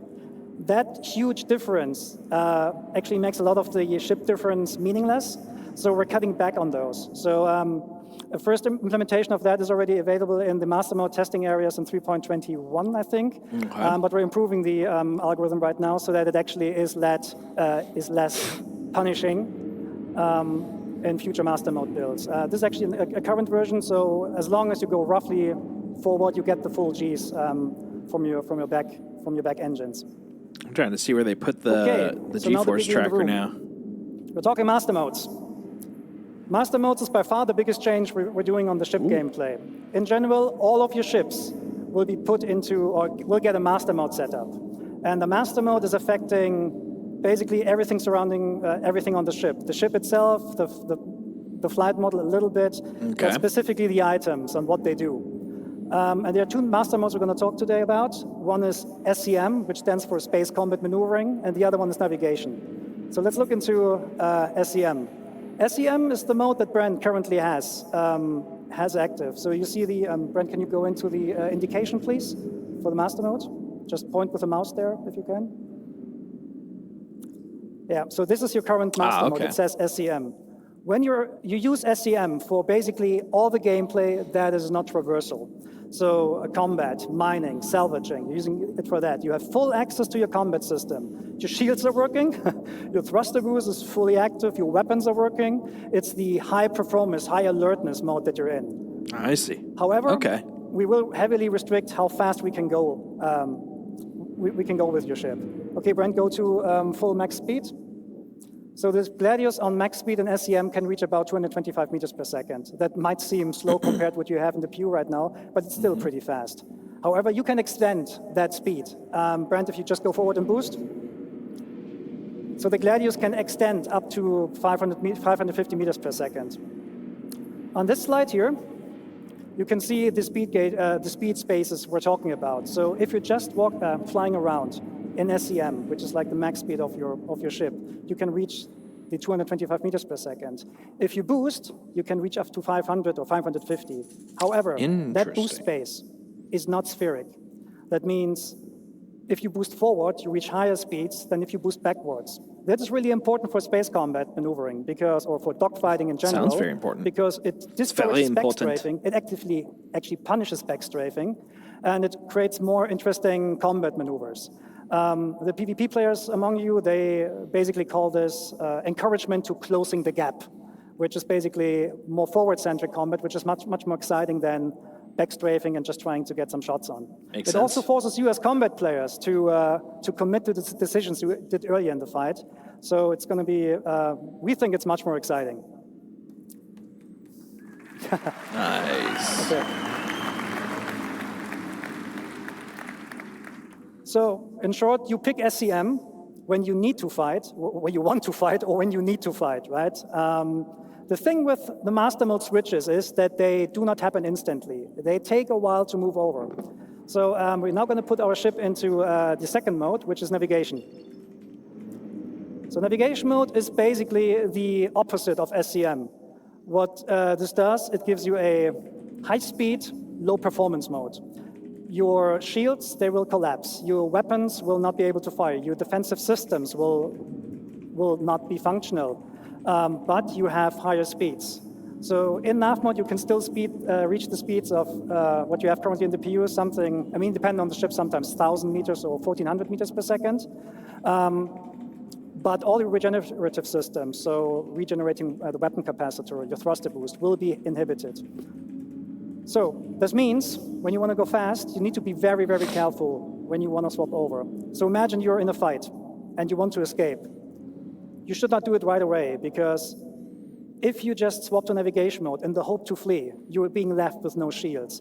And the first thing that will go offline when you are hitting with distortion guns is the quantum drive. And that is important, because the quantum drive I like the UI for the distress signal too. That's very clean. And it will then unlock the higher speeds. So this means when you're in nav mode and you're fighting, you're very vulnerable, so you should get out as fast as possible. Luckily, navigation mode not only allows you a higher speed, but also gives you access to the new quantum travel experience, which we're going to show in a minute. So that is nav point that you see there on screen. This is the point where I want to go to and quantum travel to. Before we do that, I need to quickly explain what this is about. So currently in the PU, when you quantum travel from A to B, you're actually not really moving. You're going on a spline, and you're teleported in every frame along that spline. So there's basically no meaningful gameplay we can add there. The new quantum travel experience is fully physicalized. Physics is always on, which means when you quantum travel from A to B, you're actually accelerating using our awesome physics engine. And because it's physicalized, it gives us a lot more meaningful gameplay we can play with. So Brent will start the quantum travel in a second. What will happen then is your quantum drive will initiate the jump.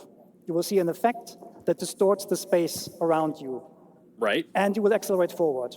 During the acceleration process, so this is the time until you actually reach your cruise speed, the ship will experience forces, and you as a player, you're responsible to counter these forces. So there is an element of failure. Okay, Brent, let's show that. What? And take your hands off. Oh my God, quantum looks way better. Oh my God, that looks good.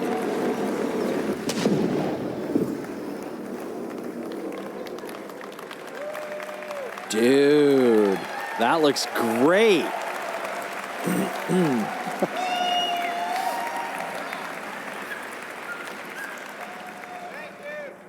But what happened? So what you just saw is basically the failed attempt to quantum travel. Right. Brent wasn't countering the forces, therefore he was thrown out, the quantum bubble collapsed and threw you out. Your ship doesn't like that. IFCS needs 5-6 seconds to recover from that, during which time you're just tumbling, right? So and this is not just like dependent on your skills. If you think selecting a proper quantum drive doesn't matter in the future, think again. You want to take care of your quantum drive. You want to repair it and keep it in good shape. So if you buy a cheap one, your travel will not necessarily be faster, but it might be harder. Okay, so Brent, show how it's done properly.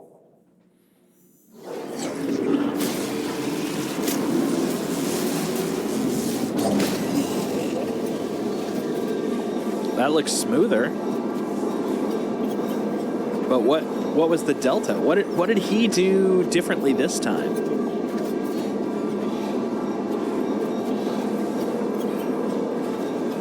Bubble locked. Is that integrity? Does that mean now you're stable? The bubble is locked.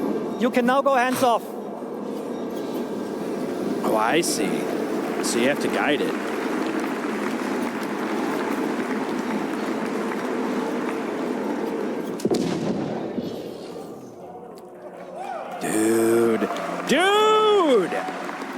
Oh Okay, my so God, there's that a looks second so variant of good. quantum travel, and this is for short-range jumps. Sometimes you jump somewhere or you go somewhere, and you see the next point of interest is like 1,200 kilometers away.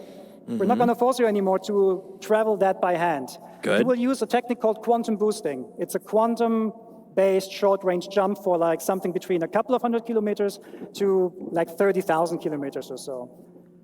When you use quantum boosting, the process is practically the same, but the quantum bubble will not stabilize itself, so you need to be hands-on for the whole time, and the speeds are naturally, well, slower, but it's not slow, it's still quantum traveling, right?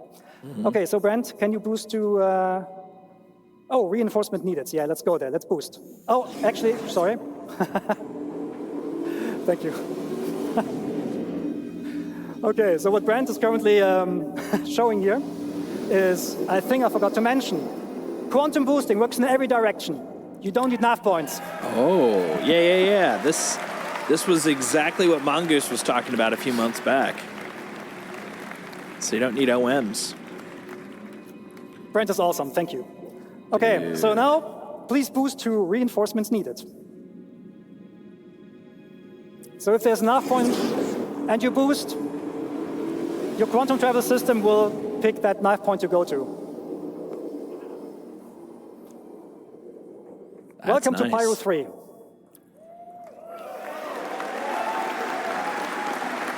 That was a fast jump. As you can see, there's a lot of UI happening right now. There's a lot of context there. And this is not an online demo, it's a single player. So that means all these units there, they're friendly and hostiles, they're probably fighting with each other, which is a good segue to talk about AI improvements. And there's one man who can tell you all about AI. It's this is easy the to man with the read. nicest I legs at really like CIG. that. Well, please welcome Diego Marty Mason. Oh, look at that. Some sparky shit going on there. So who's excited to see the new AI changes? I'm down. I just want to kill some Hi stuff. everyone, as Yogi said, my name is Diego Marty Mason and I am the AI programmer focusing on the fly combat. Over the past year, we've been working on delivering a thrilling experience to the AI encounters. Nice. Let me first walk you through our journey. We first started looking at the current AI behavior in the PU. We quickly realized how uniform fighting was. Ooh, look and at how that we were not interest skin. using all That's of a the tech nice available skin. to us to make a more interesting experience. We had the foundations, and we wanted to learn more about how you, the players, do your combat encounters in the verse. So we did this by getting combat recordings, analyzing videos, and internal playtesting, where we were hammering each other for hours. It was fun, unless you went up against experienced fighters like they are. Anyway, with all of these data, we started crafting the first prototype, with the focus of bringing that human behavior into the AI brain. When the first version was ready to be tested, I handed it out to one of the best internal pilots in the team, Yogi. So Yogi, what do you think about my first prototype? It was an exercise of humility. It was an exercise of humiliation. I hated it, and I blame Diego. So this was due to the AI being able to keep a good range control and a perfect orbit around their target while maintaining a constant firing solution. Come on, it's a computer. We learned a lot from our initial prototype, and it really helped us to define what we wanted to deliver. A combat experience where the AI gets challenging, makes mistakes, just like us, humans. We want players to leave every combat encounter with a feel of satisfaction by encouraging you to keep on the move and make use of the vehicle systems available to you, so you can at least try to win the fight. Okay. Let's see how we brought this new iteration of combat to life.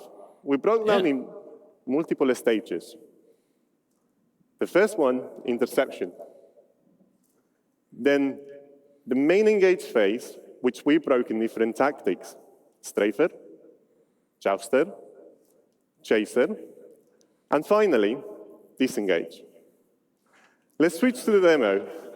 As you can see, Brent has encountered a skirmish. I'm looking Let's talk more forward to about the seeing combat this. flow there. Jousting is mostly what this game is now. Okay, we will start with interception. After acquiring the target, the primary aim is to close the gap with the target. If the AI is already near the target, the interception phase is skipped completely. If it's too far, it will tell the AI to use the new master mode to swap into navigation mode and make use of the full speed to chase, swapping back to SCM mode when we are in a striking distance. That leads us to our second phase, engage. That's interesting. Here the AI selects an adequate tactic based on combat environment. These are choosing via the traits and tactic selector system. You've heard more about them in the previous talk by Francesco. So let's talk about the strafer. As this is a 6 degrees of freedom game, it's the natural combat shape adopted by pilots. We have related the same behavior to our AI, ensuring also that orbits are close and adding variations to include rolling. Such a good ship. Strafers will break combat if they cannot keep an orbit. So now we see how the Hammerhead is being attacked by Hornets. These Hornets are jousters. Jousters consist of performing straying attacks whilst outputting a lot of firepower, blowing through, smooth turning, and repeating. We added variations for the more skilled pilots, like skid roll attacks, that provide a spiral-like flight path. Jousters are also good at monitoring for back strafers, so if they cannot get into strike distance, they will just break. And finally, the Chaser. Now, Bren is going to get there in a second, but the Chaser is going to be the Cutlass, which is following one of the Hornets, and is allied with the Hammerhead. Mr. Mittens. Now, we are really far away, 10 kilometers. Good old Pi Semis. Everybody loves Pi Semis, right? So the Chaser, it will try to always stay on the target 6. The idea is to force the target into a defensive stance by making them turn into the Chaser. This maneuver will be seen mainly in squads and atmosphere combat. The final phase, which can happen at any time, depending on the combat situation, is disengage. This phase is triggered based on constantly listening to multiple events in parallel. To name a few, critical health, damage to shields, or weapons depleted. Okay. There is also a shorter version of disengage that we call pace breaks, which occurs during long periods of combat due to fatigue, nature of the combat encounters.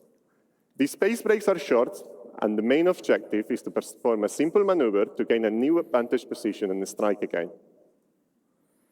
This new flow is what encompasses the core of our new AI fly combat experience, in combination with AI traits that will give designers the tools to tailor each combat encounter in the verse. That's cool. Like, for example, they can choose the ace traits that will allow AI pilots to make use of all of the ship's angular velocity so they can keep a more precise orbit. Okay. So for some of you out there, it's going to be a good challenge. While we've been mainly focusing on fighter behavior, we've also started to follow the same process to other ship types, like gunships and capitals. In the near future, we want to deliver an experience where going against a capital ship like an Hydrus is a tough fight, that unless you bring the right combinations of tools, meaning ships that are equipped to take down capital ships, you will get demolished by their powerful turrets. Now, after all of the feedback, in our first internal playtest, we've received a lot of constructive and positive feedback. And Yogi's not longer being destroyed by the AI, so I think he likes it a bit more. Thank you, everyone. I hope you enjoy the new AI. Dude. And back to you, Yogi. That looks nice. Looks nice. I approve. Thumb up. Thank you, Diego. Okay, so now we're going to talk about, we heard about how AI makes my life hard. Now let's talk about how to return the favor. We're talking weapons. Yeah. So shooty things. The weapon and aiming systems and squadrons, they went through a lot of changes. I can only mention a couple of them, so I will go through them relatively quickly. First thing on our to-do list is basically weapon tuning. At the moment, almost all weapons in the PU are practically the same. In Squadron, that's not the case.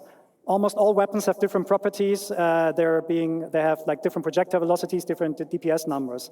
But they're not just different in terms of these numbers. They also feel Mabel different. Pounce. Remember the Cinch cannons from like a couple of years ago? They were very powerful weapons, but they were extremely easy to use, which made them meta weapons. So we're going to bring the Cinch cannon back, but we make sure that the amount of work you put into these cannons in order to employ them is on par with the other guns. So there's a lot of stuff that we're going to do to make sure that weapons have a lot of pros and cons and avoid meta. Specifically for this build, Brent is equipped with a nose I think, a close and laser repeater. Can you fire it once? Yeah. And the other weapon he has is two weapons on the wings, which are Getz cannons, size 3. With one push, they're actually firing 2. So we're also gonna have burst weapons, and so on. Burst are good. Okay, cool. So a problem we have in space games is controlling the engagement ranges, because we want to bring the fights close. But the problem is that, well, how do I put this? Weapons usually, in order to bring them close, what the game does usually do is they just restrict the ranges. Like in the PU, a lot of the weapons have exactly a range of 1,400 kilometers, which means often the fights occur at 1,399 meters. This is not a good way for us to control the weapons. And we tried out things like damage fall off, so that bullets get more damaging the closer you are. But the problem there is, how do you communicate that to the player? So we're going to do a couple of different things with that in the future. Let's see when the graph comes on. Okay, so show of hands or show, which of you has an Ares? I do not. Okay. I ain't got no As an Ares. pilot, you might know the following problem. You have a target. You're going to aim at it. And then you... this is... What the... Okay. I need to go back. Okay, there's actually some stuff not there anymore. I don't know. What happens when you aim with your crosshair over the pip? Is that you actually not aiming at the pip. The legacy system gives you a pip which does not show you where the weapon needs the pip. The new aiming system actually produces the pips based on where the weapon sees them and reprojects them on the target. That means the aiming information you're getting is actually much, much more precise. And this is a very interesting... sorry, I said the completely wrong thing. I'm sorry, I'm nervous. Okay. Controlling weapon ranges, sorry. I'll do it now, sorry. I get it. It's tough. That many people? Okay, sorry. Showing off something Controlling where people ranges. are super In the future, stoked, all super the excited. weapons will get much, much longer ranges. Size 1 weapons will fly to up to 5 or 6 kilometers before the despawn. The way how we do this, how we do this is we're adding spread. Because spread is for us is a very good indication on how to control the ranges. This is not a one-to-one relationship there, so don't worry. You won't get like spread with like 20 degrees offset or something like that. Don't worry, right? But if we compare the spread of the weapon with the target size, we know when the weapon is in range. We know when you actually are close enough so that the majority of your hits can hit, and we're telling you that via the aiming system now. So Brent, let's go back to the demo. If you get a green pip and a green crosshair, it means you have a high chance of your weapons hitting the target. If Brent takes a little bit of a step back and waits until the pips and the crosshair turn red, this does not mean that the ship is out of range. You can still hit it, but you might waste bullets. This also has the benefit that, I'm not sure if you saw that before, but if you look at how many bullets are in the air, you're actually getting a lot of bullets, a lot more bullets, and it just looks a lot better. Okay, Brent, just kill these guys now. I absolutely love that HUD, the upper left corner for the target. Jesus, that's so clean. I want that now. Okay, so I need it. I need it now. Okay, a thing you might have seen is that Brent is loaded with size 3 guns on size 3 gimbals. That means we're removing the M-1 system.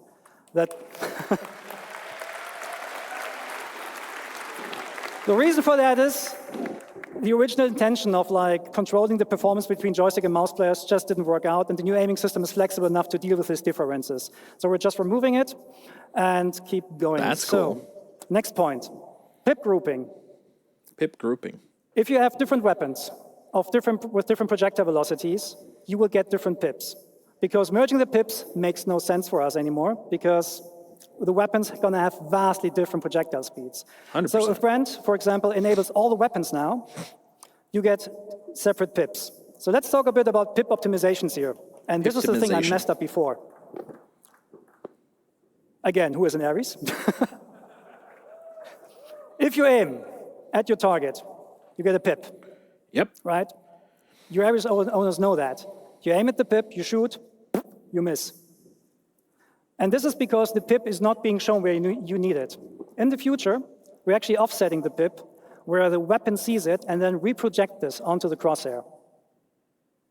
Like that. And when you then hit, you hit. Nice. No, when you then shoot, you hit. And this is, of course, also communicated by the aiming system. So when the pips turn green and when the crosshair turns green, just shoot. Okay, so now to the actual best part. Great way to sell an Ares, let me tell cannot you. take down this hammerhead. It's too big for us. But we can cripple it. The weak points on the hammerhead are the turrets. The way we're going to do this in the future is with precision targeting mode. Brent? The future is now. Enable precision targeting mode. There we go.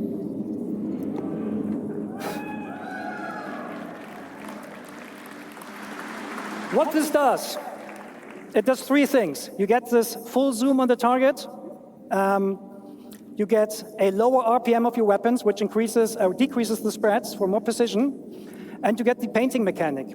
Anywhere where you put your crosshair on that ship, it will tell the gimbal system where to aim at. So if Brent now attacks the turrets,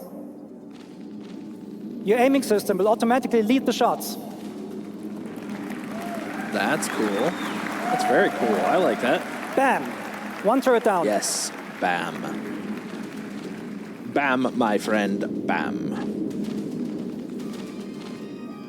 Okay, so this hammerhead now understood that it's not good, that doesn't stand a chance right now, but this will be the way how you in the future will fight against sub-targets and so on.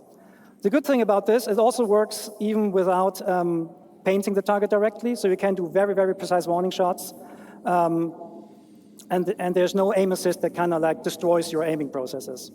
Okay, so the fight is now over. I like the scanning UI. Sorry, That's this cool. a little bit That's because clean. I messed up stuff before. Right, And so we're now going we're to look at in nav Pyro 3. again. Okay, Brent, switch to nav mode and bring us down to that landing spot. So Pyro 3 is also called Bloom. It's a very big planet with a nice atmosphere. And, oh, something wrong with the throttle? Oh well, something's wrong with the throttle. We'll try to go down as fast as possible though.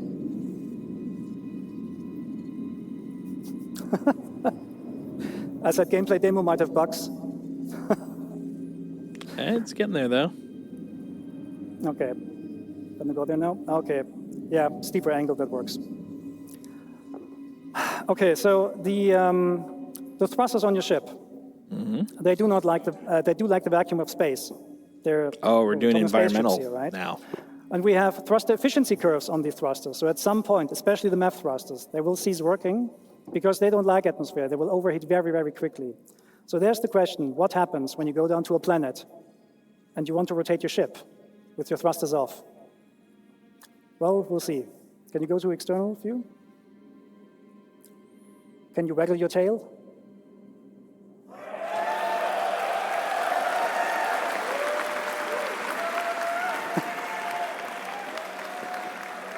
Okay, back first person. Oh, nice. Okay. Took me a moment. So what you see here is the new aerodynamics model. Is that Because ailerons? obviously our I always mix left those stick up. is somewhat damaged or so. We can't be as fast as we want. Actually, Brent, can you try W and S on the keyboard instead? Oh, it doesn't work. Oh. No, it doesn't. Yep. Okay. No, the stick is affecting us. Okay. Anyways, we're going to go down as fast as possible. So the new aerodynamic system is a complete replacement of the aerodynamic system that you currently have, and you need your control surfaces to actually turn the ship around. It simulates the airflow over your lift surfaces, and therefore, the slower you become, the less effective those control surfaces will be in order to turn your ship. So we can demonstrate this. So if Brent just sits here and yaws left and right, you will see he cannot go further than that. That is in line with what real airplanes also experience when they're trying to use the rudder to yaw left left and right. So what Brand can do here is he can row and he can pull to actually change his direction. Oh, yeah, that's great. That is super great. So there's going to be kind of two skill sets to learn. Okay, so just for this demo, we added a button. The button is called Thruster Disconnect. Because at the moment in the PU, when you go through a planet, you're using the thrusters to rotate. We're not doing that anymore. So Brent, disconnect the thrusters, please, and put the ship into a purposeful stall. A stall happens when the airflow over a wing ceases, or over a lift surface ceases. And then at some point, you will not have any authority anymore, and your ship will not turn and so on, and you will basically fall out of the sky. That is naturally a state that every plane wants to avoid naturally, right? And this is happening right here. Brent is not able to use the control surfaces right now because the ship is in a process of stalling. However, the airflow will pull the nose back into the wind, and once you have enough speed, he can actually, well, he gets authority back over these control surfaces. That's awesome, dude. Full atmospheric flight. Well, I mean, relative. That means for you as players, what you can actually do, you can do aerobraking, you can do pure gliding if you want to. You can even do like competitions, like, I don't know, like drop ships out of orbit and then see how far they glide. This is all possible with a new system. So let's talk about the problem. How do you come to a stop now? Bonkers. To come to a stop with the new system, you need to purposefully put the ship into a stall. But don't worry, when we don't have the thrusters disconnected, IFCS will help you. So you're gonna bring down the speed more and more until you're reaching stall speed, which is about now. And then the thrusters will kick in and catch you. That means, however, you are now in a state that the thrusters don't like, right? So at the moment we have turned this up, but in the future you will not be able to hold this for long. So if Brent, for example, now from a hover, strafe is left, more left, more left, more left. The wind flow again pulls the ship over, and you go forward again. Oh, wow. That's a pretty complex flight. Okay, so now Brent, now show us how to come to a hover, and do we have some water here? Oh yeah, there's our point, okay.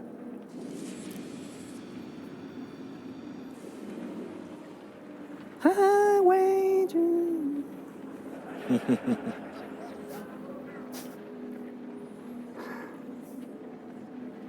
Okay, so there's our landing point.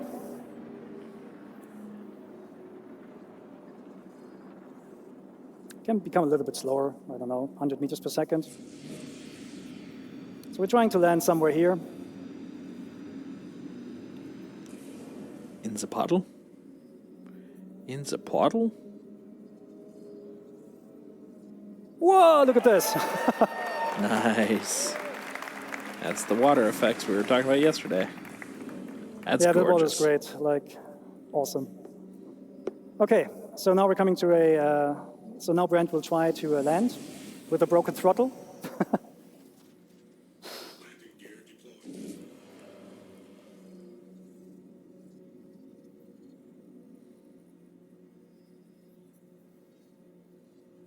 And yeah, he's aided a little bit here by the landing gear. So he has landing gear out, I think, because that automatically enables precision mode at the moment so that you're a little bit slower, but you can, of course, like turn this off as a player. And then you come smoothly down to a landing. The best way to land your ship is in decoupled, because you can just like very smoothly land it on the surface. And clunk. And now you're gonna power down the ship using the new interactions. Engines off first. Then we're in the relaxed pose again, as Ines showed before. Power off. And the canopy off. No, open, not off. Don't put the canopy off. This is pretty impressive. And get out of the ship. And probably go for a swim or something. Okay, that was a bit of a buggy, bumpy ride, but thank you for taking the time with us. That's pretty nice. Oh, that's going to be a lot of fun. Woo! And we'll see you in the verse. Thank you. Hell yeah! Hell yeah! Thank you so much, Yogi. Everybody, it's time for lunch. We'll be back around Thank 2:45. God. So get yourself some Starving. food, get yourself some drinks, give yourself some snacks, stretch your legs, and then be back in Hall A when we come back, because from this point forward, you're not going to want to be anywhere else. We'll see you at 2:45, everybody. Take care. Oh. All right. Well, you heard the man. Yeah, you heard him. Sounds like we'll be taking our little lunchy times break now. I will be back after I get some food. But for the time being, feel free to hang out. I look forward to seeing along with you guys what the hell's going on. Man, I am super stoked about the new flight systems that we've got coming. I mean, we knew a lot of those were coming, but I had no idea how awesome those were going to be, man. Freaking amazing. Okay, food time for me. Break time for you guys. I'll be back here in a little less than an hour. Guys, we're doing it. We're almost there. We almost did the whole con! Very exciting. Be right back.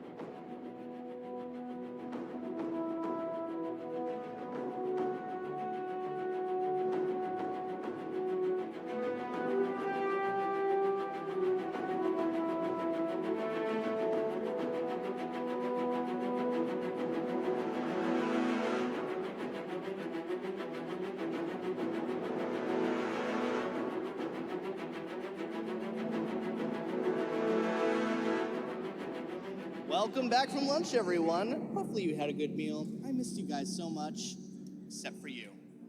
You know who you are, and you know what you did, and I will never forgive you. But for everyone else, I hope you had a good lunch, and welcome back.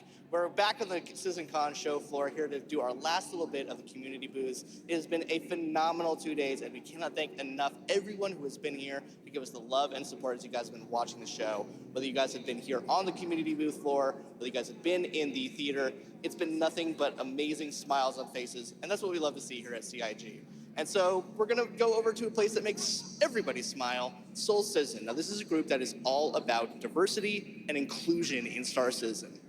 You know, gamers, maybe not the most polite people sometimes. So we want to have an org where diversity and inclusion is forefront in their mission statement, and no one does it better than Soul Citizen. These guys are phenomenal. We got my man Griff here. Griff, how is it going? How are you, man? Doing good.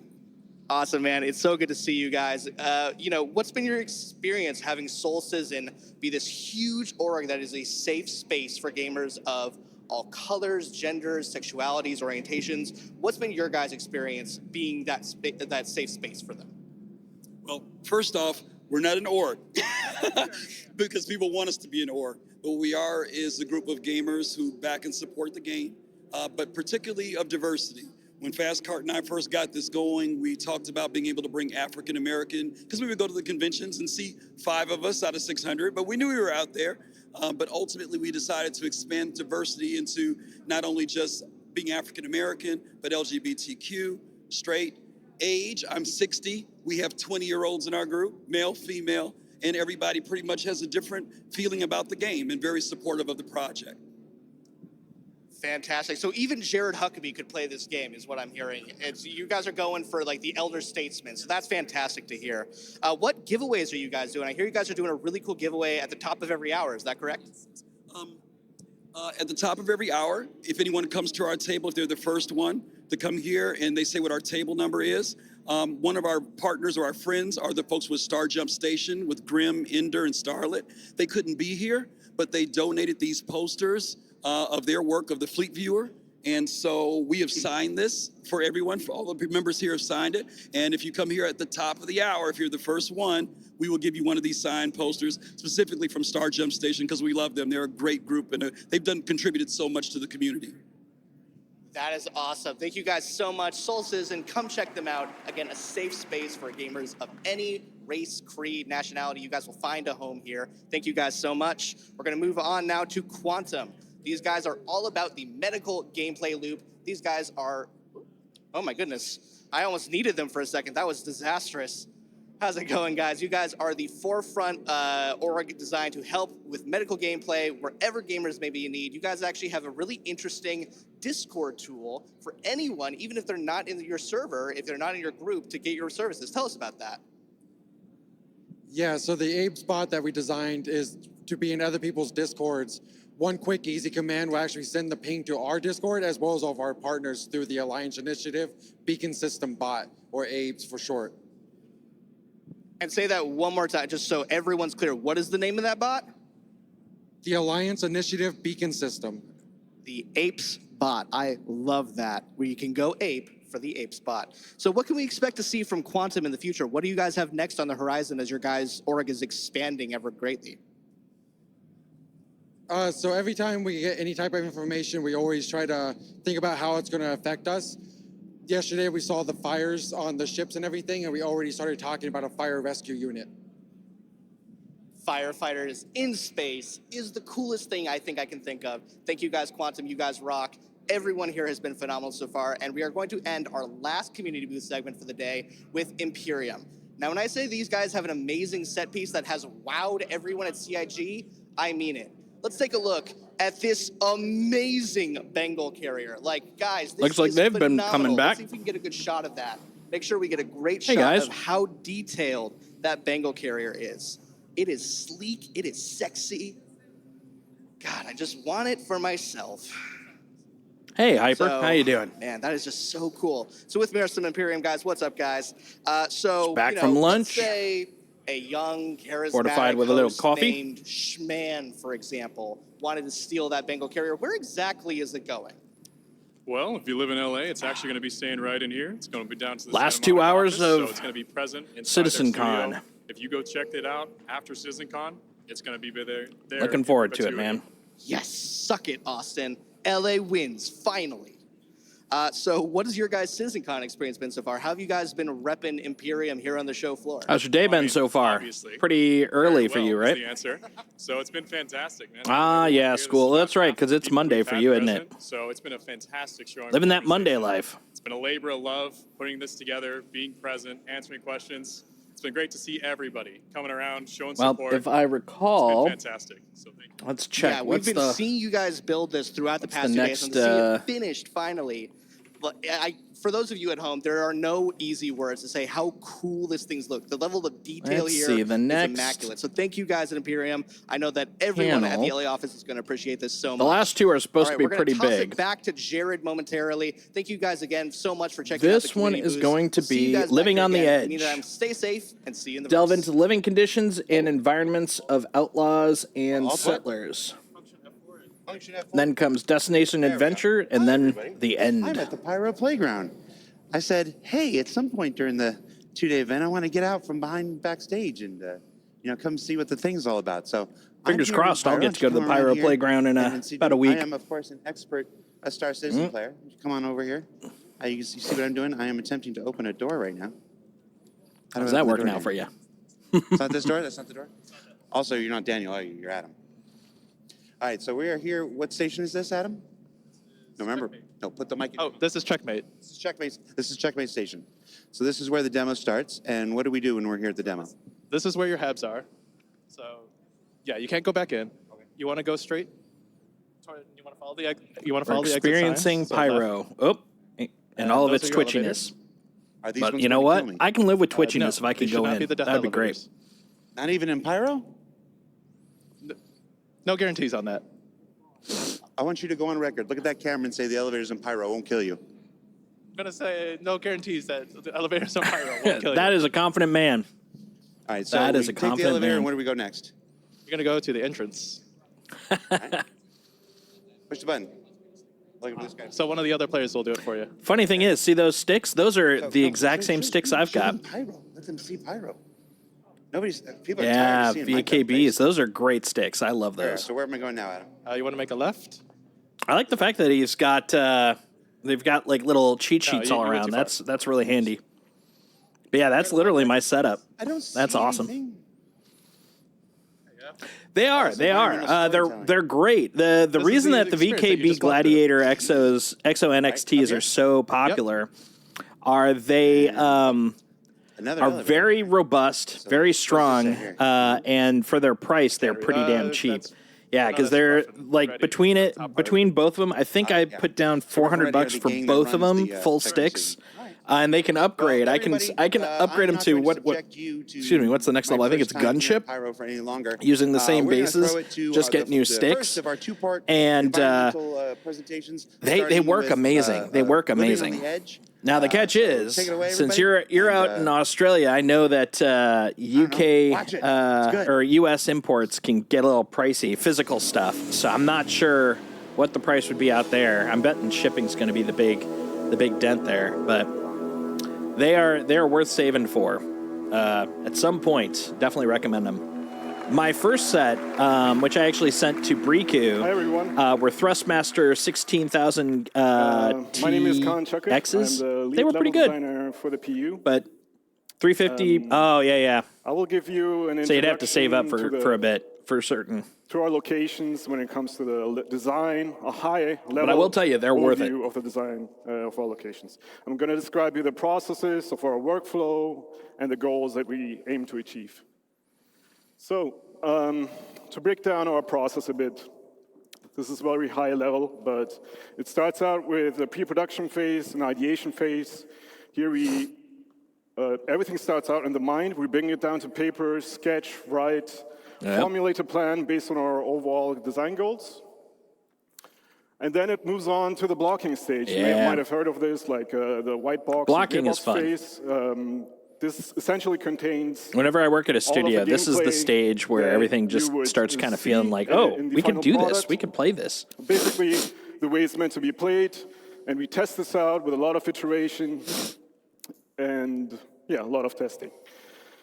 And it's basically, the white box is not in a stage where it's presentable, but that comes now. So on the right hand, you see the food court that Adam is going to be showing you later. And the C-Nuts. Yeah, Apparently, product, VFX, there's a lighting, food truck over at the convention center, level design or and still they've actually got C-Nuts for sale. They're not actual C-Nuts for obvious reasons, but yeah, I'm trying to remember what they actually are. It was like, I think like sausage rolls or something like that, but I like the fact that they're selling them. In general is enjoy some C-Nuts. Of narrative, visuals, and gameplay. They're better than D's nuts, let me tell you. They interconnect, and it's the foundation that runs through all game environments. So it's important to communicate context. And here in this draw-over, you see that narratively, we see sort of a dangerous environment. The spiky shapes here are sort of threatening. We see defensive structures. We can expect some enemy NPCs here, but it's also an old village. Maybe there's some exploration, some loot to be found. And then what's also important is communicating goals. So goals I had a crash just before for the lunch break, so I had to reset while I was gone. But now I'm back. I was doing some hull scraping with my friend Briku for a little bit. This is his first time, and he was having a heck of a time. And I think the server we were on was kind of buggy too, so it was a bad sort of situation there. Nice salvage, chill thing to do, man. Aspects that you know from Stanton. And to do this, we whoa! Look at my heart rate. So one of the core design philosophies is granting the player the freedom of choice to do what they want to do at any point throughout their experience. And we do this by establishing or defining look at that heart rate. Or archetypes that we call primary, secondary, and tertiary pathways. There's something janky. So the first one is pretty straightforward. In a social setting, you have the goal right in front of you. And let's try relogging in, because that is super jank. Such as here in the Habs. In a combat setting, this is very exposed, so hey, Briku, welcome back. This route. Where it gets more complex is when you have, such as with this outpost here, when you have multiple goals that can be equally important to the player at any given point. This is where we need to have a bit more. I think my character was having a coronary. Into it with, for example, the landmarks that serve as orientation points. So to help you orientate yourself wherever you are in this location. And leading you to these locations by utilizing shape language and composition. The second path is, these are secondary pathways, so these are alternative routes. And these are options that are offered to you as you traverse the area on the primary path. I don't have a heart attack this time. And so you may know this as a tourist when you go to a new city and you look around the corner and you see an alleyway that sort of looks nice and it evokes your curiosity and you want to investigate. In a combat setting, these are covered approaches or opportunities for you to flank the enemy to get to your goal, which could be this building on that sketch.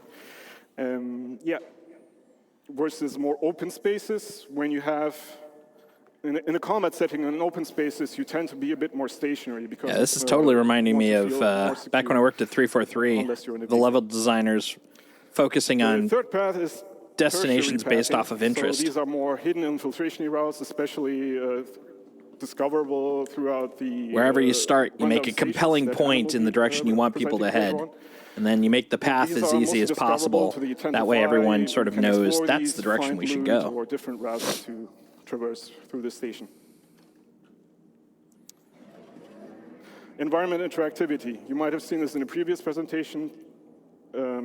It's very important to ground the player to their environment, offering them ways of interaction, being able to change the state of rooms to toy with the AI, or just simply being able to unblock your pathway. Ooh. Where it gets a bit more complex I got some air there. Talk about resource network systems, such as in day one when Torsten mentioned that we're planning to it's so pretty over in Babbage. This as well in locations. And then like a this pyro will over allow here. the player to Scuzzy. engage with our environment in different ways. Burnt They will down. be able to power I up love or it. down entities such as turrets, gates, and doors, and also alter life support systems. And also, this ties into security systems. So being able to power up or down certain sections of a security system. And security systems, in turn, will be dependent on security tokens that you will be able to grab from other NPCs in your environment to then gain access to other terminals, to security terminals or other areas. Security terminals. Reputation is a big topic for us, especially with Pyro. So reputation, what does it mean? It means that Yeah, what are we going to get it's from it? basically your standing, your relationship with factions, and factions are the UAE, With the gangs. Stanton, With the hoodlums. outlaw gangs, especially now in Pyro. And this will define your play style within this environment. So it will define how you experience the location that you're in a more social context or in a more combative context. So we talk about reputation gates as well, especially in the later presentations. So in the case of the food court, in the rundown station, we have multiple floors. So the first floor is the gang floor, and that might require you to have a better relationship with the owner of this location. which That's kind of then cool. Will give you unique mission givers that you can go to and accept a mission that are offering you missions themed after the faction or the owner Heck of this yeah. location, but also give you access to unique gear, collectibles, ship weapons, and items. You might have seen these locations in the demo if you've played it. I'm down for that. So to close this all off and move on to the other presentations. Yeah, what do we got? The glue behind all of our locations is the content. It is the reason why you go to I'm here these for the locations exploration. in the Let's first do it. place.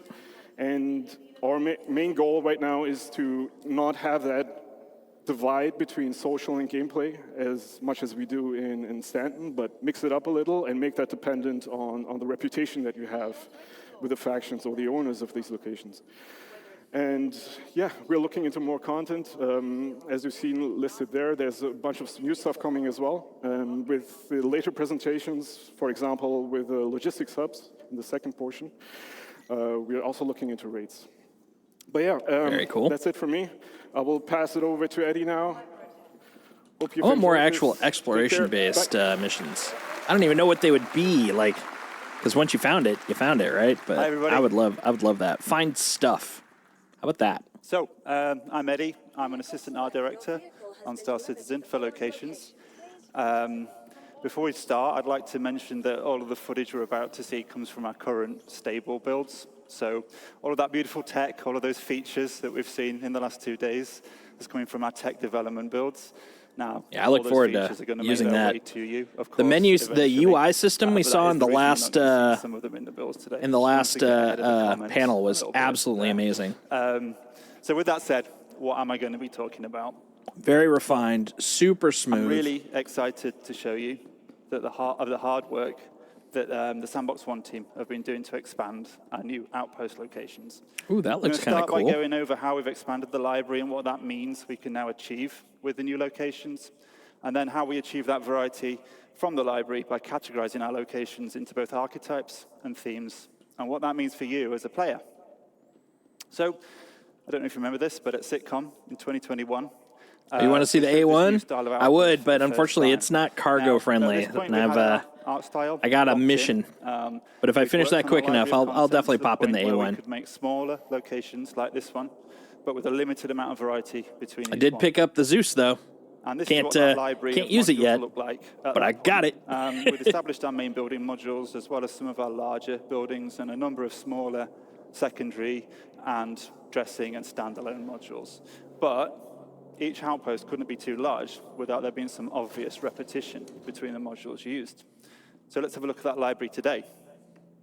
Ooh, holy cow. So, They've definitely increased their modules. in order to achieve that greater visual and design delta between each outpost and have them not feel like exact clones of one another, we've massively expanded our module library That's in terms good. of breadth and depth. And what I mean that, we Breadth, go broad depth. by making more modules with different purposes. And we go deep by creating multiple thematic overlays for each of those modules as well. I'll go into what that means a little bit in a minute. But the challenge of a sandbox location like this, as you can see, it's not about building a single unique location. That can be quite straightforward, to be fair. It's about giving our artists and designers the building blocks, the affordance to build multiple locations that all feel somewhat different, even if they do share that same basic DNA. So it's about creating both the ingredients at the same time as the recipes and making sure all of those flavors work in harmony with one another for both visuals and gameplay. So every individual part has to take into consideration all of those design philosophies. So every single module has to take into consideration those design philosophies that Khan mentioned. But we also have to make sure that they work with those same principles when an artist or a designer combines them into any one of a number of different layouts. So the more ingredients we have to work with, the more recipes we can create. But with that complexity comes the challenge of keeping everything harmonious. So we like to think we've done a pretty good job with that. But that's me. Using this expanded library, we've been able to increase the individual it's like a regular city size because there's less of that obvious repetition between buildings within any single location. Mm-hmm. And we can't really call some of these large locations outposts anymore. They become something more like settlements and imply a larger and more established community. Now, as a player, it will mean a lot more to explore. What type of ship? And do at The Zeus. So the Zeus has 3 variants. I picked up 2 of them. So there's the ES, the Essential, which is for exploration and excursions. There's the MR, the Mark, which is a bounty hunting ship. It's got a quantum destabilizer, and what's the other one that always goes with them? But basically, you know, knock them out of quantum, kidnap them, send them to their bounty, and then they've got the CL, which is the Clipper, which is a cargo variant. Show, don't tell. I picked up the ES and the CL because I didn't really have a need for the Quantum Jammer. Yep. The Jammer and the Destabilizer has both of those in it. And yeah, that's a game loop that hasn't really fully interested me just yet. But I did get the other 2.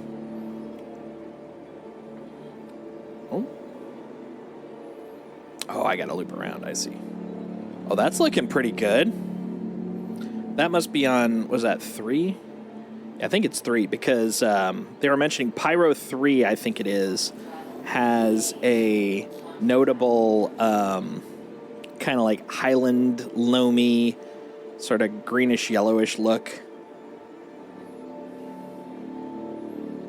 Although the two Scottish people I know, they both were like, This doesn't look like the Highlands to me, because the shots they were showing were very flat. Oh, there's the cutter. The cutter. The cutter. Thank you.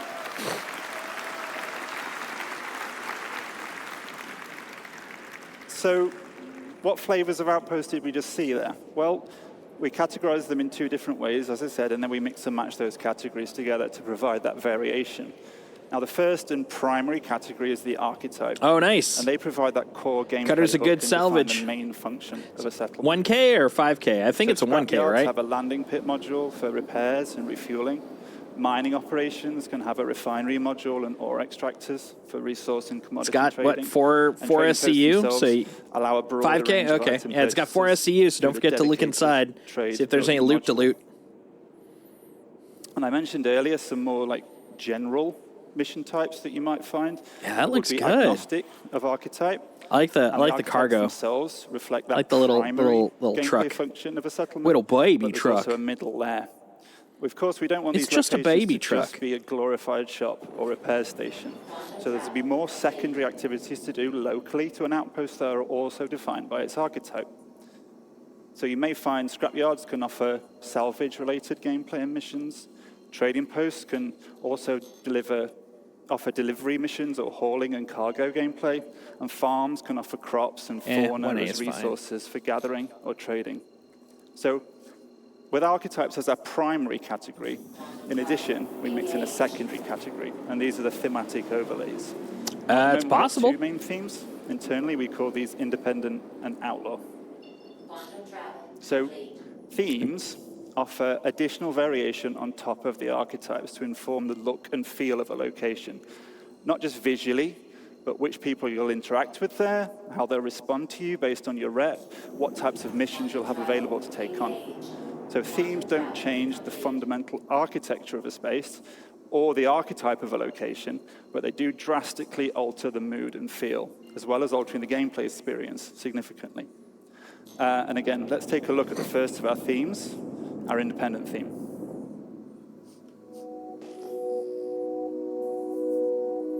Got a ping, make sure I don't ram into anything on my way. Yeah, it looks clear.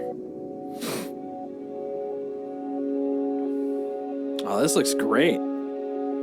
Definitely more lived in. Like, that's one thing about most of Stanton is everything feels very capsulated. Like, not a lot of green, except for a little bit of, curated stuff. This actually feels like a place. Actually, this right here feels very Star Wars-y to me. I like that. Good Star Wars vibes off of it.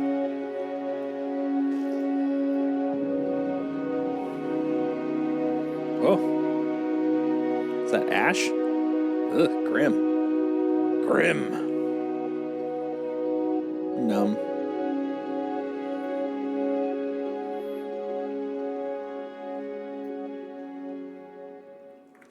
Cool. Thank you.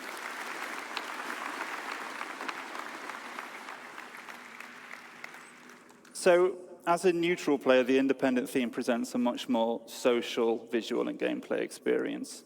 The primary that's visual more my across vibe. both themes. So I don't know across both why, Outlaw but like and the whole Independent, like gang comes from those stuff common always feels super architectural forms, scuzzy to and they're me. generally all more rounded Which ain't my and vibe. soft I mean, in shape, I'll fight and the them. building I'll manufacture take them down. techniques But more like robust and befriending primitive with the single-story gang groups dwellings always just built from stucco scuzz. and bare metal. Just But for fine, this theme I'm specifically, not we against use anybody soft doing it, but it's textiles, just warm definitely not my lighting, color style. palettes, foliage, But I'm glad it's there. It's that like layer on top of those everything shouldn't be all utilitarian shiny, structures to happy, give that tra-la-la. sense of home. And I use the But word then home there's for our like I don't want independent to. team quite a lot because I don't we want to really chum wanna them get that up. They're feeling not that this is home my for the pals, my people buds. that live there despite those harsh realities of frontier life. And in contrast Frontier to that, life. we have a theme that lies in a direct opposition to the independence, which we call the outlaw theme. So let's take a look at that now as well. Ah, the outlaw theme. Okay. Yeah. Fire. Gunplay. They were showing destructive locations and stuff yesterday, which are in this tech build that they're showing off. So a lot of the stuff here can be destroyed as well. They didn't really go into what can and cannot be. They were implying that everything could be. I don't think everything would be, but still, the fact it's something they're working on, I like it. Ooh, hell yeah. Sneaky places. Love sneaky places. One of the things I love about the Mercury Star Runner, man. Sneaky, sneaky.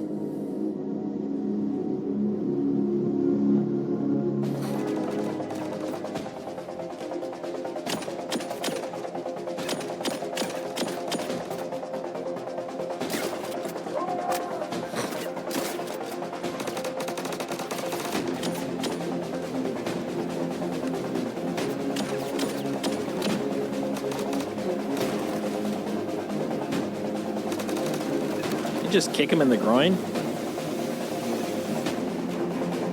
If that's an option, man, that's my new takedown. That's my purse! I don't know you! So I'd heard that you can bomb frickin' turrets, which would be frickin' awesome, because they were saying you could do that with like the A1 bombs and stuff. But I've never seen anyone successfully take out frickin' turrets. So the outlaw theme tells that story of these once functional settlements being completely overrun by the various criminal elements. All right, let's see what we can find inside this A2. Visually, I don't think I'm going to be making my 50K back off subverted this, at least with so we layer on top of the at least with architecture hauling these spikes and the cargo aggressive out. But we'll forms see. and We have evidence of our squalid living arrangements, and lighting comes from fires. I think that's the reason I'm not as big a fan of the gangs in this, is like everything feels so scuzzy. There's no like well-off bad people outside of like the ultra-rich. There's no like middle-class bad. You're either scuzzy or you're aristocratic. Considerations. There's no mid-level bad. Detailed just earlier.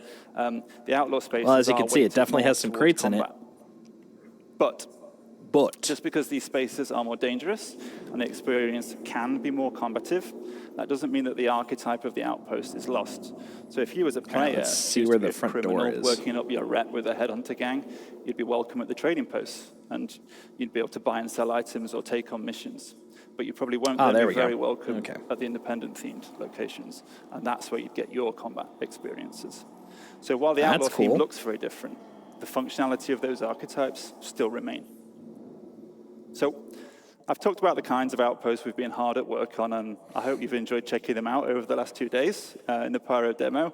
It's really made me very pleased to see people playing our content at last, so thank you for that. Right? I'd imagine that's got to be very satisfying, considering how long they've been working on Pyro. We're going to get these out for the first Pyro release. We still have some final optimization and polish passes to do across the whole library. We're also going to be expanding the amount of these locations throughout Pyro they're gonna and kiss. beyond. And our tools allow my us favorite to thing do when that I'm very quickly now. unloading a And we've got the library freaking as well to do it. an And the new A2. outposts are not limited to the Pyro system. The Hercules They're to Hercules. It's like, make 'em system kiss. agnostic, so you can expect to see these outposts in other systems as well. And of course, we're going to look to add more ingredients, more of those modules to the library as well, to further expand the variety and depth that you'll be able to see at these new locations. There we go. We want to encourage more on-foot gameplay within a smaller ecosystem of a planet to give that more localized and personal feeling experience. Our goal with these locations, as with many of the others we're going to hear about today, is to continue to work on the gameplay. So if you're watching Briku, here's a rich playground to where explore. And I guess multi-tool comes in handy. Thanking everyone for listening today. It's really great to see you all. And I'm going to pass you over to Nick, who's going to talk about some locations that are coming in the nearer future. Thank you. Bonjour tout le monde. There's Nick. Nicolas. We are French Canadian on the here. Cool. Nice. Yeah, once you do one of the 20Ks, that'll unlock guys, the 50s. My name is Nicolas Pinchot. I'm from Montreal. I'm assistant art director, and I'm here today to show you the next new derelict settlement we did. But just before that, I just want to say thank you to everyone who worked on that mandate. You guys made an awesome work. I'm super happy and proud to be here. Super happy. All of you guys and to the world. They were showing earlier the new EVA experience too, and it is bonkers better. Oh my God. Number one, you can step off your ship and not launch sideways and spin around. But also you'll have like hand clamping. You'll have basically like magnetics in your hand, so you can actually like snap onto the ship and crawl around. Yeah, there's like a bunch of work they're going to be doing, and it looks freaking amazing. Also, you're not flying like you're standing. You kind of lurch forward and fly that way, which is also kind of cool. Is this Quantanium? Please be Quantanium. You will make back all the money I'm... Oh, it's Quantanium. Guys, I hit the mother lode. Yeah, dude, the entering and exiting, I agree. Every time you just start spinning out of control, it's like, God damn it. Look at all this. This is pure profit right here. Oh, man. This is the good stuff. This is a very volatile ore required for... this is basically what quantum fuel is made out of. And it is worth biggity bank. Biggity bank. But it's also very volatile. So what I just did there... actually, was it you, Hyper? Was I running with you last time where you blew it up? I think it was you, but I can't recall.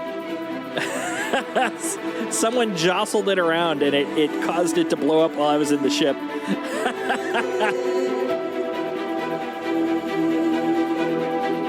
Oh, nice. They got some water locations, like a rig. That is so cool. Oh, man. Ah, the trauma. There we go. It's worth so much money, but goddamn, is it just a haunting nightmare to interact with. Dude, these places are looking good.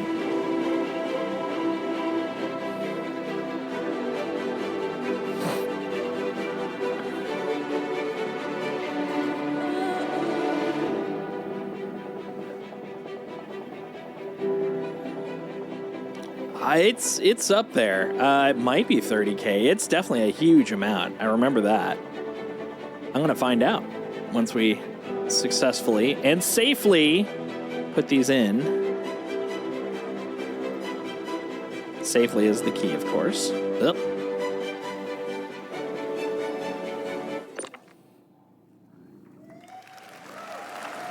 Pretty cool, guys, eh? Those do look like pretty cool locations, man. Oh, by the way, we made more than 4. It's not just 4. We made more than that. So we split those settlements in 2 categories, social and hostile. In the social one, we will have drop-off mission, shops, goddamn, food, loots, and I drinks. love French accents. They're so And fun. Hostile one, Very obviously, hoot. would be more focused combat. Let me show you what it looks like. Got some Bexalite. When you need some Bexalite. Okay, we're going to put this out here.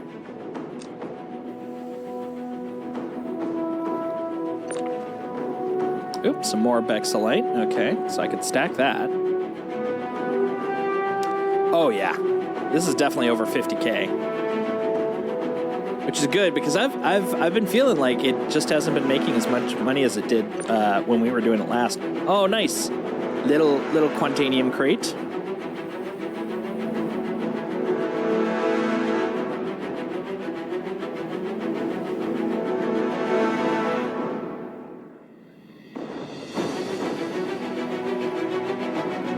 Oh, retrieval ops. I like the retrieval ops. Those are fun.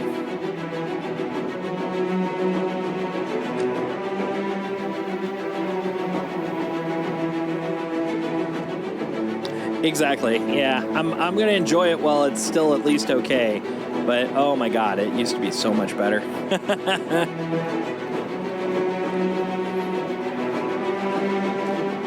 But I would probably say between the haul and even just a little bit of scraping, you'll definitely make your money back on those missions, but I prefer to just do the hauling. That's what I enjoy, man. Little Jenga-ing.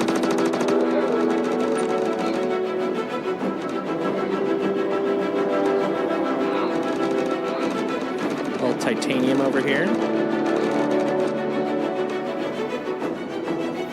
Dude, these look like some good assault places, man.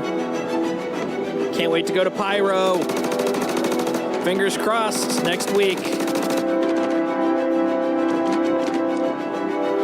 We'll see if they choose me, if I'm one of their special chosen, one of their special few.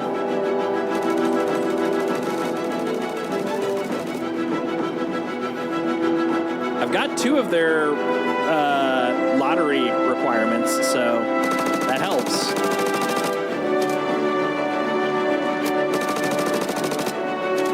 All right, let's clean this up a little.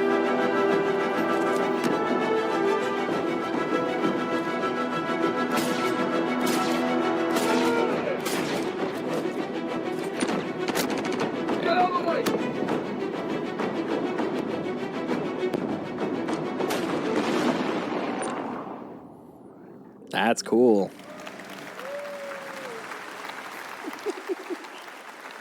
I like the end. The end's If I do, and presuming they allow it, I will be streaming whatever day I get it. That'll be day 1. I will stream. Links with nice mission and good gameplay. Oh, they were also showing earlier today during the HUD UI stuff. They were showing what the updated Quantum is going to look like. And it is bonkers good, man. Number 1, you'll have more control over where you go because they won't be fixed nav points anymore. And you also have a short distance Quantum. And the short distance Quantum looks really cool. Hi, everyone. All right. And then they showed the jump point too, which also looks crazy good. Lead environment artist for EUL1. We're excited today to show you our efforts for the Pyro rest stop stations. So, yay, what are please. Pyro rest stop stations? Whee! Well, these are stations reinvented. These have new themes, archetypes, and gameplay to support new and interesting experiences. Aside from the social aspects, there is gameplay and exploration on the location. I've hoped you had a chance to play the demo over the past couple of days. I know I've spoken to a few of you. It's pretty good, right? Yeah? It was a sneak peek of our current progress. Let's kick off with an overview of the Pyro system. For the Pyro system release, we plan on 6 planets and 26 stations, including 26 jump point stations that connect for Stanton and future systems such as Magnus. I saw Rest someone stop stations are had either in an rundown or image, abandoned states. and it looked real, of the star map for Citizens Pyro. of Pyro, the rough and ready outlaws, And it looked Xeno bonkers. threat may control these. Our Like focus so many today will be stations, rough and ready so many owned Lagrange Pyrotech points. Amalgamated, Fuel and Resource Station, Planet 2, Lagrange Point 4, otherwise known as Checkmate Station. Checkmate Station.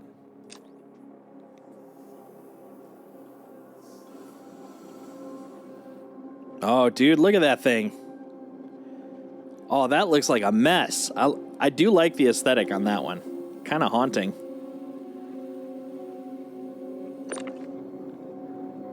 It's like if the Hive had their own Earth space station. It's like somewhere in between the two. Little Bexalite. I'll put that right there for the moment.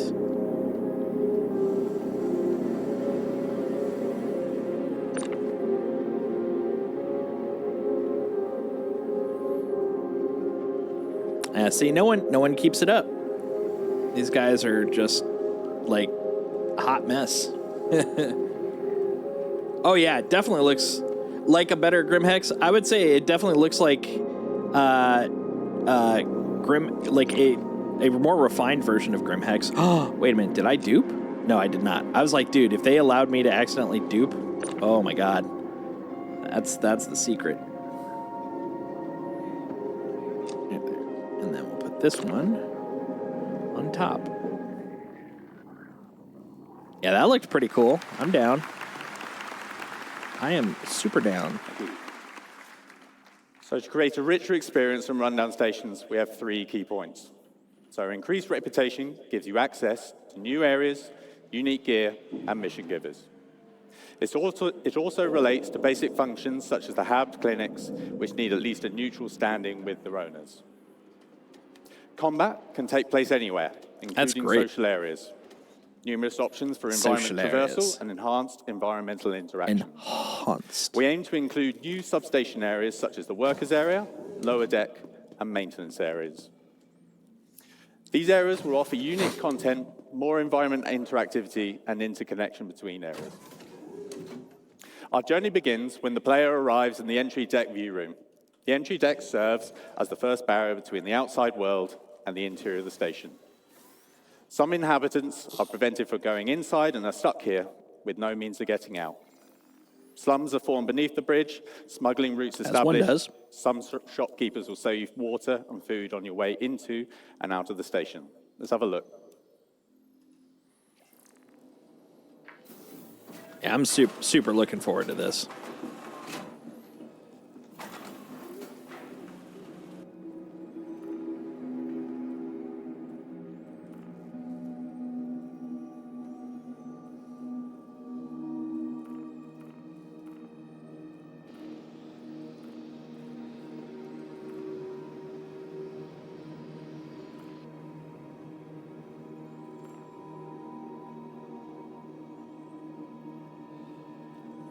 Yeah, we'll see about this 400i. Actually, how much salvage does a 400i hold? 1 sec. I'm learning.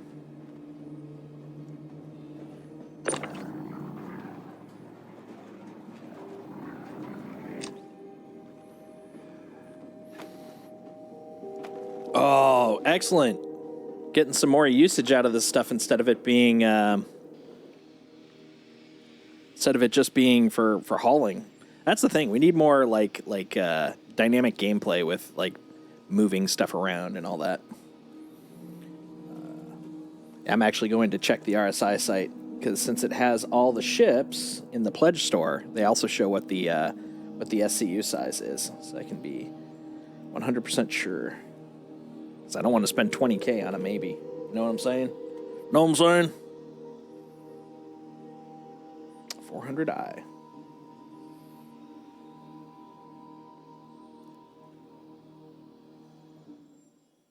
$42 SCU. Yeah, that sounds about the same as a Corsair. Okay, I'm down. So Khan touched on reputation earlier. Let's see how that is applied to the stations. So how does the reputation gate in the entry deck affect gameplay? What happens if we have good reputation? So if you had good reputation, you could go straight through. This is no fuss, and it's the quickest way to maneuver through the station. However, you got to put the time and the effort in to get to this point. Oh, right. I'm like, why can't I move? Neutral reputation. Turning on the engines You might be helps. waved through. Maybe you have to pay a bribe, and you don't want to pay, so you can have to find an alternate pathing. Or you can have to build up your reputation. If you have bad reputation, and for all you naughty ones out there, look at that. Some of you. This is the nice thing about being at this applies to you. Mick Sure, you're gonna have a L1 tough is time, there's but you have usually options. tons of salvage. So if you can stealth hop from salvage via to other salvage, pathways might be and one of Microtech is the only place where you build can your land without reputation having to up go from to scratch, the or you could probably station fight. or to the Let's spaceport focus to be on able to those sell. alternate pathways. The That's my modules pro and tip station for are broken up any into sort of several salvage traversal areas. /hauling. As with the other location archetypes, we define these spaces as secondary or tertiary routes, as opposed to the more official primary paths. I love that. We Most need modules more are sneak in this interconnected with game. vents and maintenance shafts. These reward the players with infiltration and exploration paths, as well as potential loot. So what alternative routes exist to access the station? We'll offer the opportunity to access the station through multiple EVA points. Look at in that the pile of exterior. rocks just It gives you like the above. choice on how to Watch tackle this again. missions and reputation issues. Boom, pop, pop, pop, pop. Look at that. These alternative entries That'd be a cool allow place the to player just have a little circumvent fort. the ATC loop Kind of goes completely. back to what Breaku and I were Useful talking about for when your earlier. reputation with the owners would normally Carve a prevent little you from asteroid going out, through put more your official base in ways. there, hide it. These server spaces that provide content aligned or against the owners of the station. The maintenance hatch access points are a new common sub-location to the stations. The stations are planned to house maintenance areas that increase the interconnection between all the different sub-areas of the station. They act as alternative pathways the player can take to traverse from the entrance area to the Galleria, for example. Now let's have a look at our main social space. There's the sea nuts. A central location for the controlling Squishy faction. sea nuts. It houses all their nefarious activities. You can participate in their endeavors if you have the right And the rep. fresh and steamy. Let's have a look at some of those key features. That's what they call me, fresh and steamy.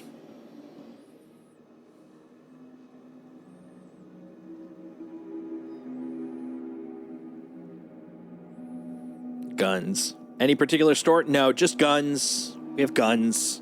You want a gun? We got that. You want other guns? We got that too. Guns.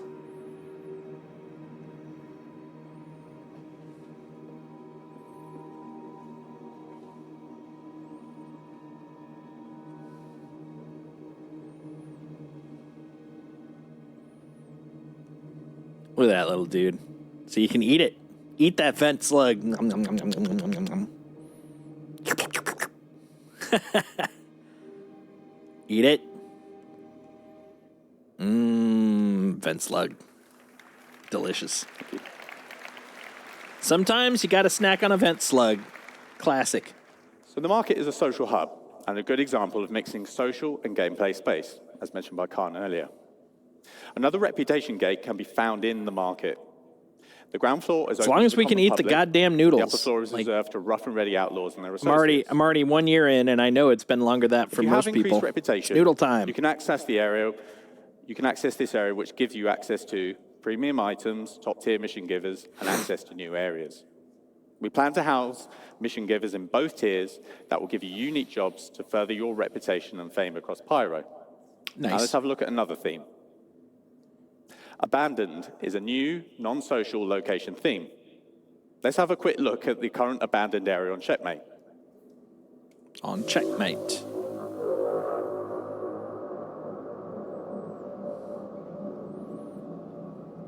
That's a good question.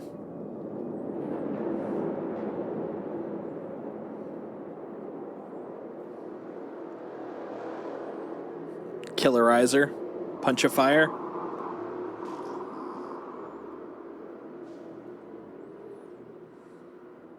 The Empire does have probation officers. They stop me occasionally and check my traffic.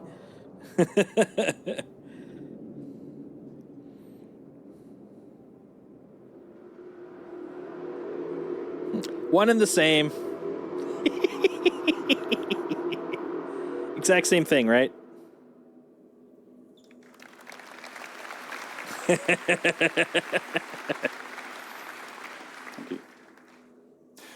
I think the closest they have is bounty hunters. Stations as separate locations. I'm curious about this diamond or this carrot. Look at this arrow. Rundown stations. What's much like that? the ones you probably see in the demo.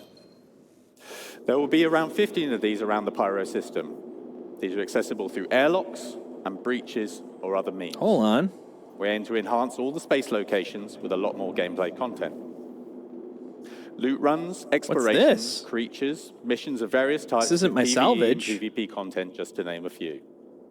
We're also laying a focus on Thanks for the resubscribe, Riku. You get a little song for that. Bling. With the future addition of security systems and resource network system, we will have the means to further improve the experience within these spaces and offer new challenges. Could this be my old ship? That'd be hilarious. Gravity playing a key role to give the player a unique experience, especially in abandoned stations. So, what do you think? Should we take a look? Rest stations bring to the game.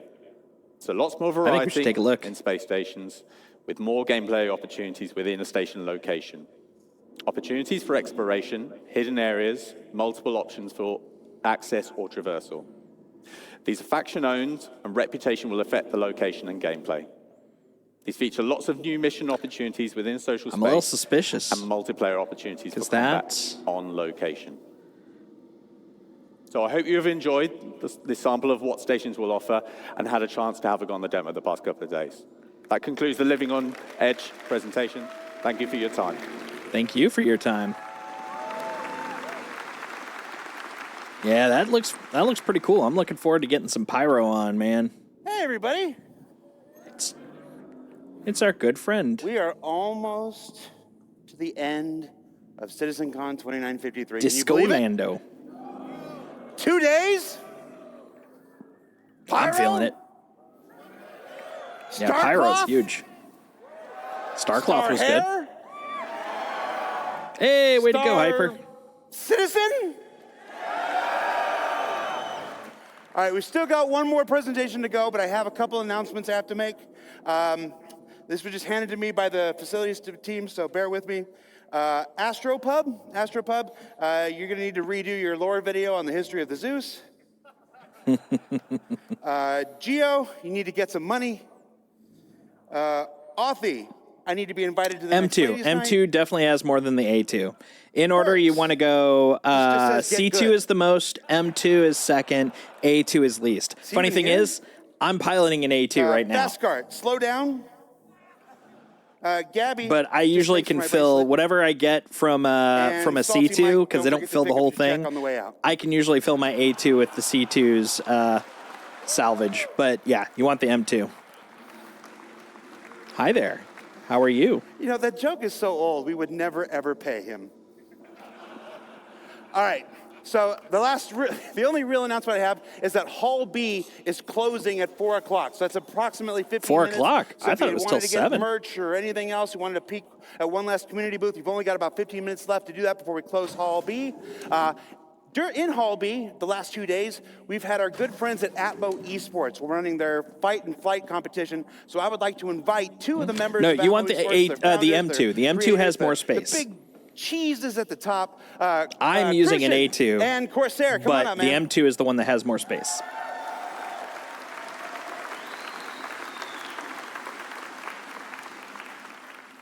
Yeah, and the reason is the A2 has to have space for the torpedoes for bombing. This is bombing. And we've just run Fight or Flight, the first live tournament experience here at CitizenCon 2953. We'd love to thank the staff. Matter of fact, as I slide down, you'll be able to see him right here.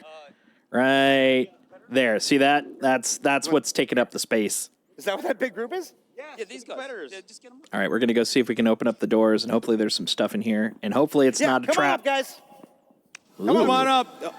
Well, I just want to give a big thank you to the competitors who made this tournament happen. We have Lizzie B. Please don't be Avenger a trap. 1, Please don't be a Verdi, trap. Cobra, Or I'll be out Herbadiza, 70K. we got Please don't be Sin, a trap. Astropub, G.I. Jew, we have Comet 15, Bognagus, Ms. Gabs, Schwang, Zero State, New Cabbage, Detox, and the Floor Mat. These guys have gone through adversity throughout this tournament, and they've done a fantastic job. So I just want to say, it's just an empty one. Thank you to the community who keeps supporting what Hey, we're doing. Briku, if you're on my server, you could come and get a free free C2 right here. This could be yours. In the world. Thank you. Take a bow, players.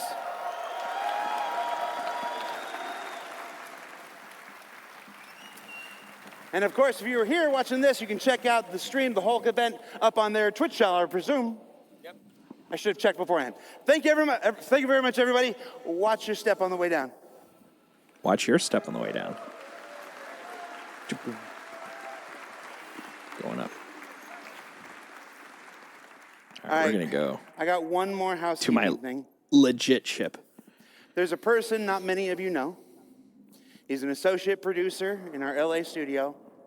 And when the workload for this event became as heavy and as detailed as it was, we turned to him to help with our broadcast this weekend. And he rose up and he excelled like a champion. So I would like to formally introduce you to Dan Howbrick, who's been co-hosting the event. Dan, get on up here, man. I've been there. You realize the scope of what you signed up for is almost non-existent. It's too much, more specifically. Oh, that guy. Okay. Yeah, we've seen him throughout all the weekend. I didn't know he was like a last-minute help out. That's cool. And there he goes. Points to him for helping. That's nice. Keep walking.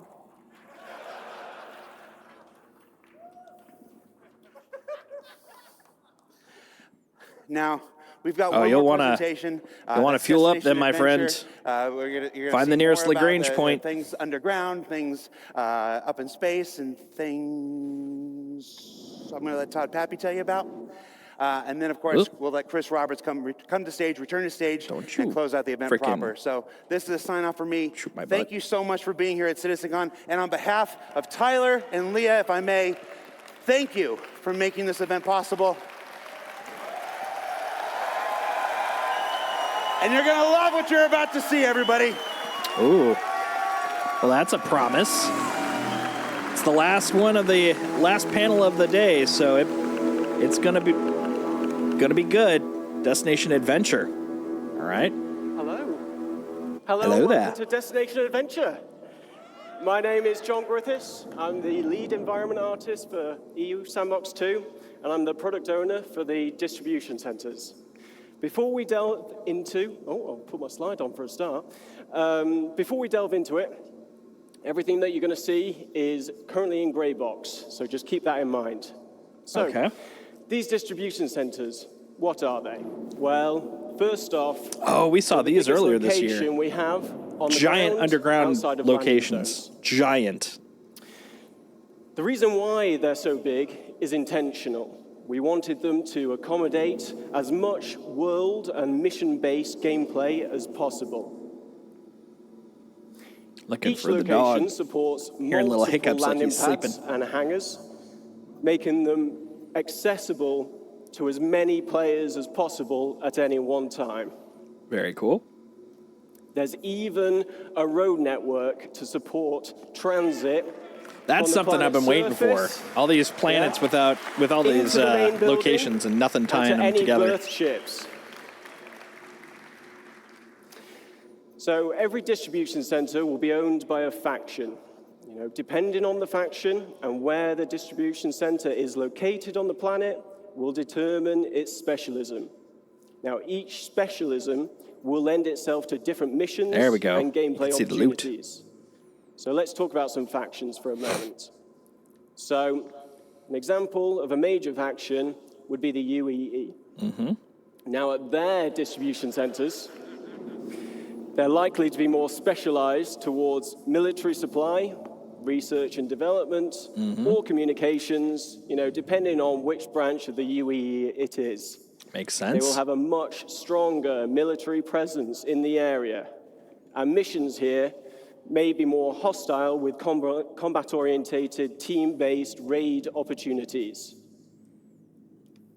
Other examples of hostile gameplay that we're thinking of is hacking and stealing, searching for and destroying a specific item, tracking and eliminating any VIPs, and everyone's favorite, eliminate all. There's the Grey belly. Cat Industrial would be an example of a minor faction. So their distribution centers will be more specialized towards gathering resources, manufacturing, assembly, shipping. There would be a security presence here, but it won't be that as strong as a major faction. And missions here would be more suited to friendly gameplay loops, though we won't be ruling out hostile missions like corporate espionage. Some other. I feel like I'm gameplay types. giving a ship equivalent of this is how you make a baby. Like I said, resource gathering and mining, maintenance There we of the go. location. Right about there. Sure. It's reasonable. But that's enough of me talking about it. How about we show you where we're up to with these distribution centers? Yes. I see why they prefaced it with its gray box, because otherwise we'll be like, why isn't it in now? Why not now? Now? Now.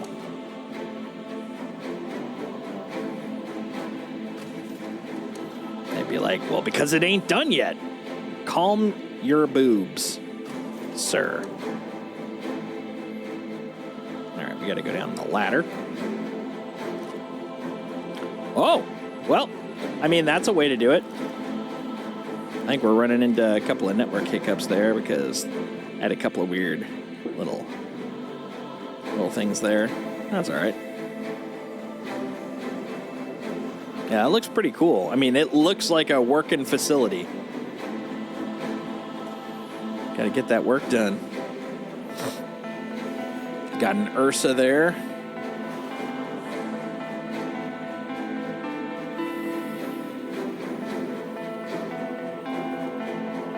Cargo bay.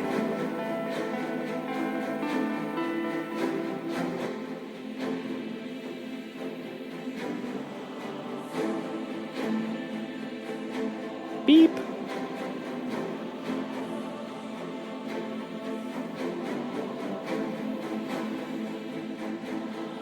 Oh, hello. That looks like the color of drugs.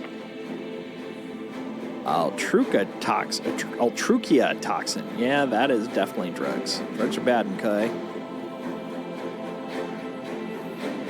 They're also really hard to sell. I went to like 3 places trying to sell some yesterday, and I could not find a place for the life of me. Laranite, that'll work. That sells. Sells for cash money. Thank you. So to talk you through the corporate spaces at these locations, please welcome Rainer Rick to the stage. Brios at Damar. Okay, yeah, I'll give that a shot. Hello, hello. So my name is Rainer Rick. I'm a lead environment artist at the Montreal studio. Hello, Copper. And we've been working with John's team on the distribution centers. So John just showed how massive these locations are. He also anytime drugs are involved, you always have to be careful. Are people like basically hanging out there, or is it an NPC spot? What's the warning? So they're located above ground, just below the tower highlighted in the picture. Inside, you'll be able to explore the corporate office space and interact with the administrative personnel.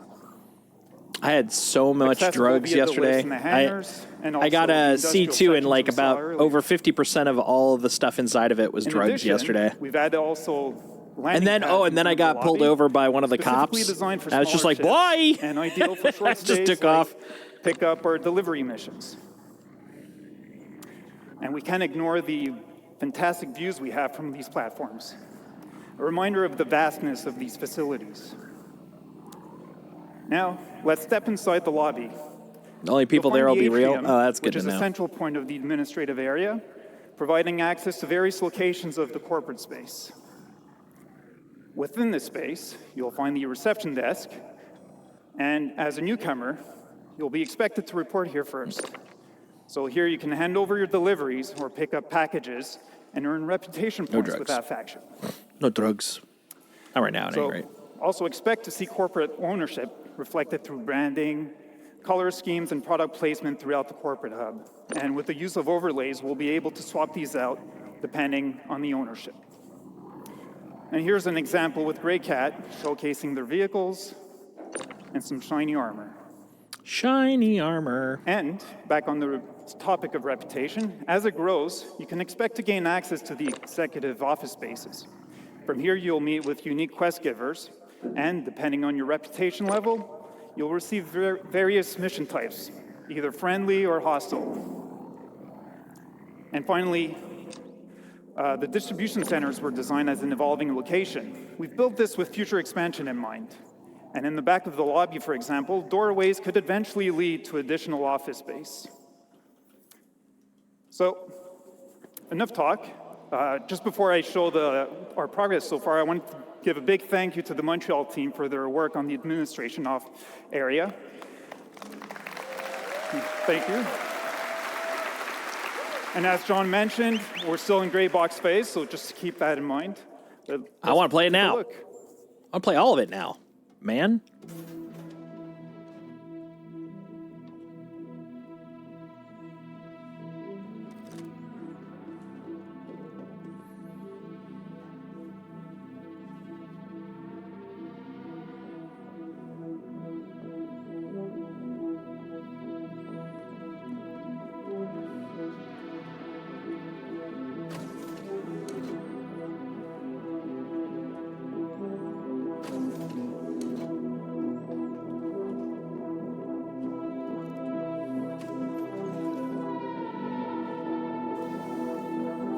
That's looking good.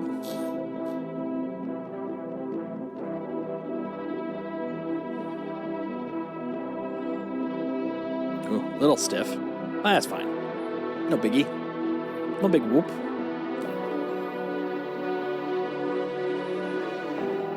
Have a good night, Hyper. Or, well, good morning for you. I'll talk to you soon, man.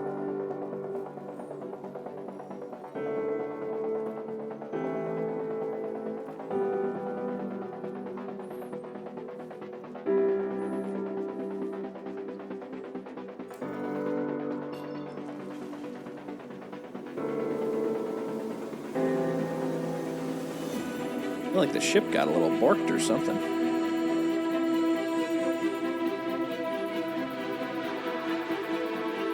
And a lot of torque imbalance. Wouldn't be surprised if I smacked it somewhere. Pips!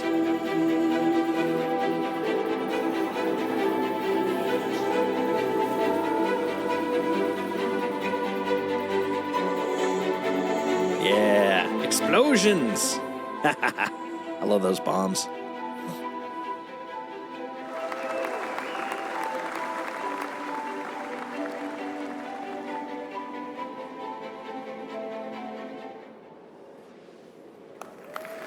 Thank you very much. And now let me welcome back John on stage. He's going to continue the presentation.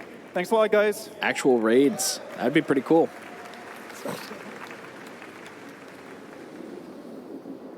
Team did a great job with that video.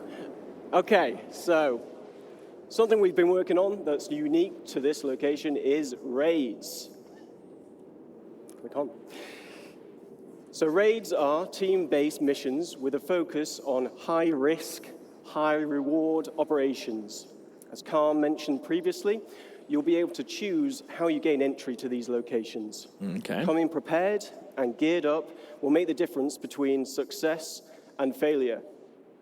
Ultimately, you'll need to work together in order to succeed. So that's very cool. We'll have you breaching the interior of the main structure, highlighted here.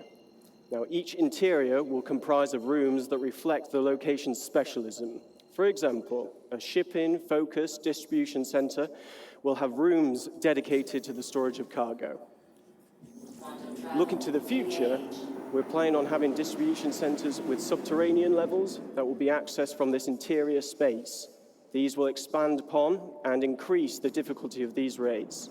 Now let's take a look at one of these raid missions in action, but please note that this is early gameplay prototype of a raid. Still want to see it though. Let's see. All right. So first they got to clear so they can land.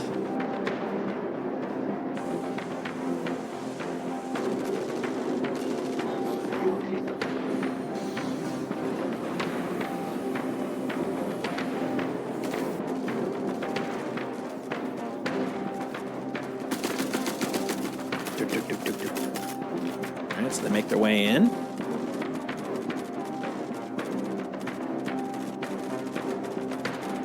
And the workers are like, nope, nope, have no interest in this. Oh, what a great use of a freaking SCU container. It's like a portable shield. That's some smart thinking there. What's this thing? I mean, I have there. Okay, it's a mover for crates and stuff. Okay. I would imagine it involves scanning too. Like you got to find the right crates for whatever you're trying to do.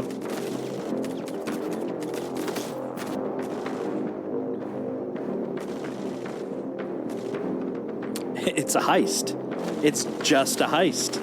I mean, that's awesome, but like it's not an insanely complex concept. I was wondering if it's like, okay, you got to go in there, flip the switch, da da da da da. It's like, no, screw that. I want stuff. It's a heist. Dude, that is great. So, as you saw in the video, the team took a more aggressive approach to getting inside and taking what they wanted. But this isn't the only approach you can use. You know, multiple points of egress allow you to be stealthier, and it may make it easier for you to avoid obstacles in your path. Yeah, they did an Inside Star Citizen earlier this year where they were showing like there's vents for sneaking and all that kind of stuff. Depending on the player's reputation level. And dynamic events may also be triggered during the raid, so players will need to adapt to an evolving situation. That's great. This could range from dealing with additional security personnel to other players arriving to defend the location against you. Something else we've been prototyping is how we can utilize the multi-tool to create gameplay puzzles. Physically interacting with the environment around you changes the puzzles for everybody. With multiple add-ons for the tool available, you may have to get creative when finding a solution to the problem in front of you. In this next video, we show you how using the tractor beam attachment can open up new paths to your objective, but it's up to you to decide what path you can like build a stairwell, available. Something like that. Let's watch the video.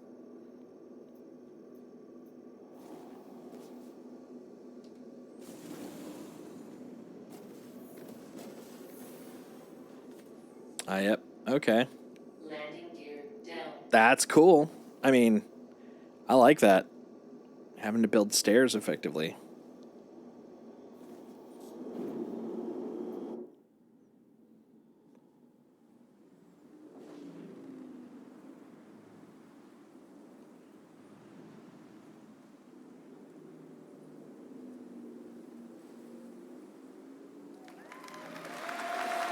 That's great. So, yes, thank you. Now, I'm on board.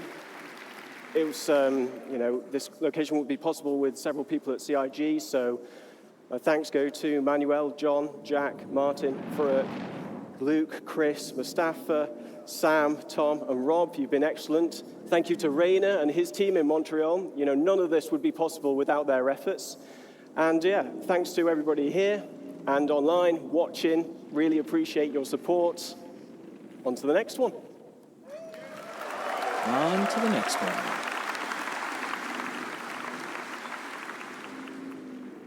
Could I land it between them?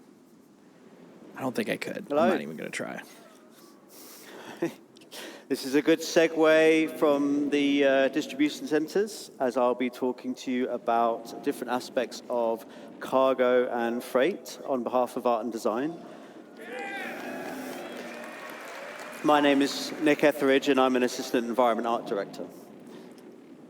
So obviously, cargo isn't just about boxes. It's a big part of the game. almost every aspect of the game has some kind of involvement with cargo. And I'm going to briefly go through some of them now. So let's start with missions. How will hauling contracts work in-game? We'll be introducing the Interstellar Transport Guild, as well as formalizing. Okay. Here we go. This is my life. Some of the main hauling and cargo companies that you'll be working with. As you do more hauling contracts, you will build up your reputation and relationship with the guild. This will lead you to gaining more lucrative contracts for specialized cargo and destinations, such as different forms of hazardous cargo, perishable cargo, riskier routes, and more. So what do I mean by hazardous and perishable? Well, as you know, there's lots of commodities in the game, and different commodities have different properties. As you know, with events like Xenothreat, we have some special cargo types with different attributes, such as time-sensitive cargo or quantum-sensitive cargo. But those were a small selection for the event, and they were the two-handed carryable types anyway. We'll be expanding those types, plus lots more types, to the wider game and to these hauling contracts. So how does this affect gameplay? It will affect the choices you make when you are handling, storing, and traveling with the cargo. For example, with size and weight, is it carryable? Do you need a tractor beam? What type of tractor beam do you need? Is it a handheld one or a ship tractor beam? Some containers can only be moved with ship tractor beams, for example. With health, has the container got good integrity? Hey, Briku, here's another one you could take. Holding fragile Ramp goods? access open and everything. Do you need to handle it with care? This is how you teach them. They got to close their doors when they leave. For temperature control, do you need to ensure the container is powered? Tempestuous so ship. it can keep Oh, they the didn't even contents turn off their cool? engines. No wonder. Or do you need to get to your destination quickly? Or put out their otherwise freaking the landing contents gear. may perish. This is a perfect For example of security, everything you can do the not container do. be locked or hacked? Can the contents be scanned, or is the container tracked? Will there be pirates or law after you when you're holding this container? Dude, this is great. Has a containment? I can't wait for this. Is it radioactive? You might need the right I'm radioactive. protection against it, as you may have seen in Jens's presentation earlier. Can it explode? You might not want to put these containers on a more exposed section of your ship. And many of these attributes are going to be visually distinctive. So conversely, if you want to steal, for example, some cargo on a hull C, which does have very exposed cargo containers, you might want to avoid shooting blindly and accidentally blowing up your potential profits. So look out for those types of containers. Back to mission progression. We'll be introducing perks and rewards as part of fulfilling contracts and raising reputation with these companies. I love it. For rewards, we'll have branded ship and tool skins, branded clothing. That's exactly what I want. I There would will love be to have like collectibles to an decorate your interstellar hangar cargo or ship, guild or whatever or it you can put is. them anywhere Like you want. outfit, And there'll put be it on more my ship. exclusive rewards that we'll be revealing later. Thank you. That's very cool. I like that. For perks, you'll get access to more items in shops and discounts on specific items. And all of these rewards and perks you need to earn in the game. You cannot just buy them. That's very cool. I like that. Next, let's have a look at freight elevators and hangars. Okay. I knew you'd be excited for this. Something we've been waiting for. Yeah. I'd like to show you a short video to demonstrate how freight elevators will change how you view your hangars and how you use your hangars. Yes, please.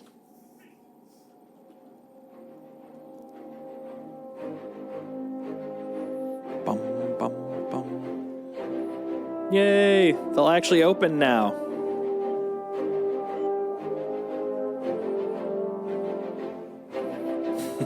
Just putting it away. Woo, look at that.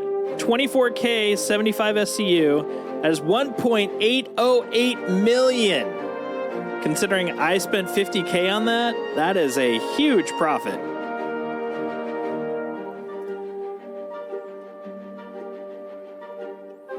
Hell yeah. This is what I wait for. Yeah, and Bexalate, that ain't cheap either. So that's 23.94. This has been a very profitable sale, my friends.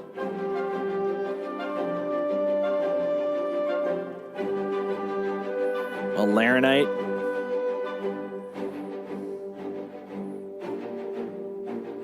Yep, this is what I've been waiting for. Yeah, there you go. The bulk hauling. Yeah.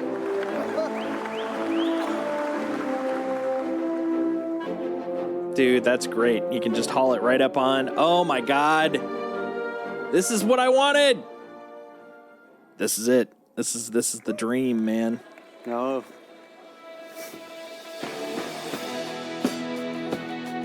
Oh. We can put stuff in our ships now. We can finally put vehicles in without having to go to another location. Oh, this is great. This is great, guys. When? Where? I got goosebumps. I'm all bumpy in the goosies. Holy crap. Yes to all these things. Dude, when?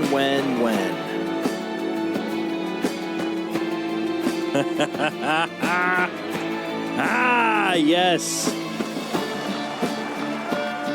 This is the permanence I've been waiting for, man. Dude.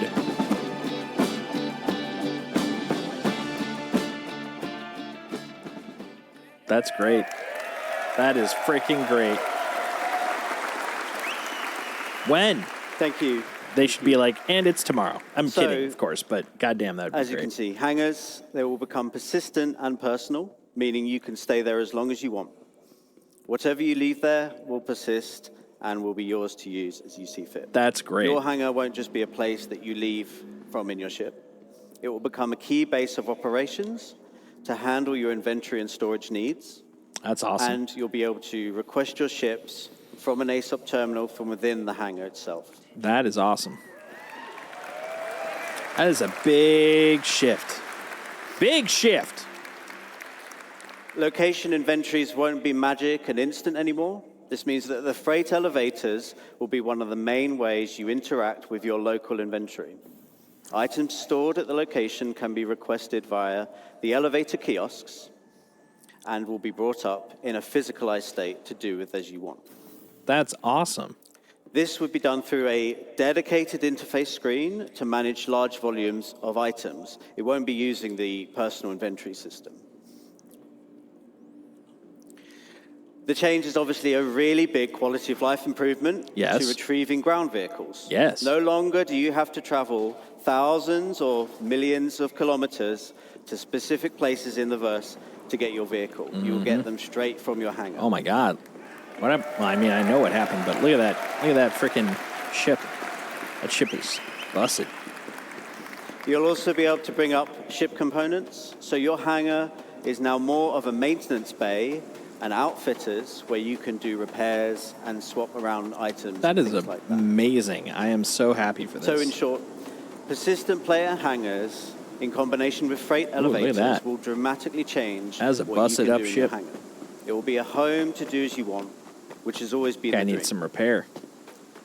That concludes my presentation. Thank you very much for listening.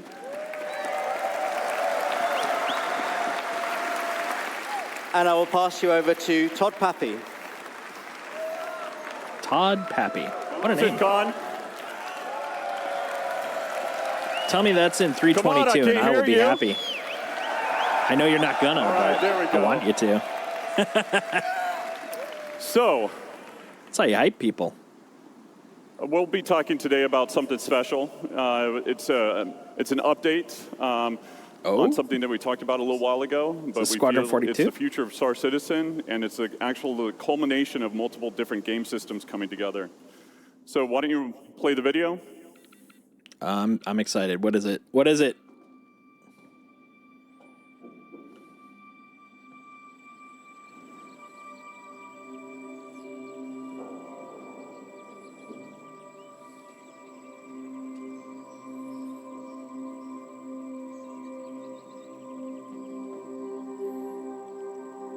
Is it Outposts? Is that what we're looking at? we? Stanton 4. Land claims. Is this outposts? Are we going to start building? That is a place. Wait. We're going to start building. When are we going to start building? I have goosebumps. Dude, this is even bigger than the hangar. Dude, when? Give me some ideas here. I am ready for this. I am absolutely ready for this.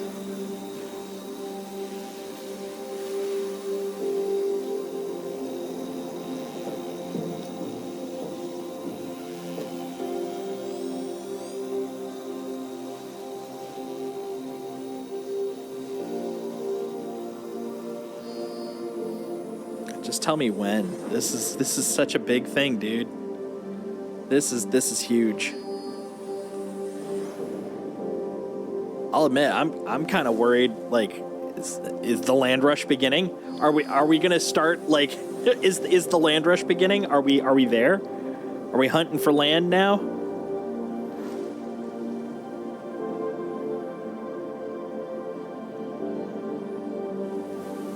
Oh my God. This is the thing, outside of ships, this is the thing I was most excited about. I can have my own place. I can build it up. And turn it into whatever I want it to be.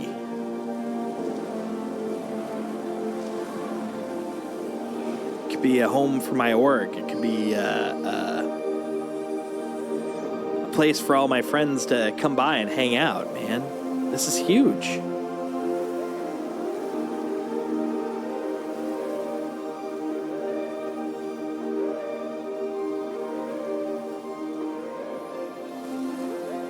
Oh, wow. When?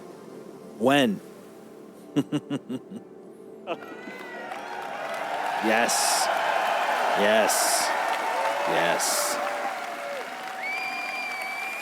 All right, so base building.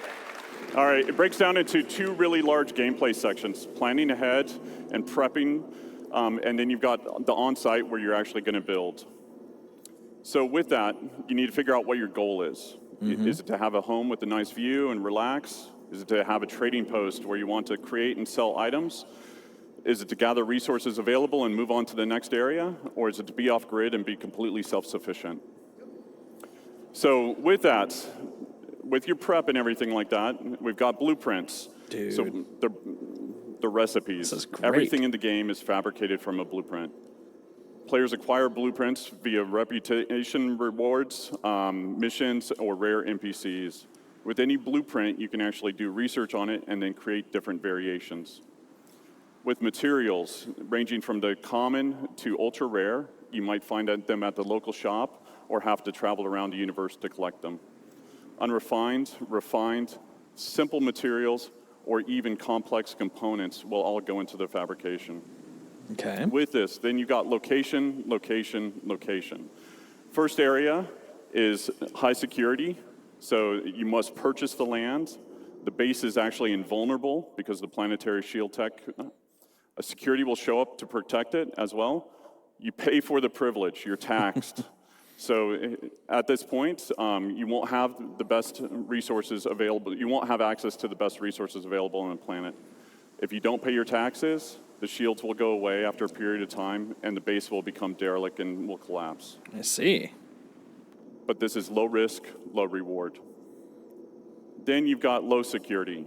So again, you must purchase the land. It's owned by an independent corp, gang, or faction.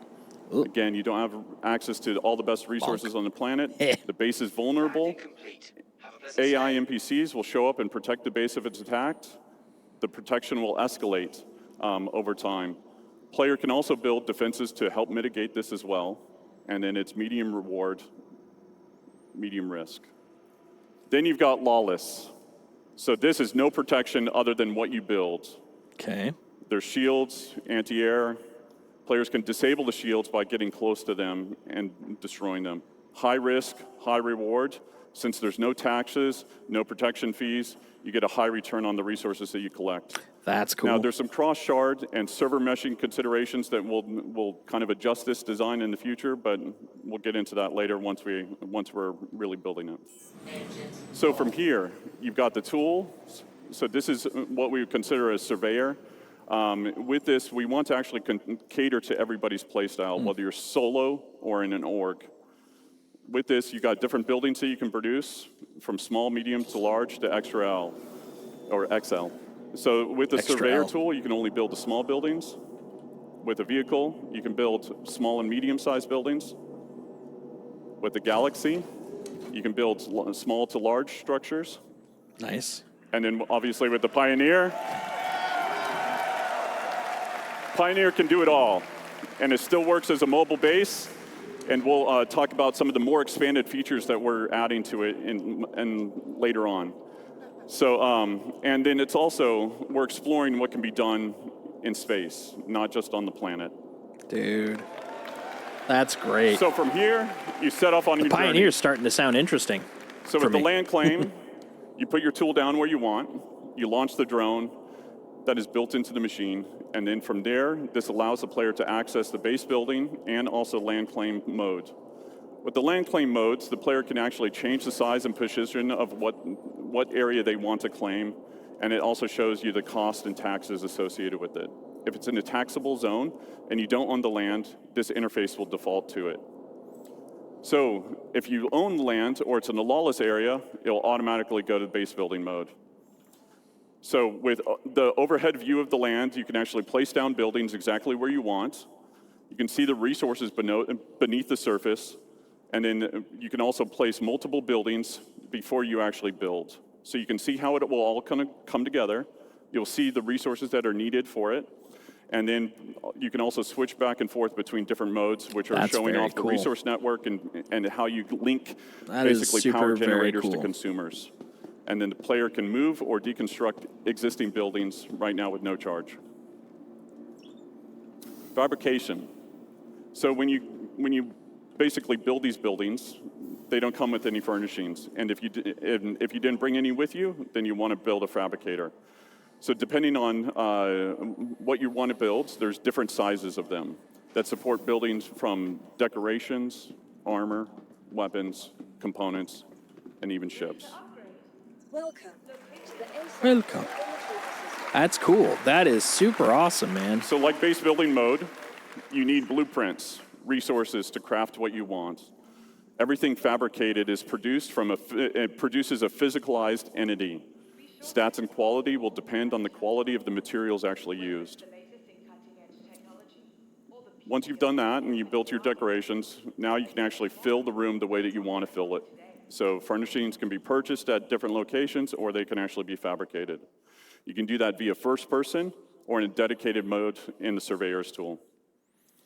With that, you've got different types of buildings. So you've got utility style, which would be garages, freight elevators, landing pads, storefronts. And then you've got extractors.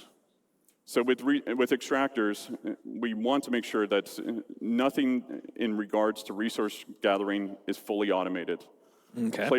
A level of player engagement is always needed. Good. So as Nick talked about before, so it's not just automatic resource perishable, et cetera. generation. What you'll be doing is pulling out full containers. Then That's from great. there, it'll be repairing, or there's wear and tear associated with it, or even misfires like you saw in Thorsten's talk and Guillermo's talk yesterday. There's also upgrade paths for making them more efficient or resilient. Power generators. So with different types of power generators, there'll be some that are more cost-effective as well as effective in different areas. Solar panels will not always work in darkness. Fuel generators will need to be filled up every now and then batteries to store excess power. Then you've got producers. So things that will require the players to combine different resources to produce new items. Hell yeah. And then you've got defense. So anti-air, anti-personnel, and then shield generators. And then the big one. We start development Q1. Nice. Okay, so It's a ways off. That's me. They're just starting on development. Thank you beginning all. of next Thank you year. for coming. But still, that's It's wonderful to see you. The fact they're starting is a huge step within itself. So, victory.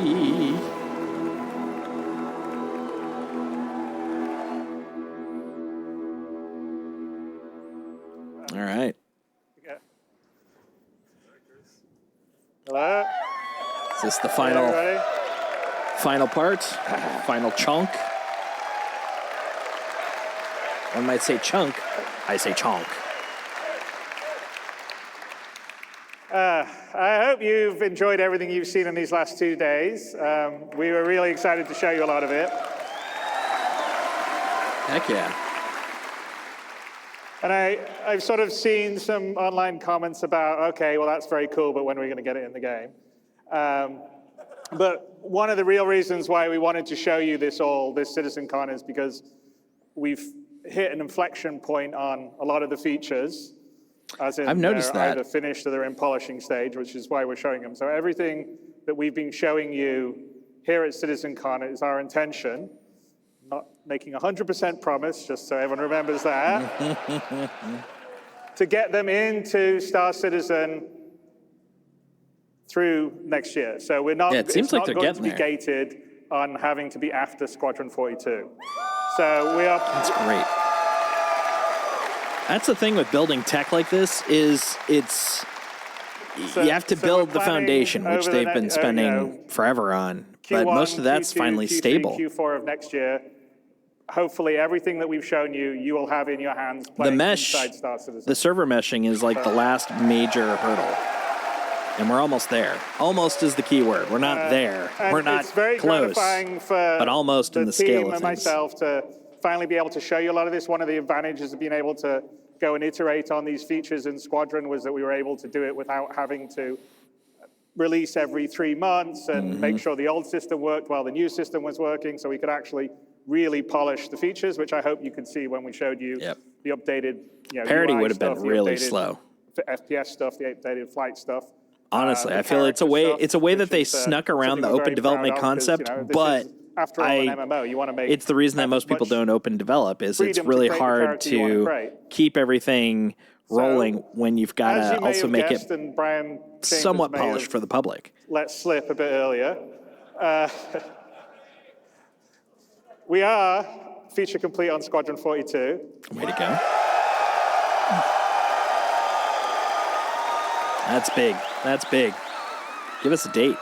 Give us a generalized date. I am not, you will not get a release date from me today because... Because? First of all, you always get very angry at me when I give dates. It's fair. It will be when I know that we're fully about ready to print the Gold Masters, but it won't be just yet. But we prepared, the Squadron 42 team prepared a small video for you. I may be lying, it's a bit bigger than small. Nice. To give you a glimpse of everything we've been working on and what the gameplay looks and feels like.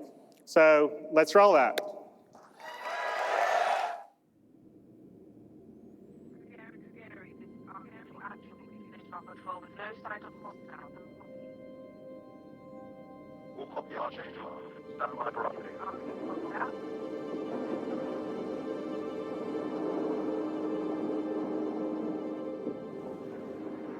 Archangel 6, come in.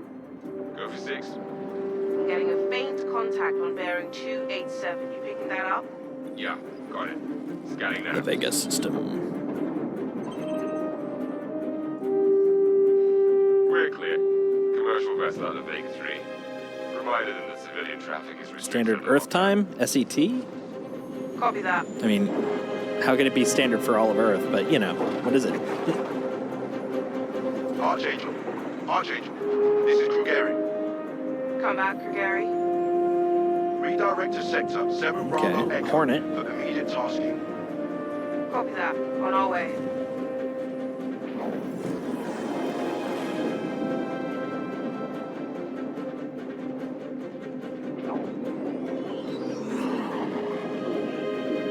The thrusters kind of get me on the Hornet, just watching them wiggle out, whoosh, whoosh, and then going back in.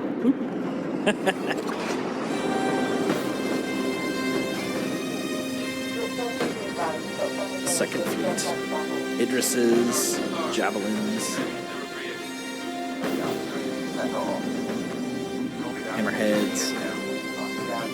Took me a while because I always go to Warhammer first. But it's not a Warhammer, it's a hammerhead.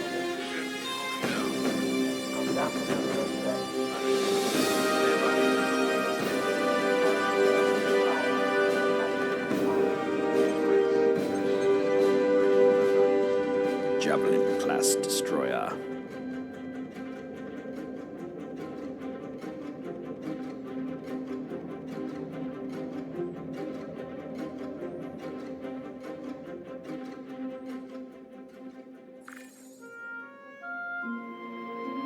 Looks like I know I just wrote you, but a couple of hours ago, proximity sensors on the other side of the jump got twigged.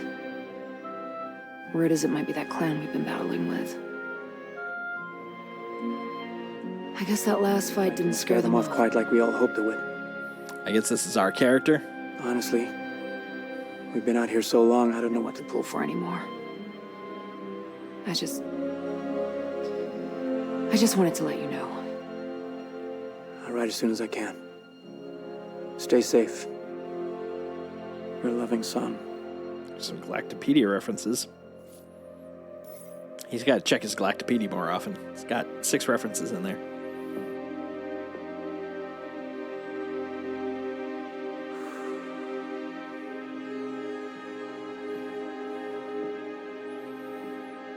There she is. Scully herself. Never gets old, does it? Sir. Eddies. I used to do the same thing when I was first coming up. Post up to the flight deck whenever I could to watch the launches.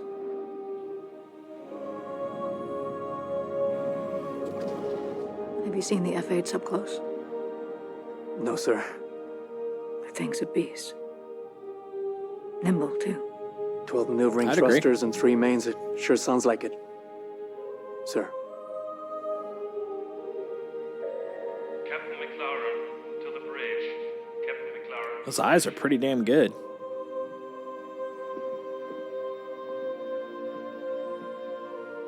I saw you apply to the Flight Academy again. Yes, sir. Keep your head up. Took me a couple times before I got in. Thank you, sir.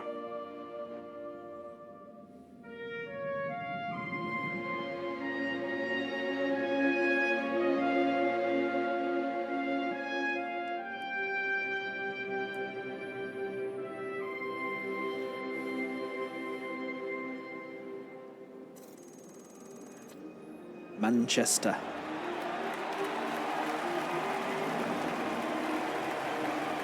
Looks like it hasn't built up too much. I suppose that's good. Welcome to Cloud Imperium Games Manchester Studio. I'm Chris Roberts, and I'm pleased to announce we have just passed a major milestone. Squadron 42 is now feature complete and has entered its polish phase. To celebrate this milestone, we've gathered some of our core leadership together to share what this means.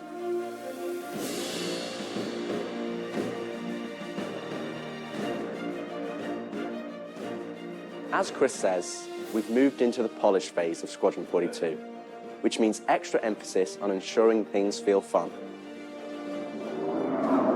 Yeah. This means focusing on the small and large elements of the game, such as dialing in combat encounters, but also looking at the feel of how you control Star your Citizen character's must vehicle feel so and making archaic to sure the it's devs immersive in as comparison to We've paid the extra systems attention in to how your character reacts Squadron when in their 42 ship, now. so that you feel like an actual pilot, whether that's firing your weapons, taking hits, or punching the afterburners to get to cover. Ship AI has also seen huge improvements, with closer engagement distances and more varied behaviors. And with our new precision targeting mode, the action has never been as close.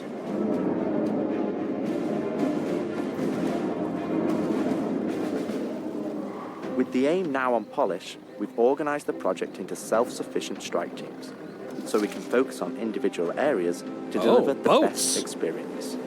I didn't know we had boats in Squadron 42.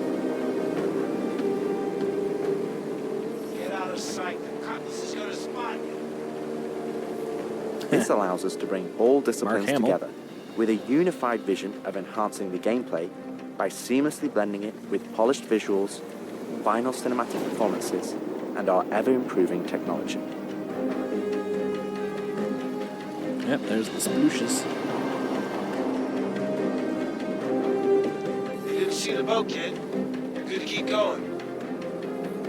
That's a cool sequence. You're ninja-ing with a boat. We're also dialing in gameplay features, such as the ship flight model for both atmosphere and space, which covers master mode. Yeah, the atmospheric stuff looked amazing this control time. surfaces, and our gold standard HUD and MFDs. Our interaction system for both the world and your character have also seen additional improvements, allowing us to hone and craft environmental puzzles unique to each location, while allowing us to tell the story of the world around you.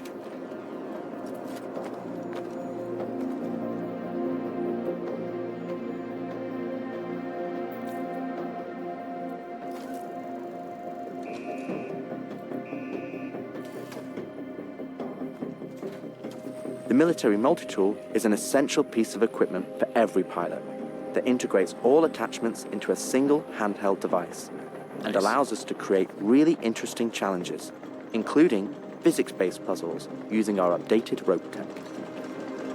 I am very happy to see these puzzles, honestly. I thought this was going to be a very linear game, just, you know, fly, shoot, kill. Power down your ships and stand by for processing. Off the coil's ass. Nice. Our scanning, targeting, and marker system has also seen an overhaul, allowing us to highlight only the essential information that you need, such as key objectives, mission targets, and high-level scan information, while keeping your overall view as clean as possible. Skank!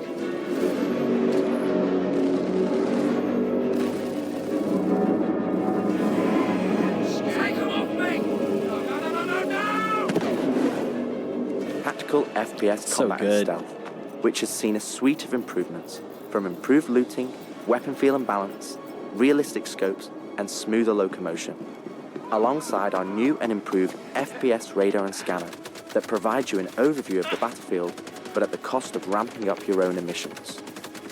We've also seen the introduction of our Maelstrom-powered destructible environment, which adds a layer of dynamism to the experience alongside our improved AI that can now have hundreds of combinations of traits that allow us to create unique and challenging combat encounters that really push your tactical awareness and skill.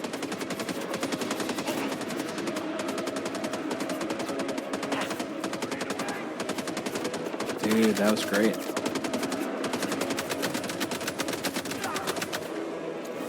That's awesome.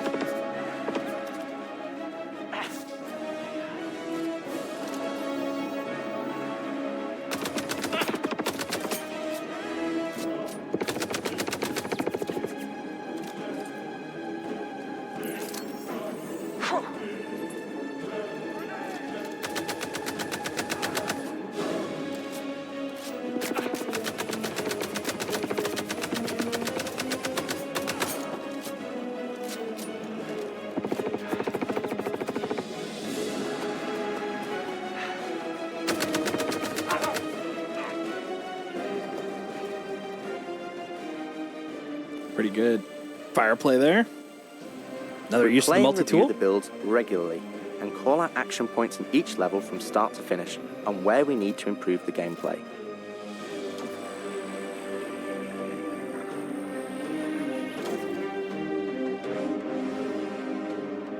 This is an incredibly rewarding stage of development for me and the team, as the ultimate vision of the game is realized, allowing us to craft an experience that we can be really proud of. One specific area that I'm excited to dial in is the feeling of the player interacting with the world around them. Patching you in. This looks great.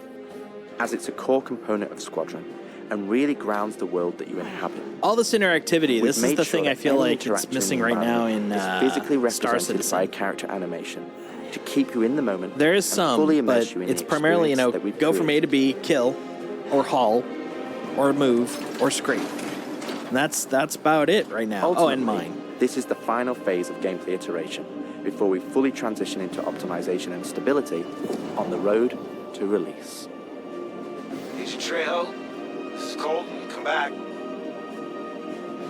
Always trips me out to see terraforming setups like this. Webb tried explaining how atmosphere processors work. Really shows how far we've come. The hell is she? With the transition of Squadron to Polish phase, we've had the opportunity to find additional moments within the existing narrative to add subtle interactions where appropriate. It's been tremendously exciting to play through these areas and find places to augment the mood, support gameplay, and further embellish our story and characters. So yeah, man, I can't believe it. They said I've got to wait another 2 years before I can reapply.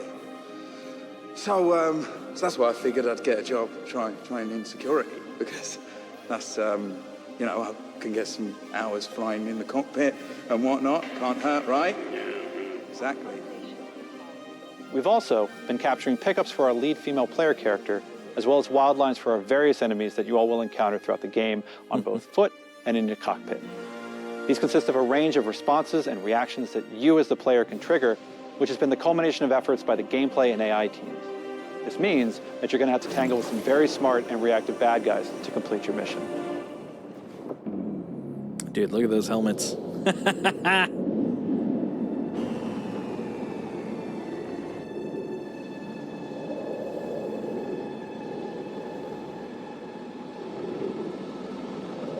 Razor. What you gonna do with that M50? At the heart of this immersive adventure, you'll find cutting-edge cinematic storytelling, thoughtfully crafted to fully immerse you into your story. Excuse me.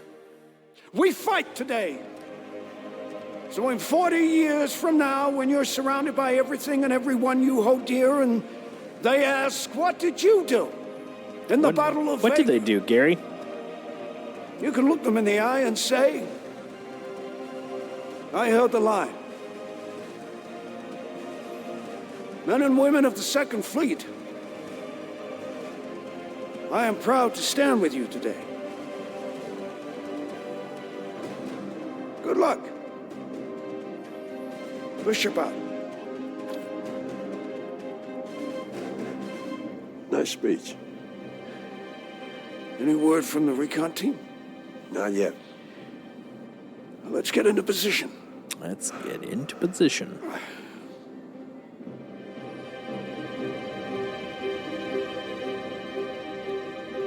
Dude, that bridge.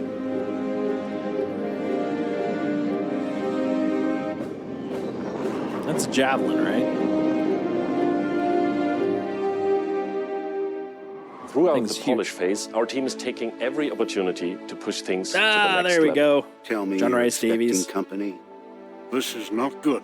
The Cine team is focused on finalizing edit lock on all of our big action as well as all smaller character sequences. I could have pulled this off of the Galactopedia. Yeah, probably, but I think their solar mass calculations are wrong. Yeah, that's an increase. This that is looks ridiculous. much better. How so? We are now able to adjust our shot composition to final cameras thanks to recently crafted space vistas and level art being content complete now. It'd be nice to know how much of a shitstorm we're flying into. More like a hellstorm, Blue. One you ain't gonna fly out of. Shut up.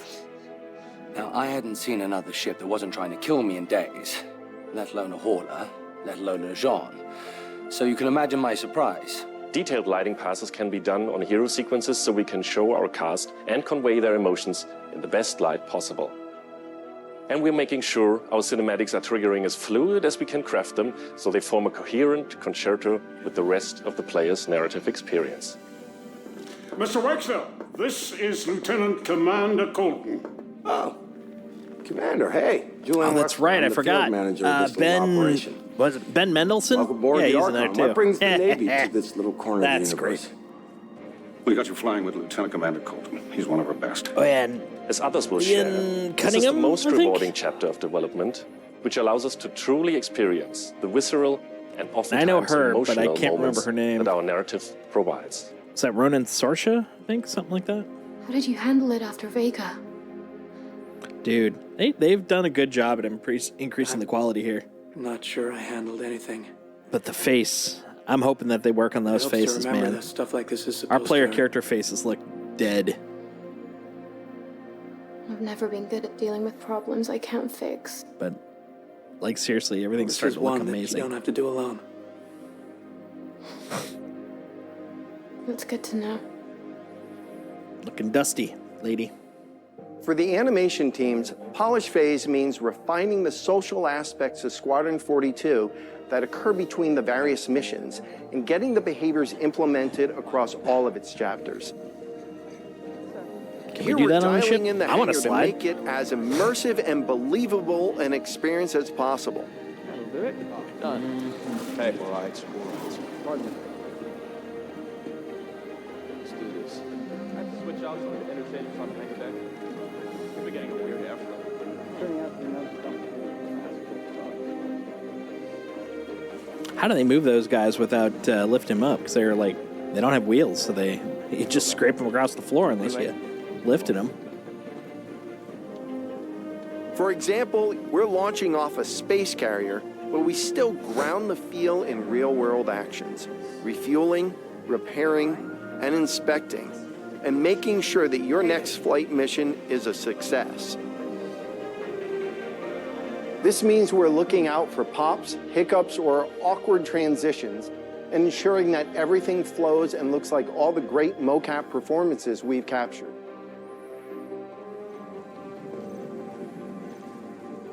Let's ready some extra ice packs out of storage. Whenever gunners are in full rotation, you can always... Just interacting with those makes me really happy. That's not We also It's have not you easy. covered in everyday life. The medical staff work diligently for their patients, whether they're players or crew. I wonder how much they loop. We really want you to feel part of an authentic crew, an important part of the UEE Navy in an enormous universe of people going about their everyday lives.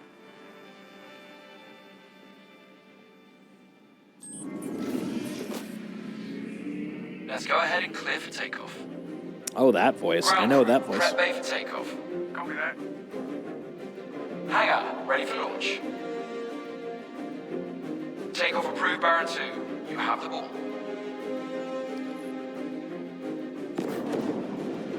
Oh, so good. Good job.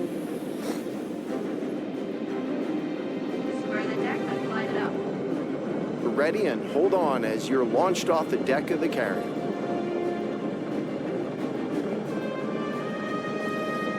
Baron 2, you are cleared for launch. Have a safe flight, Baron 2. That's great. That looks like it must be a jump point. We want you to not only decide how you play the game, but to feel as if the people So you good. interact with are in that world with you. I would have never thought a shotgun could be so pretty. Damn, this R97 is sleek as hell. Like a lot of other weapons in Gemini's arsenal, it has a higher rate of fire than most guns of its type.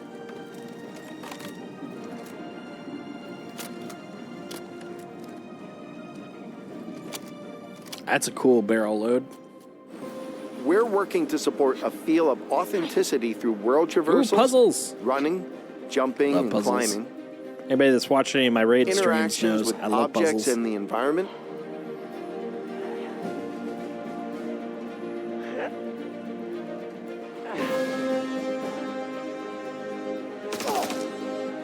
solid weapon gameplay and enemy reactions, as well as combat realities, such as weapon malfunctions.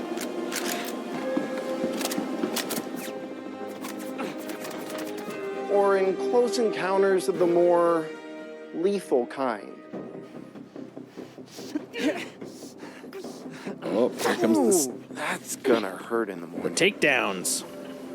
Oh, gross. As we continue Nice. to focus on the quality experience, we've been working closely with our art teams, and it's been exciting to see their environments come to life alongside us. While animation and design have been populating the locations, polish phase for my teams means making huge advancements in the quality of our characters and environments. We've established our standard with recognizable characters like Mark Hamill, Gillian Anderson, and Gary Oldman, and we're now applying this to the rest of the cast and identifying any remaining tech requirements that need to be closed down. The story of Squadron 42 takes you through a variety of diverse locations of varying scales and styles. We shared glimpses of several environments before, and there's still plenty out there for you to discover. One of the main challenges the art team has had to face during the development of Squadron 42 is ensuring that visuals are complementary to the narrative of the script.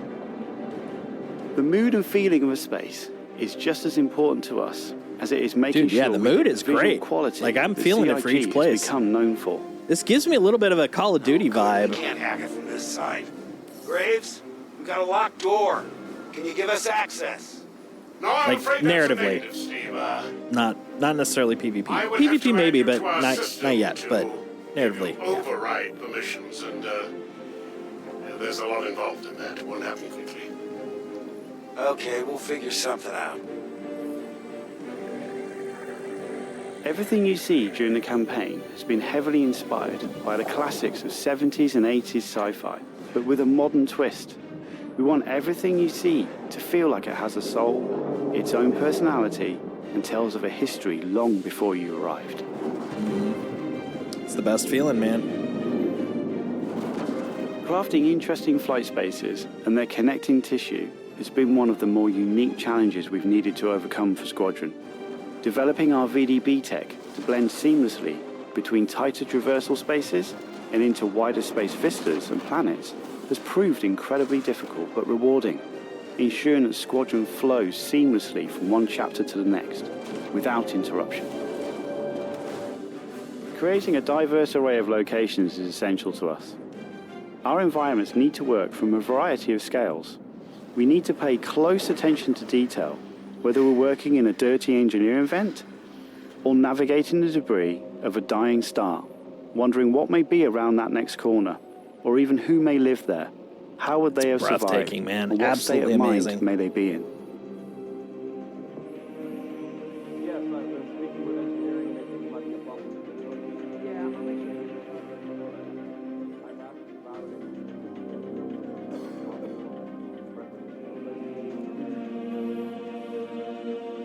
We've worked closely with our social teams in delivering a cohesive social experience when you're taking some downtime from our refined flight and FPS missions, or even missions of the more eerie kind. Yeah, that's spooky. Look at all the frost.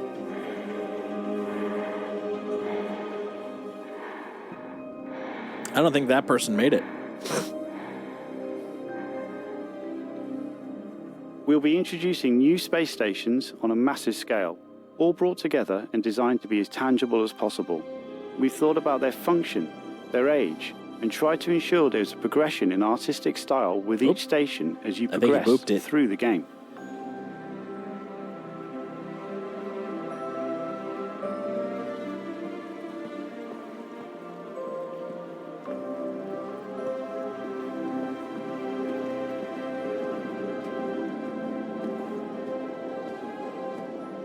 As you can see today, the teams are working incredibly hard, ramping up the detail and quality to match the breadth of our vision for Squadron 42.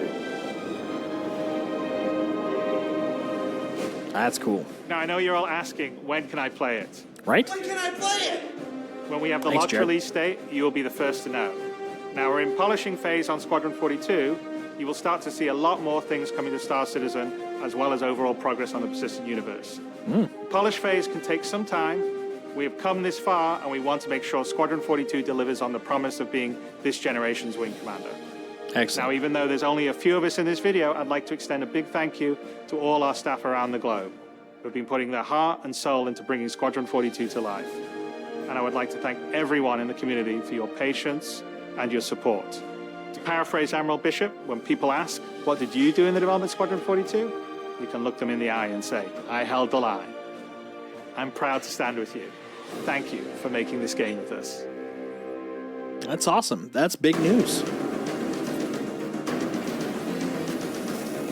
And I feel like, we've seen evidence of it. It's not like it's just words.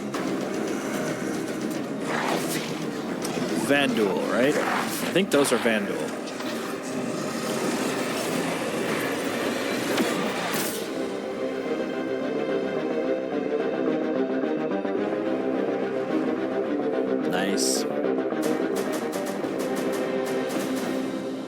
I held the line.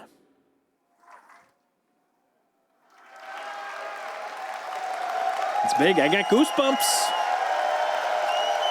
There's a lot of smiles there. It's feeling good. Took them a while, but it seems like they did it. It seems like it happened. Done got done.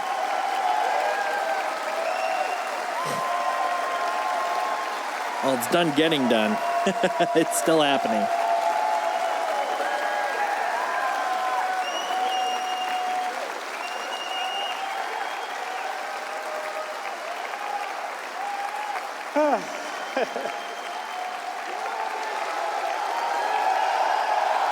That's awesome. That is some freaking big news. Big news. You're making me very emotional now. Right? Thank you so much. It's been definitely a long time coming. We're, as you can see on that video, that's Squadron 42 gameplay. So we are really dialing it in and polishing it, and we're really proud of what it is. I mean, anyway, I think it's going to be something I'm very, very proud of. So I can't wait for you guys to play it in the. I'm not going to say when, but anyway. No, it's tempting, I'm sure. Anyway, we kind of spent the time to craft something that's that beautiful with as much attention to detail and love without your guys' support, just like we couldn't be building the universe of Star Citizen without your guys' support. So I am, on my side, incredibly grateful, as is everybody at CIG, That's for your freaking continued awesome. support, because we're building, I mean, a universe of dreams and stories of dreams, and it's a big deal. It's a really Big news. Wonderful thing to be able to do as a creative. So thank you, everyone here, and everyone watching, and everyone that supports Star Citizen and Squadron 42. So thank you guys very, very much. Thank you. That's awesome. That is such a big deal.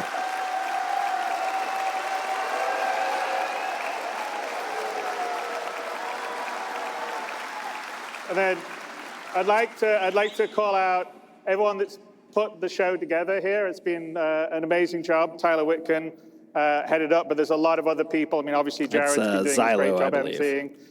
Leah has been organizing the show, and there's 1,000 other people that are part of our community and marketing side that have been doing it. There's been volunteers that have been helping to do this.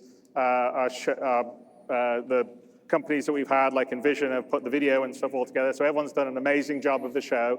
So thank you to everyone. And sorry if I didn't call everyone out by name, because there'd be a lot of names, so I had to call them out. But putting all that together, and thank you to all the devs that worked really hard to put the presentations together for you guys, because I think you could feel that they really love what they do, and they're very passionate about what they do. And they're really excited to get it into your guys' hands. I'm sure. Oh my God. It's big stuff. Big deal.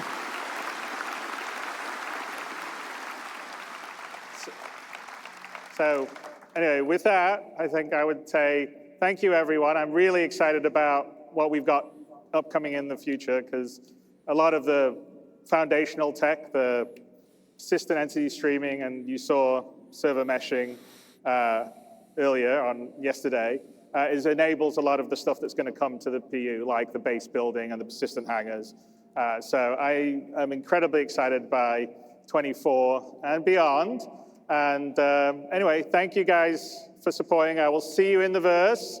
And thank you so much for coming out to share this with us. Congrats, guys. All you backers out there, too. Looks like we're getting some goodies. I'm very excited. I mean, I don't know if you could tell, but this has been amazing. I'm very excited.